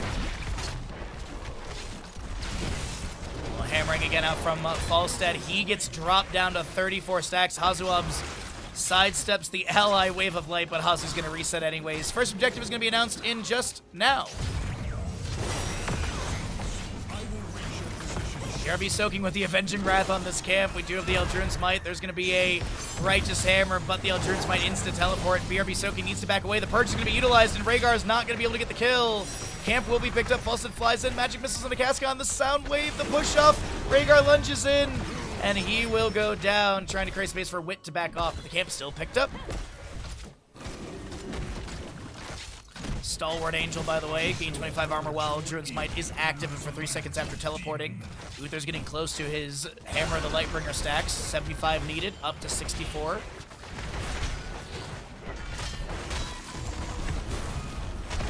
A few autos from Vala land into the enemies. A multi-shot goes out as well. Magic missiles poking here and there. A Howling Blast once again. As Fallen Shaman bottom is pushing Impaler camp top lane low. Actually looks like the fight does continue into Arthas. Tyrael trying to chase in. Vala with a few autos. Bottom lane Fort Gate will be completely taken down by those summoned Hellhounds. Falstead does get some race onto this Immortal as well. There's going to be a lot of the race going over to the side of Warm Bodies. Magic missiles firing out from Li Ming. Skibidi Exodia does not seem to be too concerned about this objective facing. Actually, it looks like Rhaegar's going to race on the left-hand side. That is a very low Vala. She vaults, but she will be taken down by Yrel. A reset for Li Ming. Warm Bodies looking to shut down a bounty attempt from Skibidi Exodia in this map number 1. Third best of 5 of the day. As Uther sits on 69 stacks, 38 for the Falstead, 9 level 1 stacks for Arthas of his 15 or 30 for those questing talents. 92 auto attack stacks for the Vala. She's died once. So yeah, she's got a 20% bonus attack speed still. We're going to be looking at Tyrael for level 7. Is it going to be Swift Retribution for the movement speed and attack speed buff, or is he... Yes, he is indeed, okay. More magic missiles firing out. Immortal moves into melee mode. Uther, Hammer the Lightbringer has been completed. Fort Gate is going to be opened up just about. Yep, now it's going to be sidewall still remaining. Actually, the slam from the Immortal, the Demonic Explosion, will be enough to take down the sidewall. Stun from the Uther lands under Elite Sparkle as they're going to be trying to back away. Vala vaulting forward. The damage is pretty good, but can they sustain this fight enough to get the kill? Arthas Howling Blast into a few enemies. Does have that Shattered Armor level 4 as well. Aldruin's Might thrown in, but there's not going to be a chase to get a kill, and the next Immortal is going to be fairly soon. Around 6+ minutes in-game time. We'll see where that's going to be on the map in just a moment, as we naturally see the blue team race vision. So wherever the axes will be is where Skibidi Exodia needs to be racing. Obviously, shield will be for the side of Warm Bodies. And it looks like it's going on east-west race potential sides. Level 10s are nearing. We got 2-2 in kills. Let's take a look at some of the stats here in this map number 1 battlefield. And we do have a flank from Yrel into Hazu. He's getting chunked, and he'll be taken down by Falstead. It's a reset for Vetted Sun. Gets another Arcane Orb thrown out to the enemies. A Howling Blast on Navala lands, but no one's able to step up further for that. Hammerings from Falstead continue to fly out left and right. So Rhaegar has a small wave push up at the top, but he's going to start working on this camp. Don't know if Yrel's going to be able to make the rotation into them after clearing out the wave, and absolutely she will be able to do so. Rhaegar's going to leash that camp. Stukov and friends are rotating up. Cascon just needs to 1v1 long enough. And I think BRB Soaking is wise to this, especially with the enemy team showing through the minion wave. Falstead flies up as well, smite down the ground. Hammering out from Falstead. The camp does go over to the side of Warm Bodies. But BRB Soaking, this Yrel, can she get out of here? It looks like a Righteous Hammer, a Howling Blast will be enough to create the space needed. And absolutely, they do disengage. Elite Sparkle. There's a Lurking Arm underneath. No low blow, but the damage is really good, and Vala takes credit for the kill. Arthas does finish on his level 1. So he's got that Death Coil slow by 50% for 1.25 seconds on the enemies afflicted. It did go into the Immortal Coil as well. Gain the healing effect of Death Coil even when used on enemies. If Death Coil is used on Arthas, it heals for an additional 75 bonus health, and cooldowns reduced by 3 seconds. Or bonus healing, sorry. Syndragosa, High Five, Wave of Force, Gust and Ardent Defender, Sanctification, Rain of Vengeance, Flailing Swipes. buying shield and Rhaegar. Are we Bloodlust, or is this going to be Ancestral for safety? I feel like it's a Bloodlust game, but dust up against the wall. The Syndragosa coming through as well. There's going to be Sanctification. Ancestral will be utilized onto one of the allies. The Immortal with 610 HP. Wit is going to get those last few autos in while the team tries to back away to safety. And it looks like the Immortal will be picked up. Avala's so very low. The Death Coil will take her down. That's a reset for Li Ming. Cascon being now chased into. Another reset for Li Ming. And an unfortunate moment for Skibidi Exodia as they lose a couple members. They lose 3 members, actually. And they lose their top lane fort as the Immortal is going to be won by them. That is rough situation. As maybe they get Fort Gate of top lane. Hilarian's decent damage, 1,200 something. 16,200 points of health currently. And it's going to get 1 tower, maybe the center gate. Tyrael and bottom lane trying to push back against Yrel. Pretty good back and forth between these two teams so far. Thus ends my assault on hell. I must rest. Warm Bodies, though, seems to have a little bit of an advantage. At least in kills. I was going to say in experience, but I think that's gone now, especially with that kill in the... Yeah, that... Actually, no. Heroic kills is still obviously ahead, but Mercenaries makes up a little bit. Minions is trailing by like 400. Passive is trailing by a little bit as well, but either way, Vala picks up for 150th stack. At 8 minute 54, Gust up against the wall. Yrel comes in with the Avenging Wrath, the Righteous Hammer charge up, the Arcane Orb coming out from Li Ming. Does have the Triumvirate level 4. Mean Wave kind of in the way of some of these shots. As Li Ming is going to mount up, but we do have your Vala and friends going for this bottom lane camp.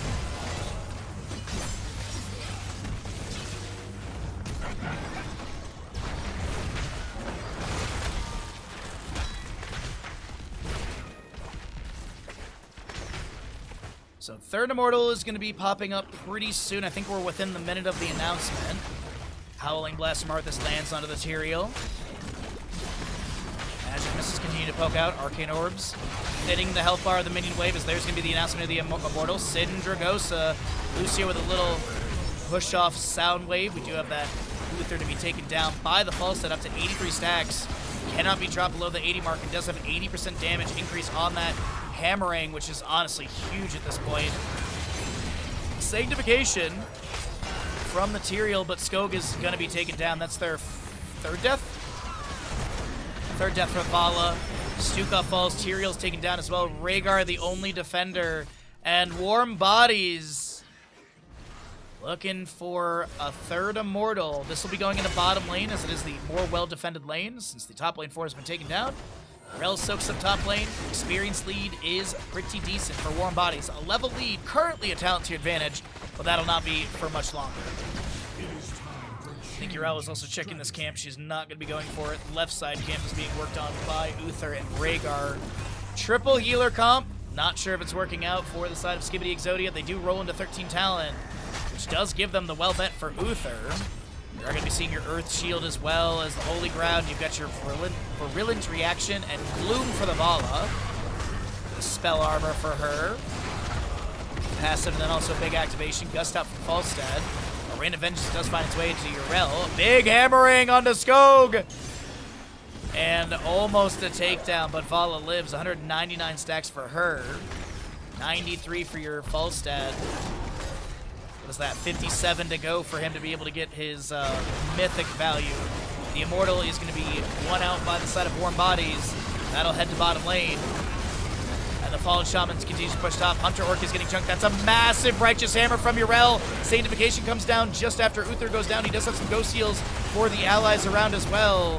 Holy Ground blocks a little bit on the left-hand side. Wit, though, getting really low. This is Uther Ghost Form expiring. Stukov looking to back away, but that's Vala picked off. A reset for Li Ming. As the Fallen Shaman over here will be managed. We do have that top lane taken down by tower shots. And this is easy for bottom lane to be taken down. Warm Bodies with a hot start to map number 1.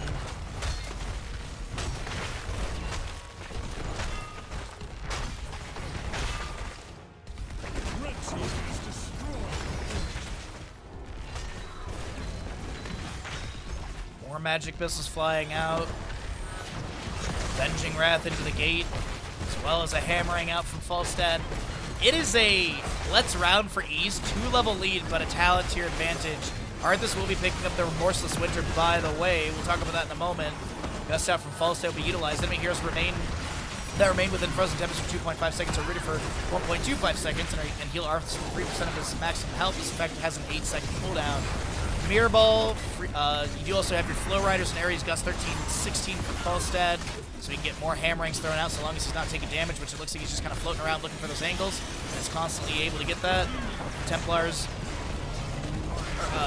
Verdict as well is the big one for the Urel for that minus armor onto enemy heroes hit by the Righteous Hammer and a percent-based damage. Significant, still at 6%. This used to be a little bit higher at the 8%. But still an 8-point or an 8-kill difference. And it is a 2-level lead, almost 15 to almost 17. My gosh. Warm Bodies. They're looking so strong in this map 1.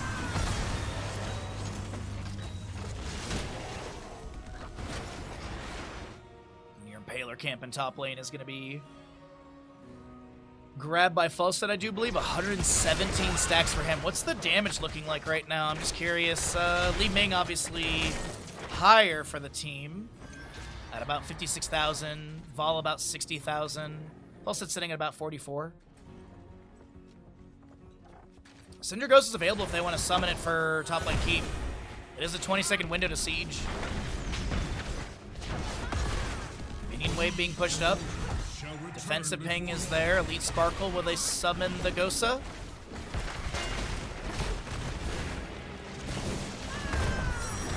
Righteous Hammer, there's a lurking arm down from Sugov. That's a lot of damage going into Skog, and Uther will fall as well. Sindragosa for the summoning to maybe step up into Hazuaz with but the high fives from Lucio mitigate the flailing swipe pushback. The Ancestor comes through the gust up against the core. Sanctification to be utilized as well. Wizard needs to reposition. Big damage from that hammering once again.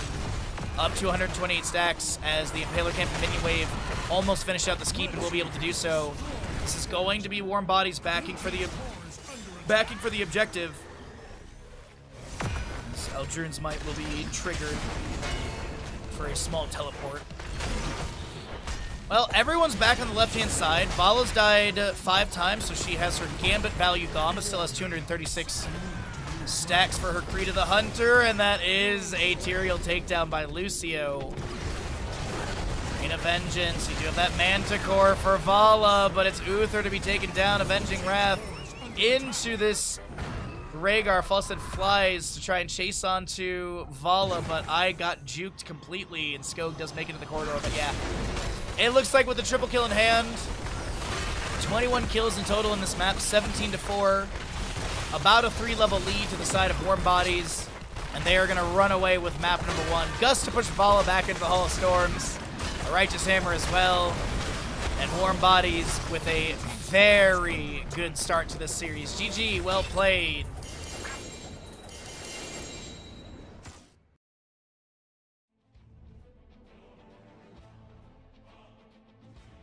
All right, you know the deal, chat. We're going to go ahead and roll out some ads and pay out the Twitch gamble. If you're enjoying yourself here, please do consider subscribing. If you'd like to give subs and help us hit sub goals, that's always appreciated. We're trying to inch closer and closer to 300.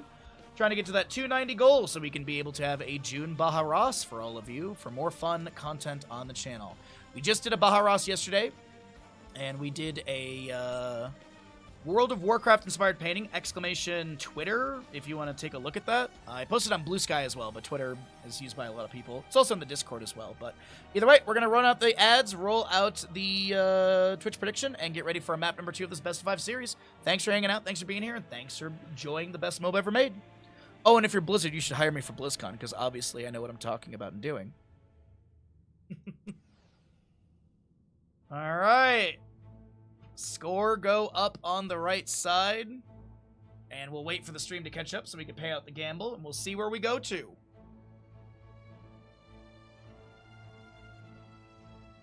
Alterac available, Braxis, Curse, Dragon, Garden, Haunted Mines, Infernal Shrine, Sky Temple Tomb, and Towers of Doom. A lot of maps available as it is Warm Bodies for the payout. There's the ad rollout as well. And let's see. What's next? What's the priority? What does the losing team want? Looks like losing team wanted first pick priority, so this will be map choice coming out from the winning squad. What is the secret sauce that they have? What is the secret sauce for Warm Bodies to continue their winning momentum in this best of 5? Also, we are dual streaming. We have a dual stream. Even if you don't watch live over on YouTube, I do recommend subscribing to the second YouTube channel because that is effectively going to be our live stream archive. I'll be making playlists for all the different categories. So like we'll have a Bloodborne playlist. We have Baja as of yesterday. We'll be doing I'll make a Heroes of Storm playlist and stuff like that. So this is basically that channel will basically be our live stream archive. Because Twitch only allows you to have your VODs for 30 to 60 days, depending on your account and stuff like that. And you only have 100 hours of highlight time available. So I thought having a YouTube channel for this would be really good for people that... Because I definitely have had people come through the stream and say, oh, is your like Elden Ring DLC playthrough available anywhere? And I'm like, no, it's gone on Twitch. So I think this is also going to be a good way, for us to have like the archive in the future. I probably should have started this ages ago, but you know what? At least we started it now. So be sure to double check. Or be sure to check out the other YouTube channel, !YouTube will get you a link to both of them. I will still be uploading to the main YouTube account for the casting stuff. I'll be doing, the edited VODs. So like all of this downtime is cut out. And so I will be still uploading Heroes of the Storm, but that Bahamut Gaming YouTube channel is pretty much just going to be Heroes of the Storm for the foreseeable future. Casting-wise. Alright, everyone, we are ready to go into map number 2. The lobby has been set, the players are in here, and we are going to have first pick over to the side of Skibidi Exodia as they lost map number 1, opting in for the first pick priority, and this will be map choice coming out from Warm Bodies. Meta Madness rules, of course, are in effect as we have mentioned, so that's going to be the 10 heroes we saw in map number 1, Vala, Yrel, Rhaegar, Uther, etc. will not be available for future maps within this series. Thank you, Freaky, for the command. Yes. So be sure to subscribe to both YouTube channels, and that'll allow you to get more Baja content for all of you. And as I said, I'll be uploading other stuff. Well, not uploading. I'll be having other stuff up there as well. So if you ever want to, go back and if you want to watch my most recent Claws-only Bloodborne run, that's on YouTube. Yesterday's Baja Ross, it's up on YouTube if you want to see the World of Warcraft painting we did. Sylvanas and Blaze will be banned away. Of course, bans don't carry over. We have had a lot of Johanna Chromie bans, and with Skibidi Exodia having first pick priority, they are probably going to be leaving one of those available so they can maybe get that first pick snap, or maybe forcing Warm Bodies to get those bans out. Let's see what's going on for the ban from Skibidi in map number 2. They'll get rid of Hanzo. Okay. I like Gul'dan a lot for this map. Stitch's Alexstrasza, which is a bounty with level 1 globe quests. That could be really strong for this map. Mephisto could be synergized into them, but we really don't see much, if any, Mephisto play as of late. Kael'thas would probably be a better hero, so you're able to get those regeneration globes on Mata Attic from Alexstrasza, as well as Stitch is getting his level 1 pickups. Johanna banned away. Chromie's up. Looks like it'll be a snap onto Junkrat. Good wave clear, good poke as well. What's up, Anya? How you doing? Also, if you're new to the stream, thank you all for the follows. I have seen that there's a few new followers today, so welcome on in. We do stream 6 days a week. I only take Mondays off, as I do need to, have a day to get more stuff done off stream. Also, to be able to go spend time with Bandit at the beach. But it's a Brightwing Chromie. I do like the combination of this. Could be a Varian as well. Varian is a bounty with Twin Blades, but I think Charge Taunt with Chromie is super strong. The left side of Skibidi Exodia, what do they want with the Junkrat? They'll go into a Dahaka Anduin. Dahaka Anduin right out the gate. There's already 50,000. There's already 50,000 Skibidi Exodia. Some big Skibidi believers.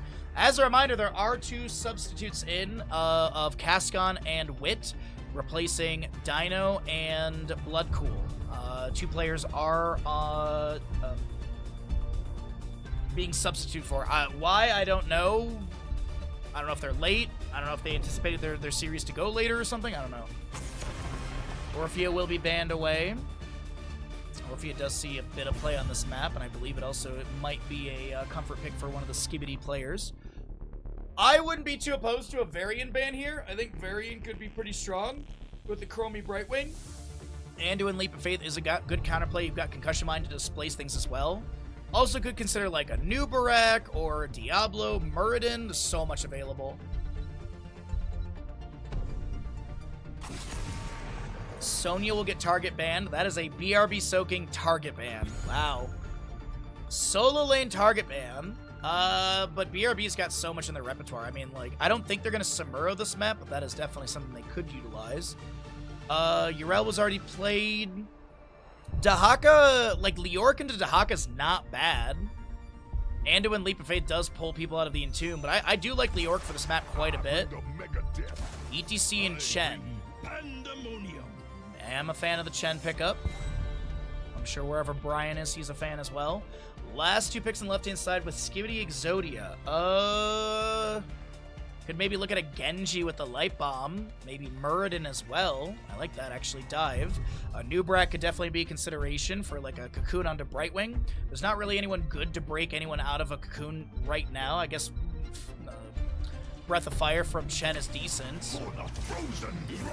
Nubrak and Genji. Alright, there's the dive. I like the aggression from Skibidi Exodia. Last pick on the right side, what are we going to be getting? Do they go for a bounty or do they play this standard? It could be... Finally. Speaking of Annihilation, Hentai Head. We do have the Squid Head for Alarak right there.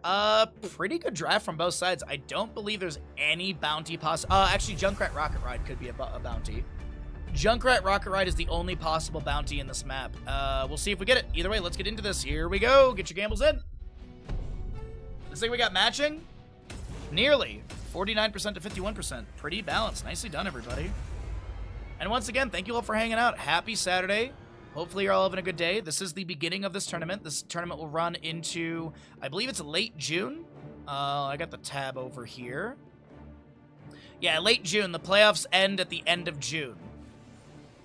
Alrighty, everyone. Here we go. Map number 2. Left side, Skibidi Exodia trying to take us into a map number 3 of this best of 5 series with a 1-1 score with their Hunter Orc Anduin, Hazuab's Junkrat, Kaskon Dahaka, Wit Anubarak, and Skog Genji.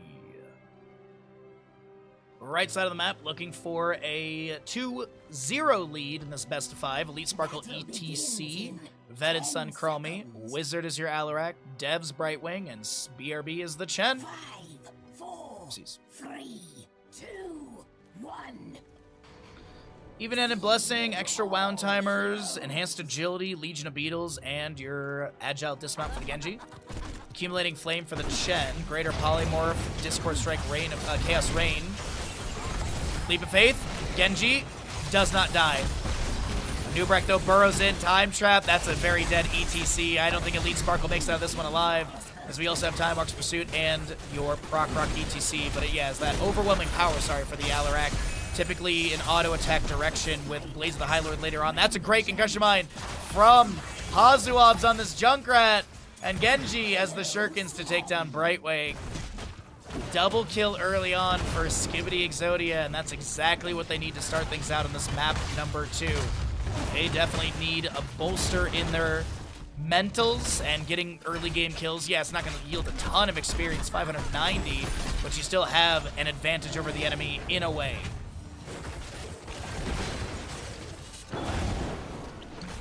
Chen already up to 7 stacks on his Accumulating Flame.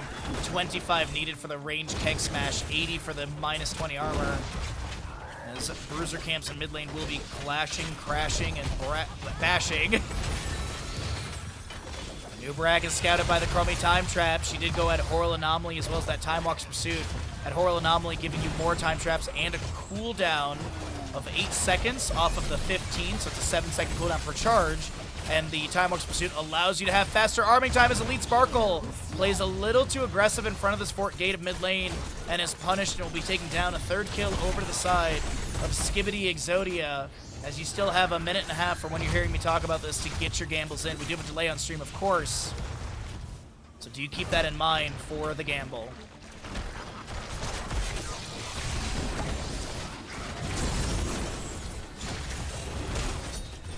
I was sipping tea as Genji goes over the wall to try and take down Devs, and will not be able to do so. The leap of faith from Randuin will be good, and this bottom lane Fort Gate is being rapidly sieged into. Drag, interrupted by a polymorph, as Chen will be taken down by Genji. A fourth kill from Skibidi Exodia, who are just turning on the Afterburners. They are not happy about that map 1 loss, so they are really trying to build an early game momentum, and obviously it is significant already at a level lead. Stark, good morning. Congratulations on second or whatever. Good to see you, my friend. Anubrak burrows in. Concussion Mine. Elite Sparkle blasted further away. ETC power slides, but Hazuobs is right there with the grenades needed and looks to maybe zone the Chen back from these gems, and the Chattering Teeth do exactly that. Have a nice day, Chen. As Anubrak burrows in, stagger from Chen is active, and Chen takes down Chen because of said stagger damage. Concussion Mine blasts Chromie further away. The Brightwing phase shift will come through, and this is just Skibidi Exodia with such a commanding lead of map number 2. They tried the bounty in map 1, it didn't work out, but as I mentioned, Junkrat is a bounty with Rocket Ride if he does take it at level 10. It is the only available bounty in the map if memory serves correct. Honestly, Locust Swarm on Nubrak should be a bounty, in my opinion. It's not, yeah. Locust Swarm on Nubrak should be a bounty. Nubrak burrowing, Concussion Mine underneath the Alarak, the Chattering Teeth. No! 20 gems! ETC cannot get those, gets the power slide onto Wit. Blue Webweavers have descended 7-0 in kills. Just about level 8 to just about level 7, favoring Skibidi Exodia. Concussion Mine into Chattering Teeth, into a Chastise, into a Burrow, into an Impale. Right Wing does get the phase shift. Chen, stagger damage. Will he die to stagger? Does he have the brew to drink? Chastise from Anduin lands. Alarak has the telekinesis. Combination did go show a force level 4. We'll be able to get 150 sadism maxed out at least. 30 from kills, 20 from this level 4 talent. As the time trap captures ETC and Dahaka. Dahaka burrows after the time trap ends. ETC low will be taken down, an 8th kill. And Skibidi Exodia looking like a completely different team in this map number 2 of this 3rd best of 5 of the day. Webweaver bottom lane is still pushing. And it is 38 of 55 on the left-hand side, 32 of 50 on the right, as many gems have been lost on the Warm Bodies side of the map. No applied force for the Alarak at level 7. He's going to be going into the Hindered Momentum, which is 30%? Yeah, 30% slow for 30 seconds. Slowing Sands for Chromie will be picked up. We also have the Gift of the Ox for the Chen, the increased stagger, duration of staggers damage prevention by 2 seconds to reduce the amount of damage taken over time by 50%. Wait a minute. Impale into drag. Is there a burrow from Wit? Body blocks are good. Phase shift from Brightwing. There's going to be a burrow. Isolation lands. There's a drag to follow up. The polymorph denies Dahaka further drag. Rocket Ride! And telekinesis will not be enough to allow Alarak to back away.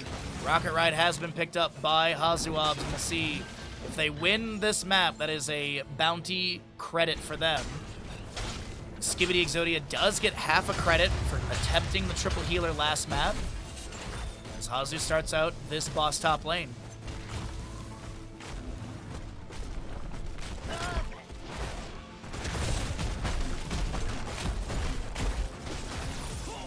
So with the aid of allies, this is going to be boss grabbed, and Nubrak is maybe trying to anchor and make sure no one gets a turn in. Dahaka soaks mid lane. Is boss plus Webweaver available? ETC caught out here. The Chattering Teeth, the Chastise, the Impale, the Burrow. There's so much into Elite Sparkle. Hazu will be able to grab this, and Dahaka finishes clearing out mid. No one is turning in on the south side. Chen is over his 25 stacks, so he's that range keg smash.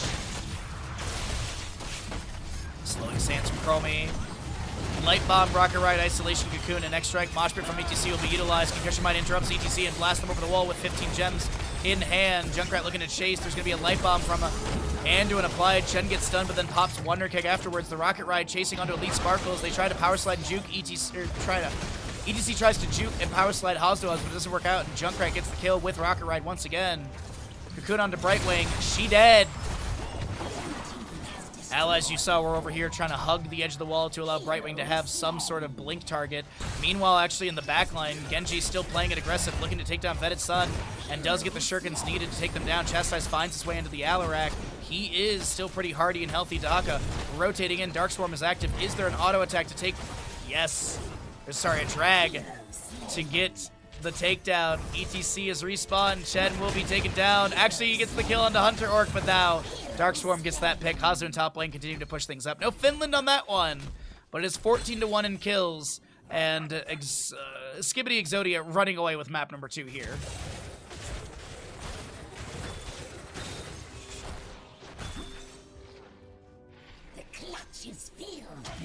Top lane boss pushed up into the gate a little bit. There might be a mid lane priority call as Genji did reset for full mana. Anduin about to respawn, and he'll descend in with the Web Weavers.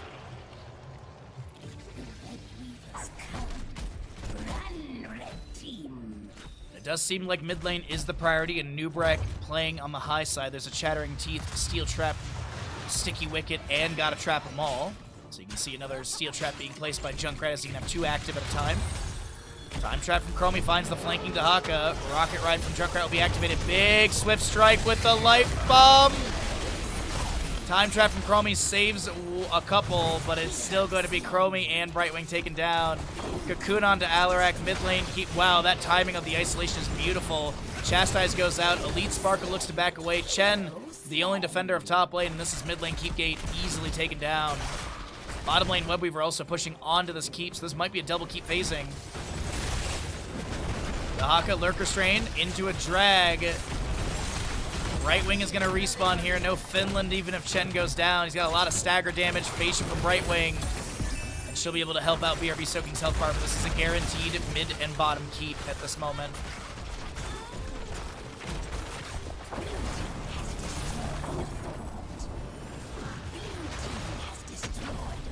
What's up, Mitch?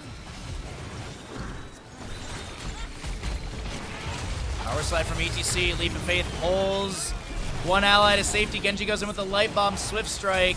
Keeps have been taken down. And there's a fight around this core area, but if a couple kills are picked up, I do think Skibbity Exodia could just take this map number 2. Isolation lands onto the Alarak. Swift Strike in from Genji. Wizard trying to back away. X-Strike does not get the hit. And a power slide from ETC will set up the kill for Alarak into Genji. Here's the thing. Rocket Ride just got interrupted. I was going to say, here's the thing. They have enough for a turn-in, but Junkrat's about to die. He's going to lose 24 gems.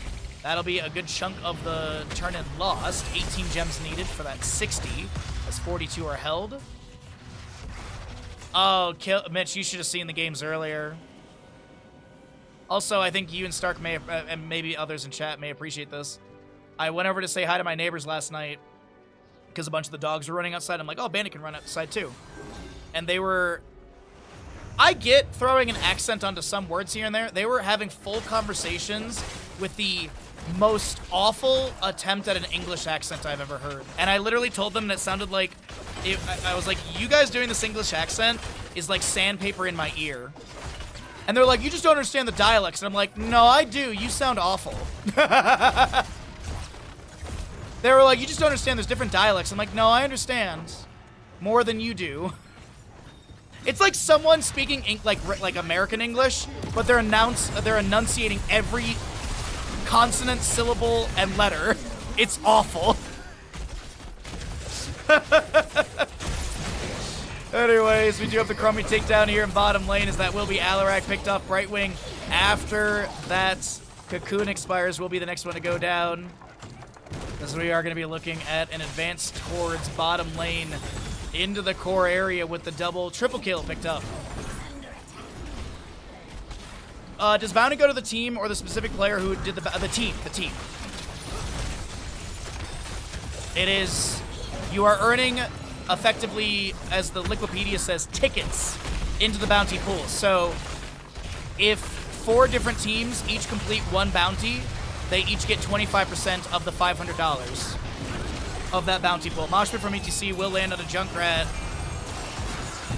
as Dahaka is low and will be taken down by Alarak. A core attempt that is not going to be going well for Skibidi Exodia. And they do not have another Webweaver summoning yet.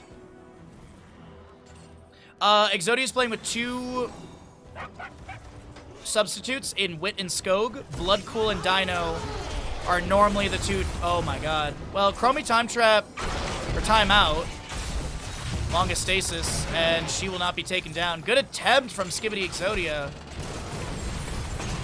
But yeah, 2 substitutes in Wit and Cascon. I don't know why. Couldn't tell you. All I can tell you is that there are 2 substitutes.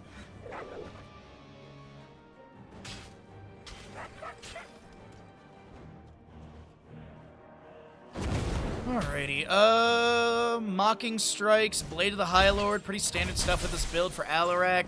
Boss is up and available, Concussion Mine is set up onto the point. And we do see a bit of... We do see the start of this. We also see the rotation coming up from Skibidi Exodia, so I was trying to get vision really quickly for you all. That's a lot of damage into the Alarak. He has a citizen reset. It's now Dahaka Lurker Strain into the isolation. Chen trying to help out his ally. Elite Sparkle will be able to back away, but now Chen is going to be the main target of the damage. Skog still deflecting, and Shuriken's coming through. Burrow in. Concussion Mine is not going to get the displacement Hazu's hoping for, but they do get the double kill in the Alarak and Brightway, or into the Alarak and Chromie. This is probably going to be a boss call. Fairly obvious rotation too.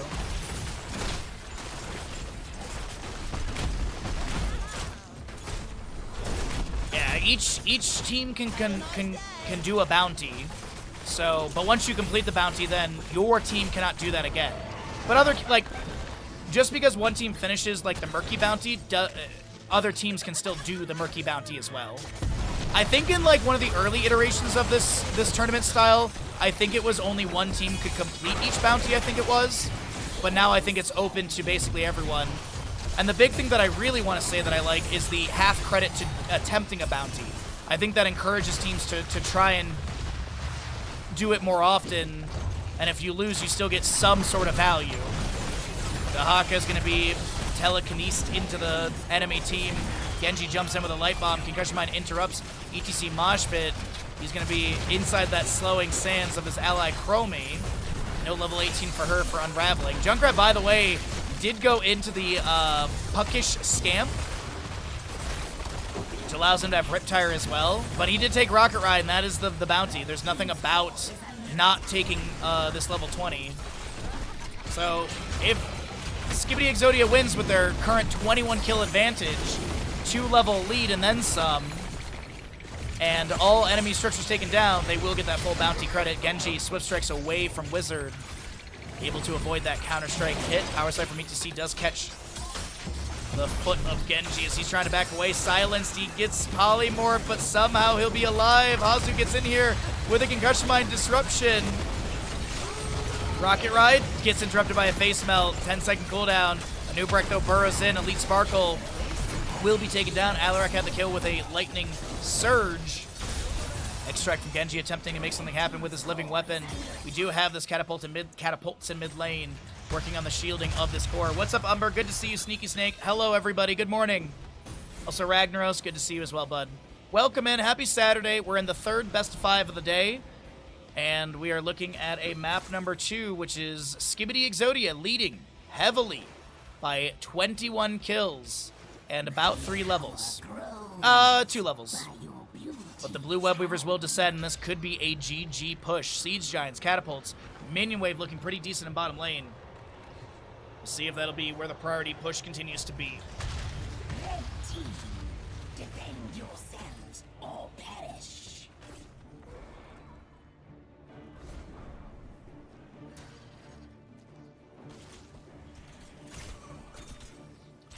All right. Unraveling for Chromie. 3/4 of a level for 20 on the left-hand side. Dahaka pushing up top. Mid lane Webweaver will be cleared away, but Genji is, I think, looking for... Wait, hold on. Light Bomb. Wandering Keg. They're trying to make a play into Chen as the rewind from Anubarak was activated. You saw that coin flipping over his head. Impale Cocoon onto ETC as Chen will be taken down. Is there a priority play into ETC next? It looks like yes, absolutely. Chastise goes out. Junkrat has the damage.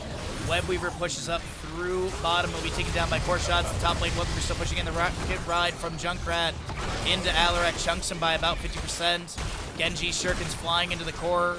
Catapult and Webweaver here. The Webweaver very low from top lane.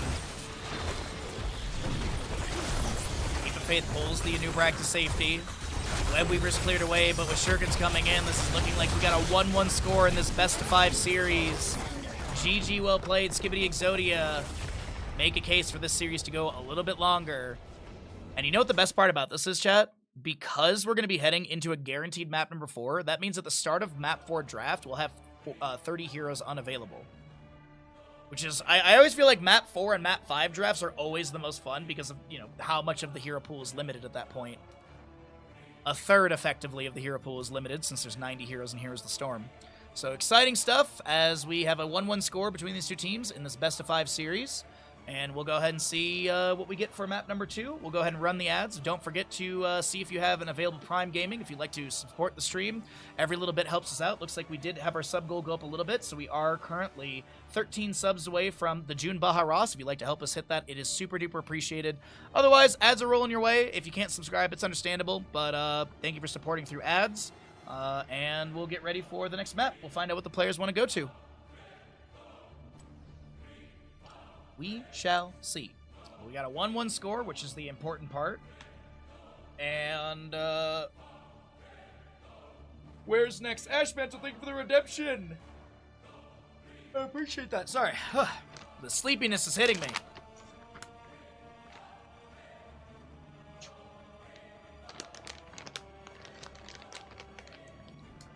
Thank you, Ashmantle. Appreciate it, bud.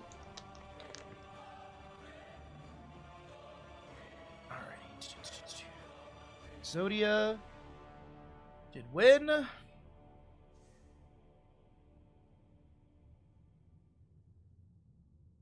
Alrighty.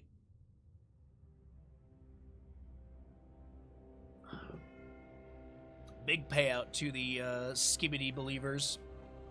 Alterac.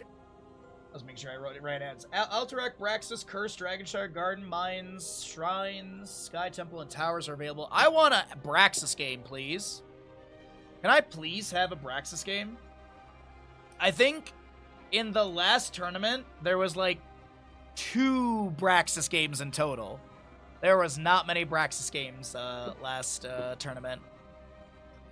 But yeah, I personally, I cannot stand it. There are, like, when people try and do, like, other language impressions, it's so bad. It's so bad. Like, every single time, like, in college, there were so many people that would be like, I can do an Eastern European accent. I'm like, you just sound like a very bad Russian accent. That's really it. Like, please don't.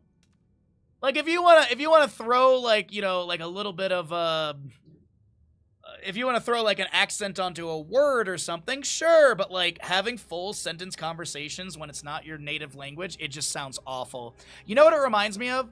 It reminds me of Christian Bale doing an English accent in The Prestige. Oh, I heard that. The moment I heard that, I was like, oh, this is going to be the worst part about the movie. And honestly, that was. The Prestige is a great movie with, like, Hugh Jackman and Christian Bale. But Christian Bale's English accent is, yikes, it is really bad. It's really, really bad. Alright, ads are finishing out. The lobby is ready to go. I'm gonna go grab a cup of tea while I have this moment. And you all can tell me how much you hate people doing accents, too.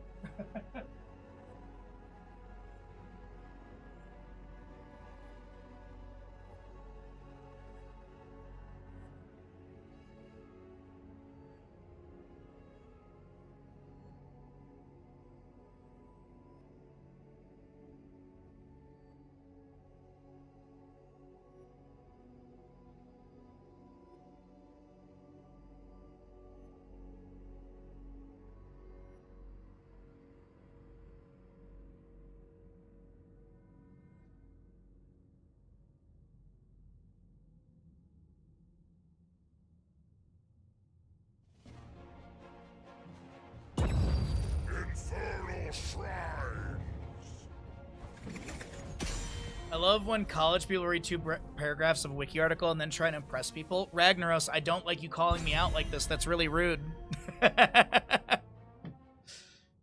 Welcome back, everybody, into our map number 3. We're heading into Infernal Shrines for the next game. And we have on the left-hand side, Skibidi Exodia. On the right side, it's going to be Warm Bodies. We got a 1-1 score in this best-of-5 series. 20 heroes are unavailable for this draft as we get into the pick phase. 24 will technically be unavailable as we do have the bans at the top of the screen. But of course, those bans don't carry over. It is only the heroes that are picked and played. And we've had some bounties attempted in this series. We'll see what ends up happening here for Infernal Shrines if there's more bounty action to be had. What's up, Mr. Bandit? Can you not get comfy? What's up, bud? Johanna Hogger will be banned away since the Chromie was already played. She will not be available anymore. So no need to ban her or anything.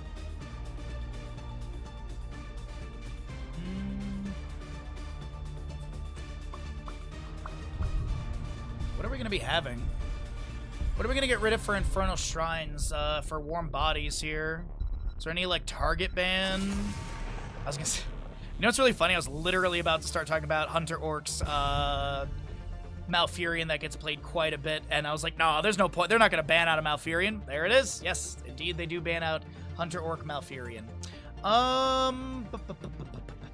What do we have here? Ban against the side of Warm Bodies. Same thing. I was literally about to start talking about BRB soaking Sonya, which is really good for this map. Gonna get a first pick Hanzo, though. Redemption. First pick Hanzo, met by a Blaze and probably a healer. Solo and heal early on for the map choice team is not a bad start. You just lock in solid healer, solid solo lane, then you can adjust your draft from there. Because Blaze can be more of a, you know, he can be played into a control comp, he could be a more dive comp, and same with Sylvanas.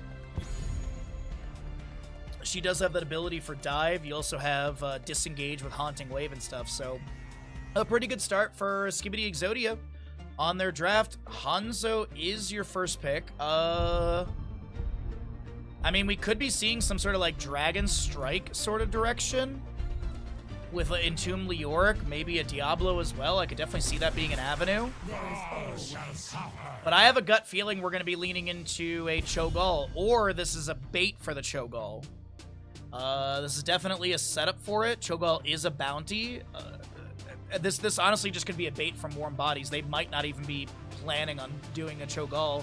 So Skibidi Exodia is probably having that discussion like, okay, do we want to play against it? And if they do it, do we care? Like, do we ban it and we don't have to play against it, or do we let it through and possibly have to play against it? All right, so they'll ban out the Gul'dan. Is this gonna be like a Tychus or a Malthael? Yeah, like a Tychus Malthael. Greymane ban? That would be the sort of the signifier of a Cho'Gall. You know what'd be really funny? Would be really funny if Skibidi Exodia steals out the Cho'Gall. But you also have Giant Slayer, you have Drain from Leoric. I don't think you really want to Cho'Gall into that. Nah, I don't think we're gonna be seeing it. Garrosh will be the ban. Probably gonna be that Diablos I was talking about, like Diablo, Leoric, Ariel, Hanzo. Blaze Sylvanas. Will Skibidi Exodia lean into a possible bounty direction? Neither team has one. Ready for action. Okay, we got Muradin. Maybe a healer here, and then they can flex. Yeah, probably healer here, and then they can flex that last pick. Ooh, I'm a fan of the Tyrande here. Stormbolt, Lunar Flare, Jet Propulsion, sustain damage from Sylvanas. Also, Sylvanas does have an ability to slow heroes, if I'm not mistaken, at level 1, which would be beneficial for Muradin, as he gets singular stack off of rooted or slowed heroes, and 2 stacks when auto-attacking a stunned hero. Last 2 picks on the right side, I don't think it's going to be the Cho'Gall. A man can dream, but we'll see Maiev and Diablo. I do got to say, the Warm Bodies draft is really good here. This is a really, really good draft from them. There's your bounty. Probius is a bounty. All right, last pick Probius for the side of Skibidi Exodia here in Infernal Shrines. Map number 3 in this best of 5 series. Let's get into it. Here is the load-in screen. Get your gambles in. You've got about 5 minutes to get them in. As a reminder, there's a delay on stream, so keep that in mind if you are trying to get a last-second prediction in.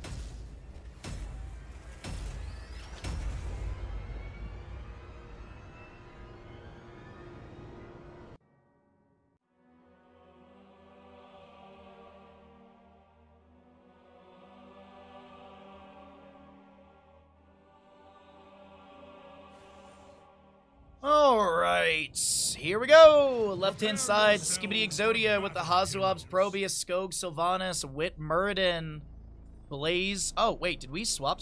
No, okay, sorry. My brain was like, wait a minute, this isn't the right team. But no, we have substitutes, that's why. Anyways, Cascade on the Blaze. The right side is going to be Vetted Sun, Maev, BRB Soken, Leoric, Wizard, Oz, Hanzo, Devs, Ariel, and Elite Sparkle is your Diablo. So I was trying to get through the names quickly so I could see Hunter Orc if that first Sentinel does hit. As Skibidi Exodia looks to get our first Sentinel thrown. Let the battle begin. First Sentinel hits. Look at that camera work, Blizzard.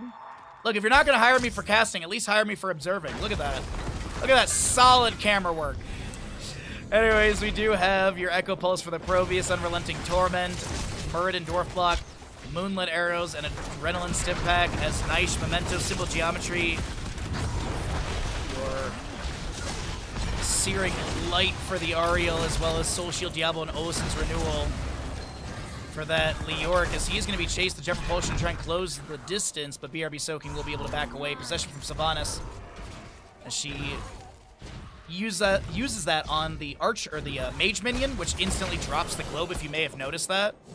So just trying to get that free globe and then rotate out.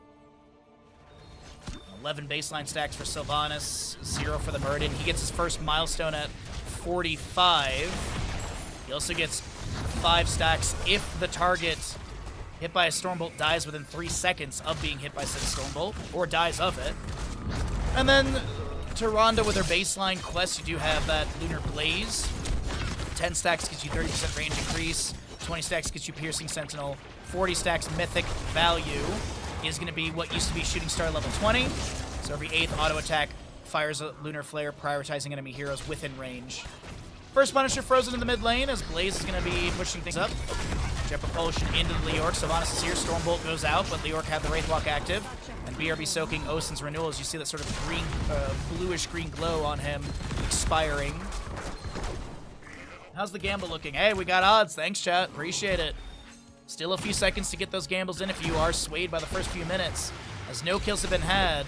But it does look like Skibidi Exodia is doing a pretty decent job of controlling lanes and not getting any, if much, poke onto their fort gates. Meanwhile, on the opposing side, we do see Warm Bodies taking a bit of damage on most of their gates. Yeah, looks like Blaze is going to be defending top pretty well as well.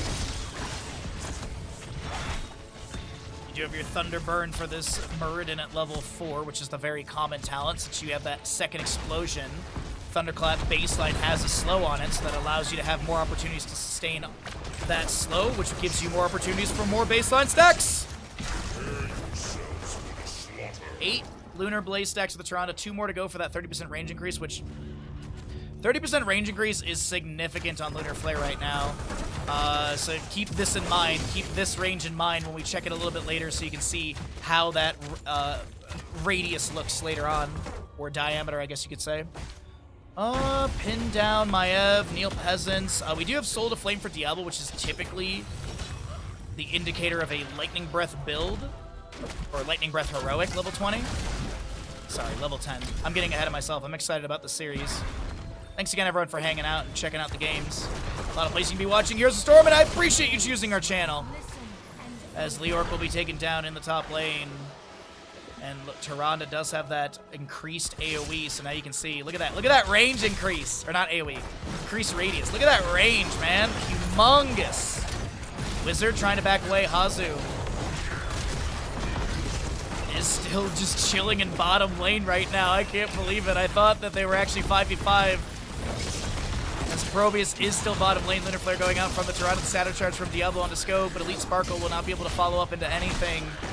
And now Hazu has joined the team. 5v5. A few allies are a little bit low. They will back away to tap well on the bottom left of your screen. But this is so much clear onto the objective area. We have Skibidi Exodia going in. Tame and strike up against the wall. Repeated defense on 2 stacks. Jet Propulsion chasing on to BRB soaking. No connection. Wall Shadow Charge from the Diablo. 20 to 33. Diablo's getting a little bit low. The Huntress mark is applied, and he'll be taken down. A 3rd kill from the side of Skibidi Exodia as Leor gets a big skill to swing. Scatter from Hanzo. Doesn't get the last defender. It's 24 to 38. Wizard trying to get the last little bit. It's 39 to 30. Vetted Sun goes in and will get the last skeletal defender, but will they be taken down? Wizard Oz low. Skog chases in, and absolutely multiple kills are picked up. Muradin, you gotta be careful. Balloons chosen, level 4 applied. That's that Moon on Muradin. And that is going to be a Tyrande activation. Pretty much the standard level 4. Cooldown 30 seconds to activate to make Tyrande's basic attacks heal target ally hero for 175% of the damage dealt. Last 8 seconds. She is going to go into the Hunter's Fury. We'll see the Ranger mark at level 13 for the synergy of that. Next Punisher is going to be, well, we got to wait for this one to finish out. But we're looking at about an 8-minute 10. About an 8-minute 10 Punisher. 30 seconds earlier than that. 7-minute 40 is going to be where the announcement is. And we'll see in about 20 seconds where the preview is. This is 30 seconds from when the Punisher goes down to the next preview on the minimap. Another way you can also do it is once it pops up on the minimap, that's 2 minute 30 seconds from the announcement. Another easy way to figure that one out. Or contest, sorry, not announcement. Mobius is giving camp over to Vetted Sun. Throws down the photon cannon, but Hazu cannot sustain this. Keep in mind, Hazu's health bar is like 2,000. 1,866. Mind Control goes out from Sylvanas into Elite Sparkle. No Heroic on the right side.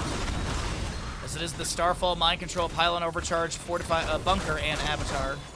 Next Punisher, by the way, is Mortar in the bottom lane. Fort Gate has been opened up. If the members of Skibidi Exodia can get this, they will be easily able to take down that enemy fort and possibly get some siege onto a keep gate.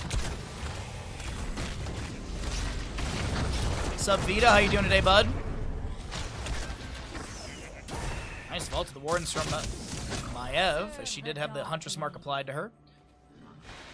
We do have that 18 of the 20 stacks for the Piercing Sentinel. Still another 22 to go for that Shooting Star, but Balloon's chosen applied to Cascon. You have Diablo reduced soul consumption at 78 of the 100 souls. He only consumes 75 of the 100. Of course, you still have to hit that 100 mark. Containment Disc, Entomb, Apocalypse, actually. Crystal Aegis, as well as your Dragon's Arrow. Wit, body blocking, very on point. That's the setup for Skog to get the kill into Diablo. As possession will be used on one of the minions. Haunting arrows from Sylvanas are active. Stormbolt over the wall into this Hanzo. He also gets hit with a Lunar Flare. There's a Tame Strike out from the Arrows. She's done with a repeated defense. The Dragon's Arrow lands into a couple enemies, but no priority or no possible kill. Probius, by the way, is almost going to get a fort at bottom lane. And that's where, as I mentioned, the next Punisher is going to be. And we have the announcement right about now. Look at that timing.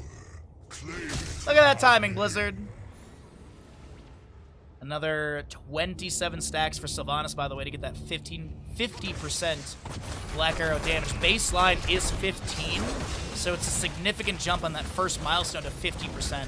And then, of course, the 400, that mythic for the healing return, doubled against enemy heroes with 3 marks of Banshee Curse.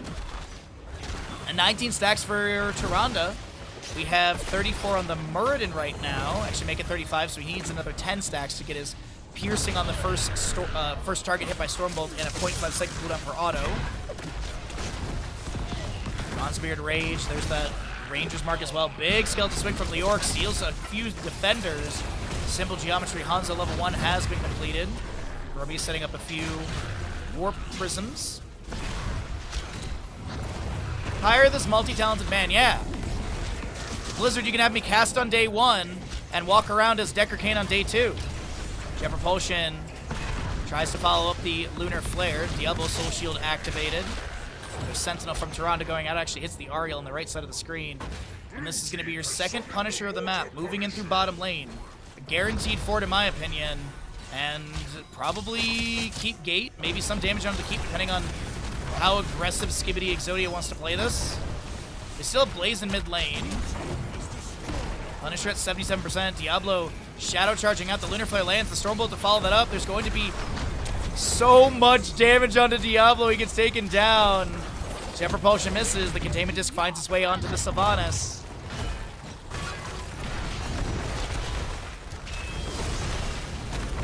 Burden Dwarf tosses over. Tries to get the Stormbolt. Lunar Flare lands for the 29th stack.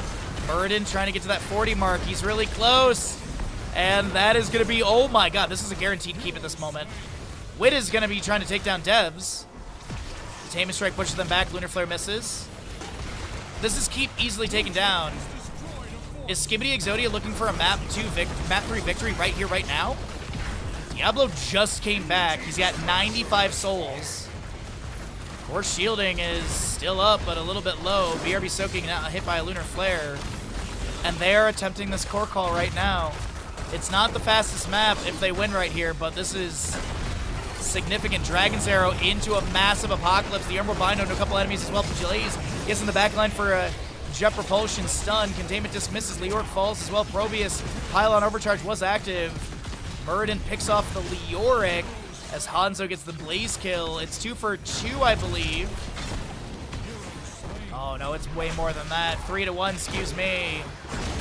I thought Diablo had died, but no, he did. Muradin's like, all right, chat, team, don't worry.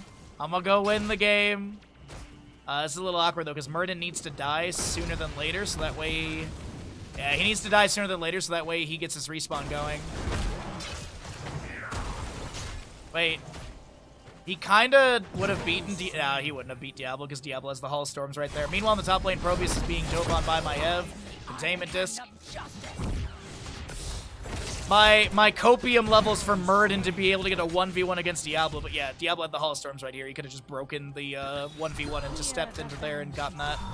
Possession Sylvanas. We have the next Punisher Arcane in the top lane. I didn't look at when the last one went down. I'd venture a guess we're about close to 13 minutes. Dragon's Arrow goes out. And a Haunting Wave over the walls. Sentinel from Tyrande. 33 stacks with the Tyrande. Getting up there as Muradin sits on 51. He needs 109 more stacks to get his range, width, and pierce all Stormbolt value.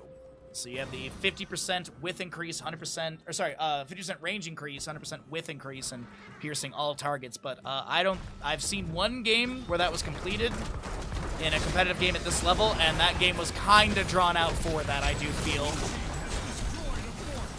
Mid fork goes down. That is a mind control into a Jet Propulsion. Maev will be taken down. 13 to 5 in kills as Burden Dwarf tosses in. Stormbolt into this Leoric. The Lunar Flare connects as well. Up to 35 stacks. Sylvanas has some damage onto this. Hanzo is looking to back away. Lunar Flare again connecting onto Leoric, but he does manage to get the Wraith Walk right before that. So not be stunned. Burden Dwarf launches out. Look at that. Remember when I said just about 13 minutes? Wowee.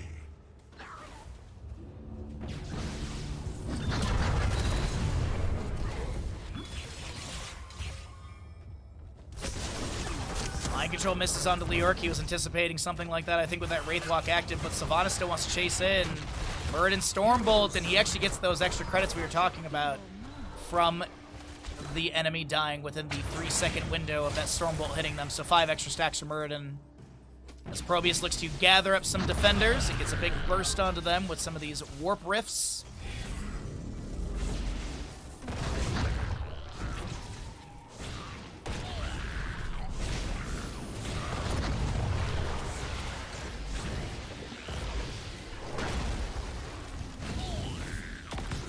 Alrighty, about a level lead. Mind Control goes out. Maev is just deleted there. Sentinel hitting onto Diablo. His Soul Shield is going to trigger. Oil Slick comes down from Blaze. Crystal Aegis denies the Jet Propulsion. And Entomb captures Blaze. He uses Bunker. That'll mitigate some of the incoming damage, or at least buy a window. Adrenaline Stim Pack active. Blaze is going to be taken down by the Apocalypse trigger, and Probius finishes objective. 1 Lunar Flare stack needed for Hunter Orc here. Can they land it onto BRB? Indeed. So now we have shooting star value for the Tyrande. Every 8th auto attack will fire a Lunar Flare, prioritizing enemy heroes within range. Beautiful Lunar Flare onto Diablo and the Ariel. Pylon overcharge. And that is going to be a top lane fort taken down. Maiev is defending bottom lane. Punisher jumps onto Leoric. He had no Wraithwalk active beforehand. Lunar Flare fires out. Muradin Stormbolt over the wall. He Dwarf Tosses. His Dwarf Toss actually has a small amount of damage when he lands, and he will be able to get that kill. The Goomba Stomp. The true Goomba Stomp, if you will. Wizard chased by Muradin. Does he have a Stormbolt? He does not. Haunting Arrow from Sylvanas is active. She's done with her baseline black arrows. No more Banshee Curse for Sylvanas. So we have that Tyrande and Muradin taking this down. I heard a Mind Control go out. Level 20 is here, but no Dark Lady's Call. It's going to be Bolt the Storm for Sylvanas. Dragon's Arrow fires onto the Muradin. Lune's Chosen applied to him as well. Next Punisher at about 1745-ish. Take a look here.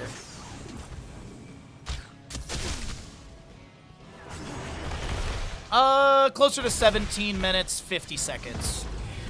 But it's going to be in mid lane. It'll be a Frozen Punisher. Skibidi Exodia could be looking to find victory with that, unless they get a couple kills and they can just run at the core realistically. Diablo at 37 souls, Muradin at 110 stacks, Lunar Blaze done, Black Arrow baseline for Sylvanas completed. We also have your Tyrande picking up her Celestial Wrath, which has got great synergy with the other talents taken, but the big thing is Celestial Wrath increase the slow of Starfall to 60% and cause it to apply Hunter's Mark to enemy heroes while inside the area of effect. So why is this interesting and why is this, synergistic? Because you have the Hunter's Fury. Tyrande basic attacks against targets with Hunter's Mark bounce to nearby enemy heroes. Passively increase the Hunter Mark duration by 1 second and its cast range by 25%. You also have the Ranger Mark. Basic attacks reduce the cooldown of Hunter Mark by 2 seconds. Basic attacks against Mark targets reduce the cooldown of Lunar Flare by 4 seconds. So really great synergies with those talents together. Lane wave is going to be pushing in. Dragon's Arrow fires out. Apocalypse to follow that up. That's a lot of zoning tools. Mind Control lands into Diablo. The Lunar Flare to follow that up as well. There's the Starfall with the Illune's Wrath. The Jet Propulsion coming in from Blaze Pylon. Overcharge from your Probius is looking to maybe chunk onto Elite Sparkle. This is a Lunar Flare locking down Diablo, and he will not be able to back away. Vetted Sun the next to go down. Muradin Dwarf tossing in. He's going to be getting some assistance from Probius in that kill. As this will be also Wizard trying to jump over the Hall of jump over the core, and will be taken down. Leoric is the last defender. B-Steps coming out. Is there a Finland? Probius with the voice line. They are going to be able to get a Finland into this Leoric. Wait a minute. No, I take it back. I take it back. They didn't. They did. GG. Well played. The Finland does actually come through. And we have our next Punisher ready to go. GG's, Skibidi Exodia. They are 1 map away from being victorious in this best of 5 series in the group stage, the qualifier phase of this tournament. Yes, we're in a qualifier phase.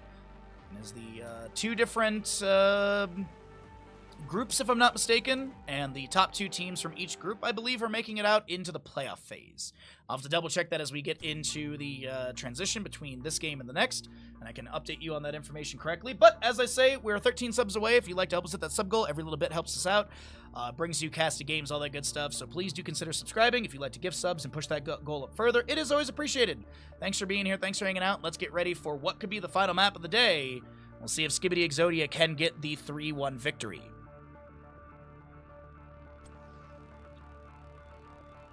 Alright, so there is that, and we will get Twitch Gamble payout once the stream does catch up with us. Good stuff, good games. Good games today. We'll see if Skibidi can make the victory happen here, as I already see the lobby is ready to go.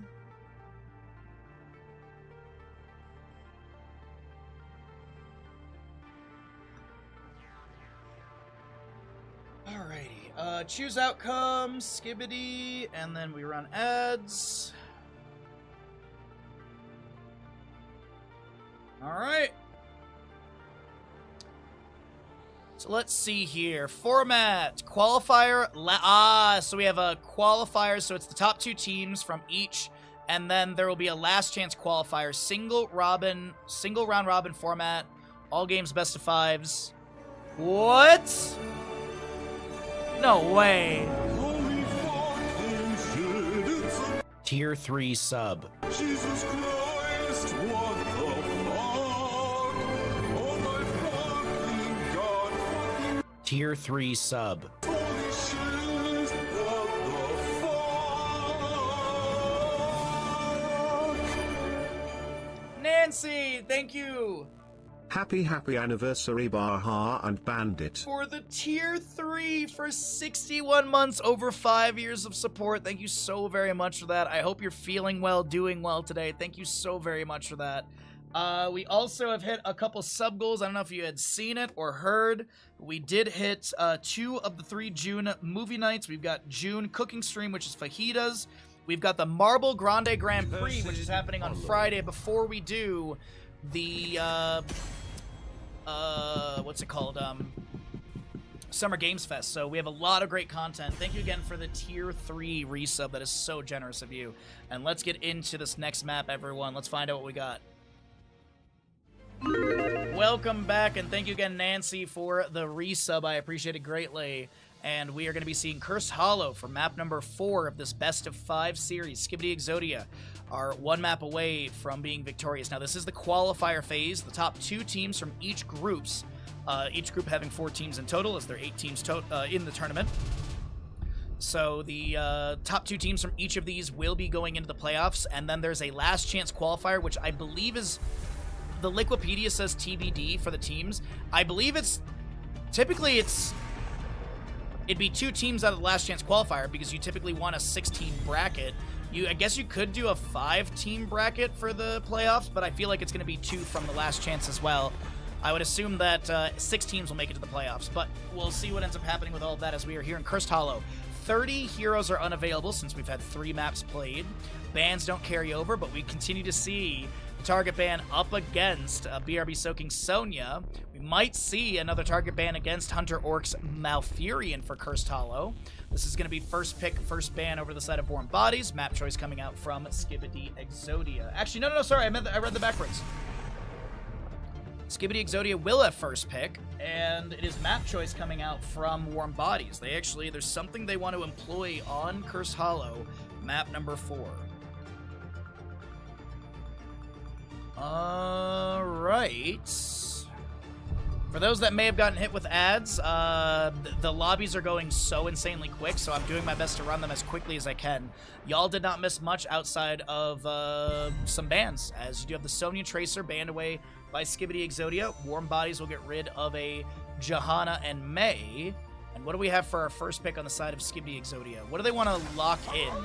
Hogger's great for this map, good bounces, mobility. Do we have any, like, Viking priority from either of these teams? Do we have any sort of Abathur shenanigans? What is the reason Warm Bodies wanted to go to Cursed Hollow? What is their tactic? What is their angle here? Deathwing could be considered, as he does have a global interrupt with that Skyfall level 7 around objectives. Decent mobility from him as well. Varian Lily. Varian Lily out the gate. There are so many healers still available.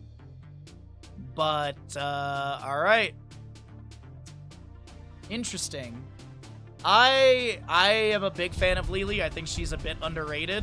I think she's got some great utility, mobility. Let's save some lives. Morales, if she takes medevac, is a bounty. So we could see Skibidi Exodia going for that bounty in Morales. They have attempted a bounty on every single map thus far. Been successful, obviously, 2 of the 3 attempts. Map number 1, they went for the triple healer, and that's also why some of the healer pool is a little bit on the limited side. But I think they want that Morales medevac bounty. Ban-wise, out from the right, what are we going to get rid of here? The Vikings. I was not anticipating the Vikings to come through as well, but it is Cursed Hollow. Ban-wise, out from the left, from Skibidi Exodia. Is there anything they want to target ban here? I could see a Samuro ban. Like, I could legit see a Samuro ban in this. Abathur was something that I was kind of thinking about, so we'll get rid of... We won't be seeing the Slug in map number 4. Sorry. My brain's still on best of 3s. I just gotta make that, like, mental transition.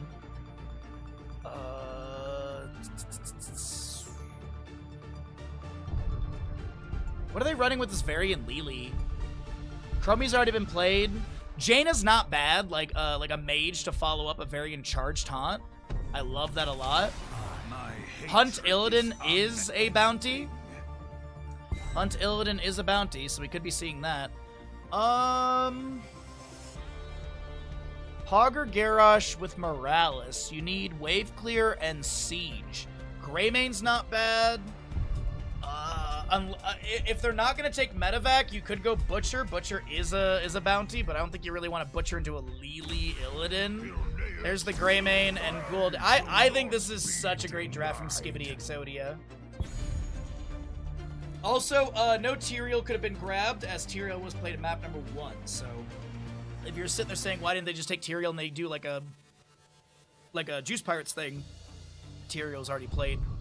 But last pick on the right side, Varian Lili, Deathwing, Illidan. I still feel like you want like a mage of a sort here. Here we go. They're not gonna hunt Illidan. Valera is a bounty. Valera is a bounty. I need to send someone a DM really quickly while we get ready for this map. Where is Zergy? There you go. There's my message to Zergy, and we can click in.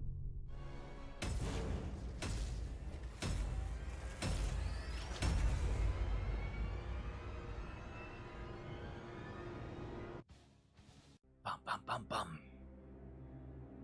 Well then. Get your gambles in. Could be the final gamble of the day. We'll see if Skibidi Exodia will be victorious here, or will this be a map number 5 trajectory? I personally have no horse in this race between these two teams. The only thing I want is max maps in this series, and we'll see if Warm Bodies can do it with their Elite Sparkle variant, Devs Lili, Vetted Sun Valera, Wizard Oz Deathwing, BRB Soaking Illidan. Left side is going to be that Skibidi Exodia with the Cascon Greymane, Hunter Orc Morales, Hazuab's Gul'dan, Skog Hogger, and Wit Garrosh. What's up, Tom Matt? How you doing today, bud? 4. Yeah, bracket command. Yeah, bracket command. Thank you, Freaky. I appreciate that. Body check Garrosh. What are you waiting Echoed for? Corruption, On the Prowl, Viciousness. You do have your Dragon Soul. Overpower for Varian. That's Crippling Poison as well for the Valera. 15-second cooldown. Activate to make Valera's next damaging ability and subsequent abilities within 4 seconds. Slow the target by 20% for 4 seconds. Activating Crippling Poison does not break stealth, and she will be completely invisible here as she was standing still. Obviously, now she'll have a shimmer because she's moving. You do have that life support level 1 for the Morales, by the way, for her healing beam, and Illidan will be going into the Immolation. Oh, and free drinks for the Lili. Not going to be going for the fast feet build, as I'm a big fan of. Vetted Sun on this Valera, trying to step out and just getting hit with so much Fel Flame and poke value. Dan getting a few more Fel Flames. I'm curious if he's going to be going into the Bound by Shadow level 7. The icon obviously is for Fel Flame, but what it does is a 1.75 second cooldown per enemy hero hit by Fel Flame on your Corruption cooldown. So Corruption at a 14-second cooldown, so you can get 1.75 seconds per enemy hero's hit on that level 7 if it is taken. We'll see if that'll be the case. Greymane playing it slow and safe in mid lane. No damage on the fort, but just still trying to slowly clear things as their own Bruiser Camp is pushing in. The enemy Bruiser Camp getting further into the lane as Varian looks to step up with Vetted Sun and Devs. We do have a Wit rotation. That's going to be Lili thrown to the side. The Groundbreaker does not connect after the Wrecking Ball. Healing Beam applied to the Gul'dan, which is a good way for him to sustain. Hunter Orc tapped well with like 90% health, and part of me thinks that Hunter Orc forgot that their mana bar is not mana. I have the tiniest feeling that Hunter Orc was like, oh yeah, right, I have energy, not mana. I would not be. I would be surprised if Hunter Orc plays a lot of Morales. We also do have that trauma trigger, which is a really nice one. Taking damage while below 40% health, grants 40 armor for 3 seconds. This effect has a 30-second cooldown. Passively increase the health provided by Caduceus Reactor from 2% to 4% of Lieutenant Morales' maximum health per second. That passive is really nice too. Heroes, gather tribute and earn my favor. What's up, Dings? How you doing today, bud? Could probably see Headbanger later on for the Hogger at level 16 for the percent base damage on that staggering blow. We do have the Relentless Strikes for Sinister Strike. Valera, probably Mutilate at level 7 is usually picked up with that. That is... BRB Soaking, possibly taken down here on the left-hand side of the map. Greymane, Razor Swipe, rolls, Eyes in the Dark, level 4, Gildan Cocktail. And Illidan is going to tank a tower shot and then be taken down. First Tribute, though, will be picked up by the side of Warm Bodies.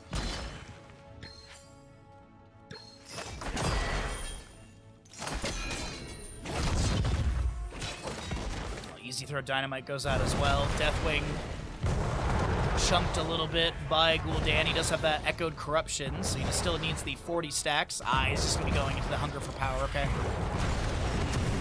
Greymane is going to be Quicksilver Bullets. But yeah, it's Echoed Corruption, 40 stacks gets you the strikes back, or the steps back as well. And then at 85, Gul'dan heals for 100% of the corruption damage dealt to enemy heroes. These Sea Giants from top lane were grabbed as well. Hogger and bottom still soaking. Next Tribute, bottom right of the map. Molten Flame out from Deathwing. He's going to be drained a little bit by the Gul'dan. Hazu with a small spray as well. As the Dense Blasting Powder level 7 is going to get that hit from the staggering blow to get more Easy Throw Dynamites out for potential siege and poke onto the enemies. Sea Giants in top lane. They've broken through the fort gate. Wit trying to back away after Deathwing drops down from the sky. He did go into that death drop level 7. No Skyfall for those meteorites to delay an objective.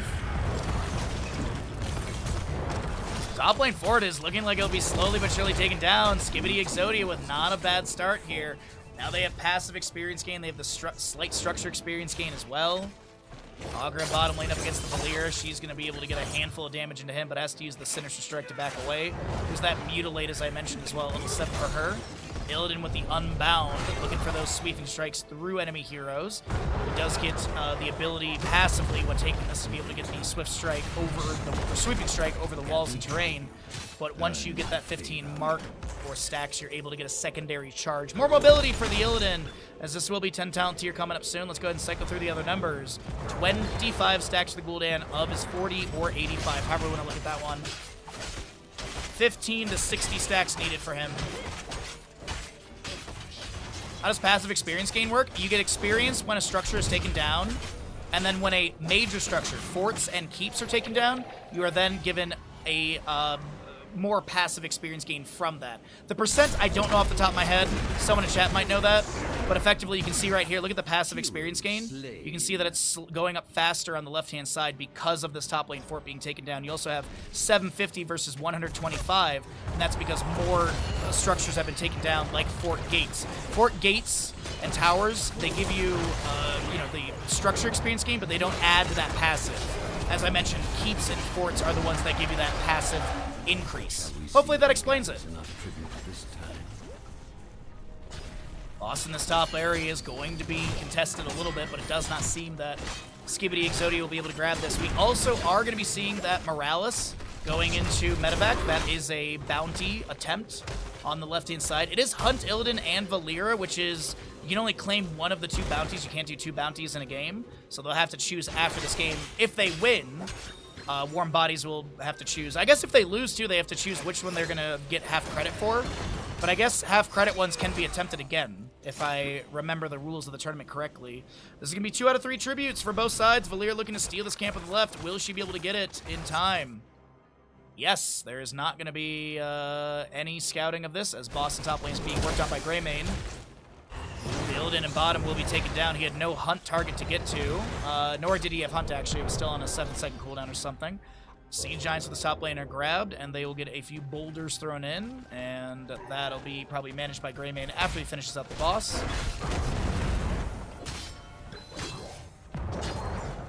Cloak of Shadows for your Valera, Jug of 1,000 Cups, Lili, as well as the Warbringer, Varian, Hunt, Illidan, and Bellowing Roar for the Deathwing. Shockwave, Horrify, Curse Bullet, Warlord's Challenge. So those heroics we didn't really mention there, as the next tribute is going to be top right of the map, 2 out of 3 for either side. And Greymane, looks like one tower was taken down. He clears out the rest of this camp. Is there a reset for full mana? I don't think so. Jug of 1,000 Cups activated by Lili. She'll cancel it early, obviously. As the longer you have it going, the higher your cooldown's going to be. Hunt for Illidan goes onto Skog. Staggering blow going out. Beautiful onslaught in from Deathwing. The Warlord's Challenge triggered. We have a taunt from Varian into Morales. She has medevac available, but she will not pop it. Cataclysm Cross from Deathwing. And Greymane is going to look to delay out Valera. He is going to back away.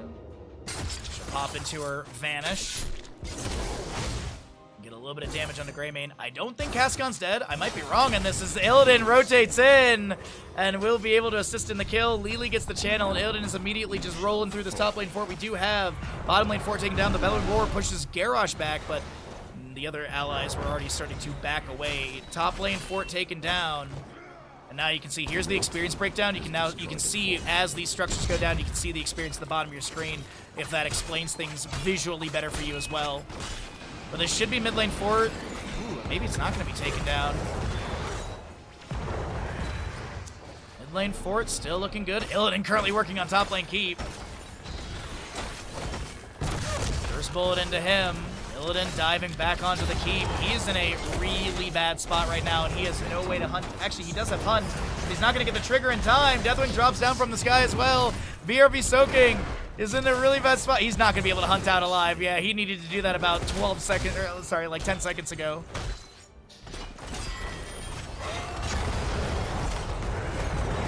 Shockwave out from the Hogger. This is a Horrify from Gul'dan. Varian slapped into the tower, and that's going to be Cursed Expiring. Elite Sparkle goes down. 5-3 in kills. Skibidi Exodia will lose their bottom lane fort as well. Valir able to get that. That is a really good triple fort phase from Warm Bodies, as they still have their mid lane fort. And this will be boss and bottom grabbed. Boss and top lane a minute 40 until it's available.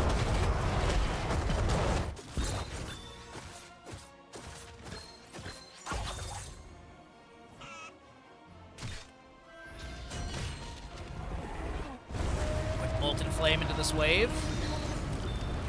Hogger's gonna throw out an easy throw dynamite, little dense blasting powder. Okay, on the right-hand side, medevac was used for this. Relatively low cooldown at 45 seconds. You can see that 30 seconds already. I did see the little pip on the, there's like a little icon for where it lands.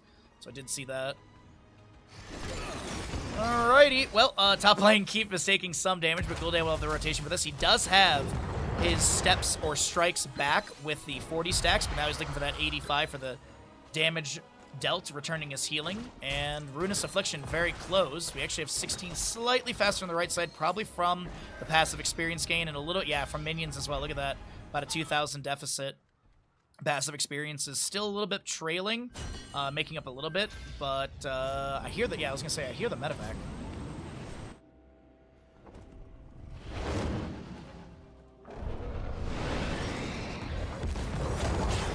On both sides. There's that percent-based damage for the Hogger as well, as we do have a Shockwave coming out. Illidan dives in deep with the Hunt. The Jug of 1,000 Cups activated by Lili. Valera and Illidan do go down. Bellowing Roar from Deathwing pushes Gul'dan back. Greymane still sustaining autos. Plunges in with the Dark Flight, and that'll be a kill into Deathwing. Sinister, sorry, that was a Warbringer charge from Varian, allows him to dash away. Staggering blow into the Lili, gets the stun. Varian, the last defender, trying to back away. He's going to overpower in this disengage. We still have Bruiser Camp mid pushing Siege Giants top lane, and this is going to be bottom lane Keep possibly taken down. Hogger heads to mid lane for more experience and soak, and probably to guarantee the mid lane fort as well. And he actually is going to be heading for that curse against the enemies. Boss is up too. Medevac is going to be on this point, Has okay. destroyed a fort. So Medevac, they see this happening. There's a rotation across this. Yeah, they have to know boss is being grabbed, but there's nothing you can do. No Lili for 2 seconds. You still have to manage mid lane. No delay on the curse either. They are immediately going for this. Deathwing drops down nearby the boss pit. And the map is nearly painted blue. Varian is thrown to the side. Curse Bolt lands as a Hogger bounce around in this little corridor. He ends up right behind Lili with a shockwave. Gul'dan will be taken down. Morales thrown out with the allied toss. It's healer for range assassin. Cascon picked off by Illidan. Meanwhile, Hogger is shoving the mid lane wave onto the keep gate. And hunt from Illidan into Hogger. He activates the Hog Wild and will be able to bounce away. Uh-oh. Ends up bouncing back over here. I don't know if he wanted to end up here. Valir rotating on the left-hand side. Medevac from Morales coming through. Will Skog be able to live? Nah, Skog gets taken down. Top lane keep will fall to the boss.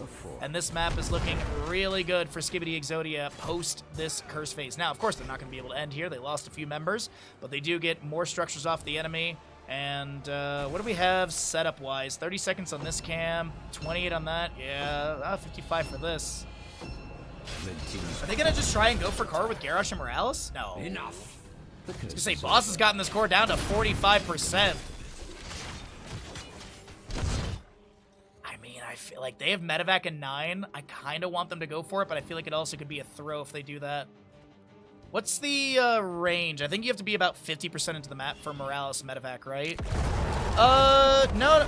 Yeah, like about 50%. You can kind of see it on the minimap. The radius hits the edge of Illidan and Lili right now. So yeah, right about here is where Morales. So 25% of the map, I guess you could say. 50% would be kind of like here-ish. So they do have the range. They are set up for this.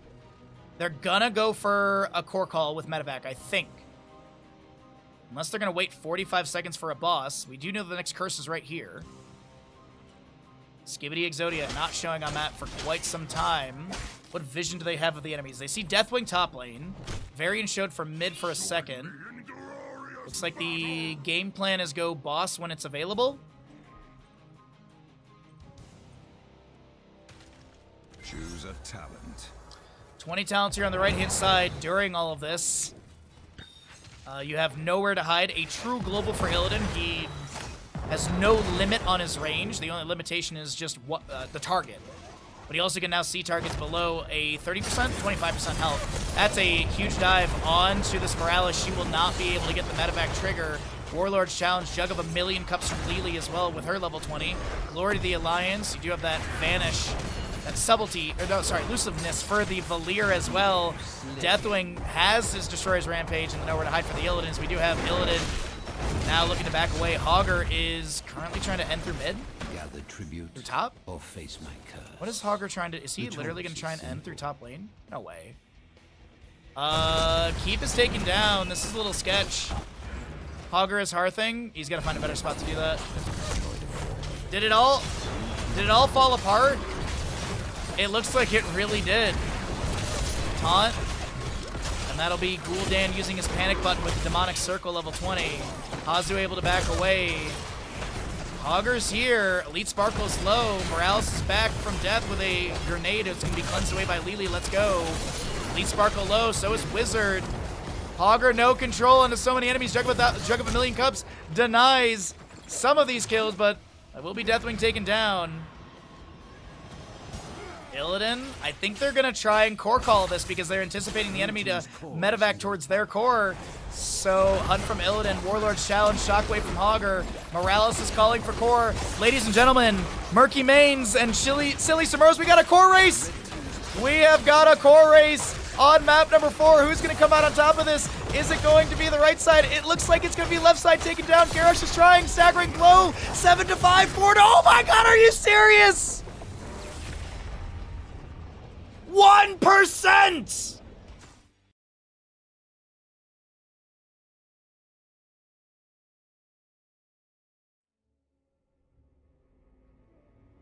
Oh my god.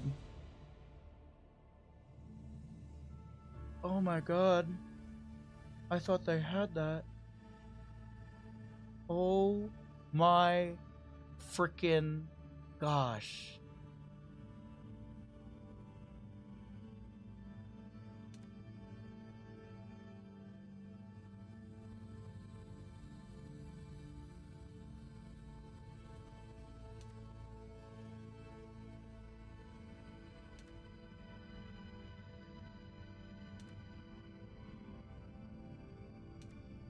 Wow.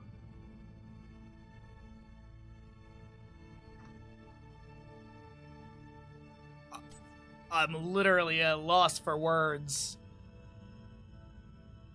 That staggering blow from Hogger literally was that 1%.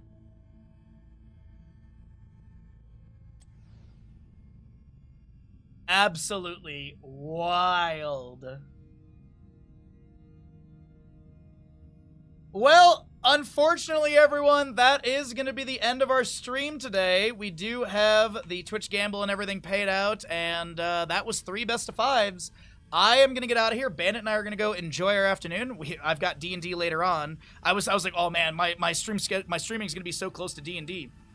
It's definitely not even close at all to D&D. So that's always exciting. So I have a lot of free time right now. As, oh, I apparently cannot raid Grubby anymore. That's weird. I'll have to ask him about that. Let's go ahead and get a host and raid going this afternoon, as we are going to go ahead and get out of here. Let's go raid over to Heroes Lounge, everybody. Heroes Lounge is just starting the Division 2 Grand Finals. So go raid over to Heroes Lounge. Go support them. I'll be back tomorrow morning, bright and early at 6 a.m. West Coast USA, 9 a.m. East Coast USA, and 15 CEST. If you are a Tier 1 sub, copy the first message, as the Bandit emote is a Tier 2 emote, and that is what you'd copy if you're a Tier 2 or 3 sub. But we're going to go ahead and get a host and raid going over to Heroes Lounge. We're going to go support another community. Go over there, enjoy the grand finals of Club R versus World of Outdraft, Int of Pandaria, and Samu and Valar are the casters for the grand finals. Go support another channel. Go raid over. Have a great night. Have a great day. Thanks for hanging out. I'll see you all bright and early for tomorrow's streams. Bye!